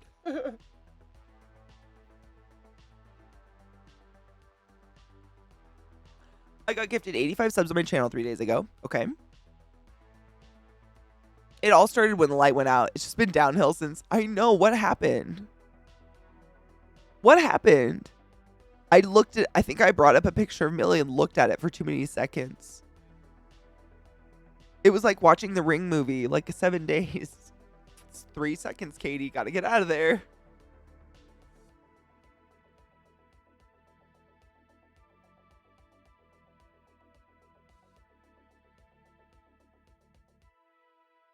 And for some reason, I was only paid $27. Is that normal? It all depends on what your Twitch cut is, like your Twitch payout cut. I think what are they? I don't know what the affiliate cut is. Everybody has a different percentage cut of the gifted of subs that they get. And so God damn it, it's been a while. But I think when I think it's when you were partnered back when I was partnered, affiliate didn't exist though. I think it was like a 50-50 split in general. And then when you're big time, like co and shit, you can renegotiate your contract with Twitch and get like a 75 split or like an 80-20 split or something like that. Theoretically, I don't know. According to our contracts, we're actually not allowed to talk about what we make. So none of us really know. But I know there's different levels of payouts, and I don't know if affiliates make 50, if they make... I don't know what cut Twitch is taking out. I have no idea.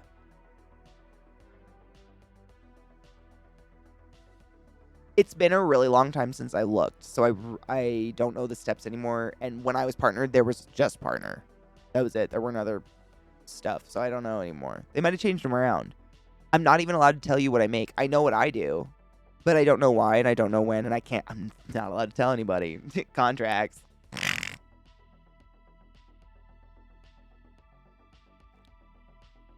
No.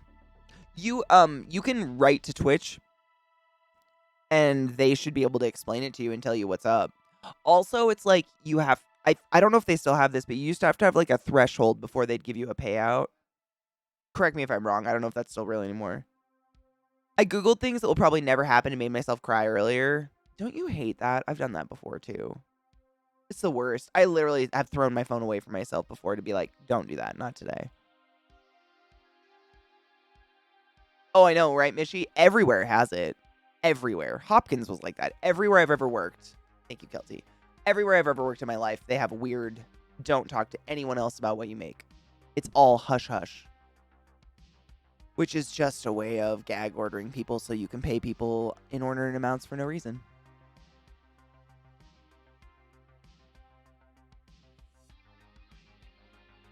And, yeah, exactly. Chucky, that's another good point. So, like, if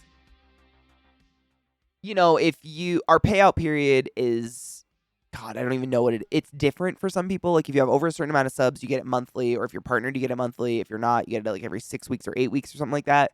But depending on when the payout cut was, like, those subs might be on your next payout, depending on when they cut it off. You know what I mean? When they're like, nope, we're paying you from this date on this month to this date on this month, that's the chunk. If the subs happened after that, and they don't cut off on the day we're paid, obviously. No, I don't assume you're stupid. But it might be in the next payout. That's a really good point, too. Most job places can't stop you from having those discussions. Yeah, right. Like, what would they do? What can they do? Everywhere I've worked, they told people not to talk about it, but it wasn't in the contract. So I make it a point to talk about it with people around me. Good. I'm glad. People should be openly allowed to talk about that stuff. I'm not saying I've talked about it with other streamers of my size and larger and smaller, but like maybe a friend of mine has, and it's pretty on par with the splits across like why they do it and who gets it. I've said too much. Yeah. Not me, but people I know. Bi-weekly? Wait, you get paid bi-weekly? So like that's weird. Oh, wait, would that be every 2 weeks? They fire you and know you don't have the resources to fight them, which is terrifying. Your rights to discuss wages. Thank you, Kills, with facts and shit. Under the National Labor Relations Act, NLRA, or the Act, employees have the right to communicate with other employees at their workplace about their wages. Wages are a vital term and condition of employment, and discussions of wages are often preliminary to organizing or other actions for mutual aid or protection. Boosh, bitch! That's dope. I'm going to read more of that. That's awesome to know. I mean, honestly, you can contact, I don't know. You go through, like, the process of contacting Twitch, like, I want to complain about somebody, but say it's, like, I'm a streamer, you, like, say I'm a partner and I'm an affiliate, there's a little drop down, and then it goes to a different set of problem solving people, and they usually contact you back pretty quick. And I mean, it's not rude. Oh, he's having a bad day. It's not rude to ask. Be like, hey, just asking for some clarification. When was the cutoff day, and like, when will this sub bundle be applied? Because they can tell you if they know. Like I've done that before. They have fucked up a couple of my payouts before in history, like 1 or 2 in the past 7 years, but it's happened. And I've absolutely contacted them. They're very nice about it. As a contractor for Twitch, you're probably not covered, but I'm not a lawyer, so yeah. Yeah, it's weird. It's like you can talk to other streamers about it, but also, I don't know. I don't give a fuck about money. Like, I don't care what other people make. So I don't really bring it up that often, to be honest. But yeah, absolutely, Koto. That's just, like, they're the people that you get when you contact support are usually very nice people that do their best. I've always had a very pleasant interaction. That law went into effect in 2020. Damn, good. I mean, there were a lot of places that did that for years. And it would be, everyone's talking about what you make. And, you'd find out that someone that was hired 3 years after you and does a job below yours, technically, and does less than you is making 3 times as much as you. You wonder why. They make those rules because they don't want you to get in trouble. They don't want to get in trouble for that. Yes, your time is very valuable. Always value your time. I agree with that. It's so finite and scary. Koto, I mean, it's your right to be worried about that. It is your income at the end of the day. Absolutely. And they're pretty professional about it, Kelty, you're too kind. Thank you.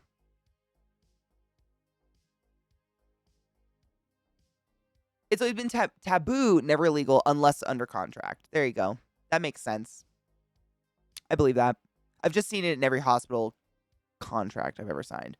But hospitals are kind of unique. Not in a good way. They're just different than anywhere I've ever worked. The layers of paperwork and things you sign in terms of privacy and what you're not allowed to talk about and stuff. It's like a lot of stuff that happens in a hospital you shouldn't be allowed to talk about outside of the hospital or outside of the patient room, so on and so forth. And so it kind of gets mixed into that jargon, I think. I don't know. It's very confusing. It's just like, it's kind of like with Twitch. I'm always going to take the safe road. I could probably get away with music here and there, but am I going to risk it and risk my entire channel? No. I'm probably not gonna, and I kind of take the same route with that because it's just not worth it. I'd rather, find some DMCA free music and just suffer rather than risk the beast and get my whole livelihood and all my friends taken away from me. I know, Kelty. I'm gonna stop being nice. I'm gonna be mean. I don't even know how. It hurts. I'd vomit. I would probably vomit out on my desk if I tried. It hurts me. I worked for Bank of America, and is that what BOA? And it was in the employee handbook, but that was 5 years ago. Same. I worked at Hopkins. I think I got hired 2014.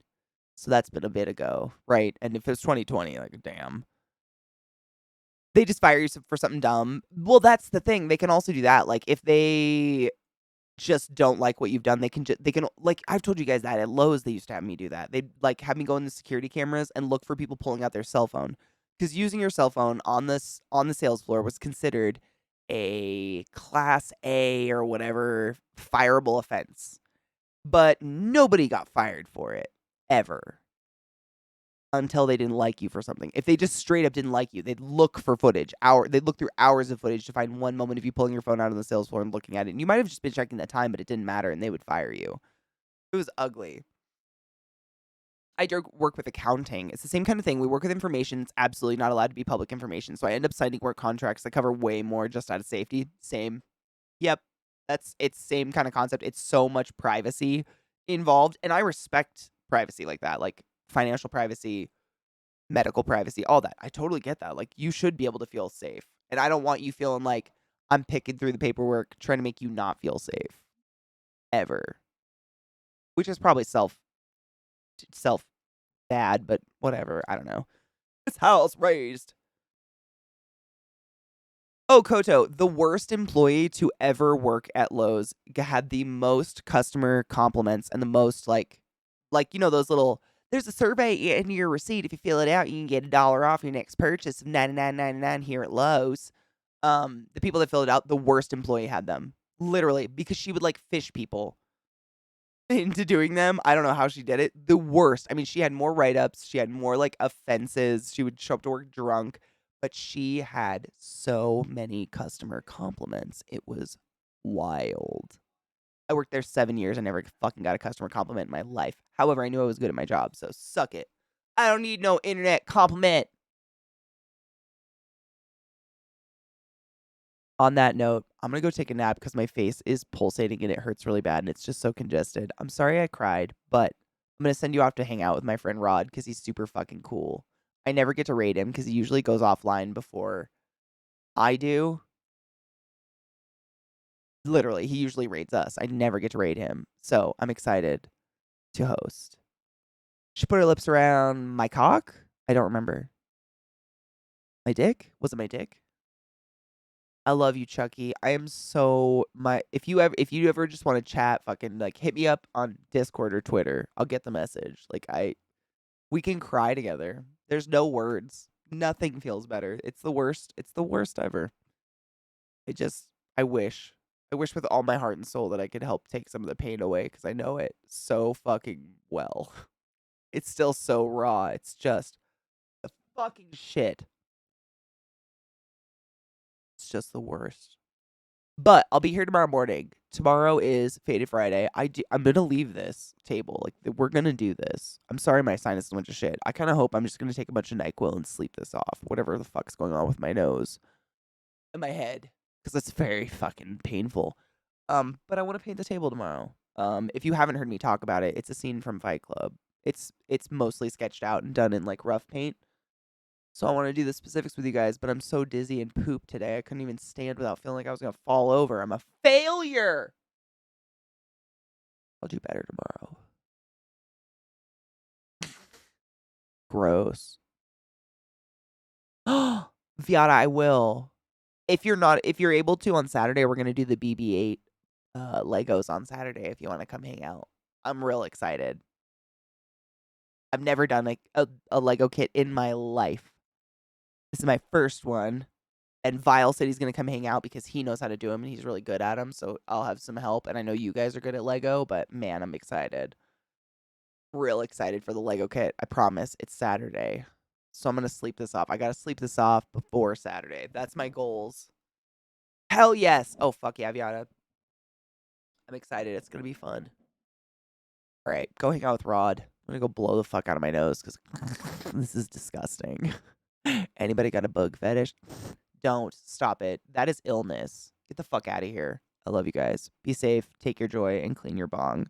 I'm sorry I'm gross, but thank you for being my friends. Chucky, I hope with every ounce of my being that your soul starts to heal in any way, shape, or form. But if it gives you any solace, mine bleeds every day with yours. And I love you. I'm so sorry. To anyone that's ever lost for a baby, it's like, I cry for you today. But I love you, P after sex. Bye. It's like I'm simulating Millie.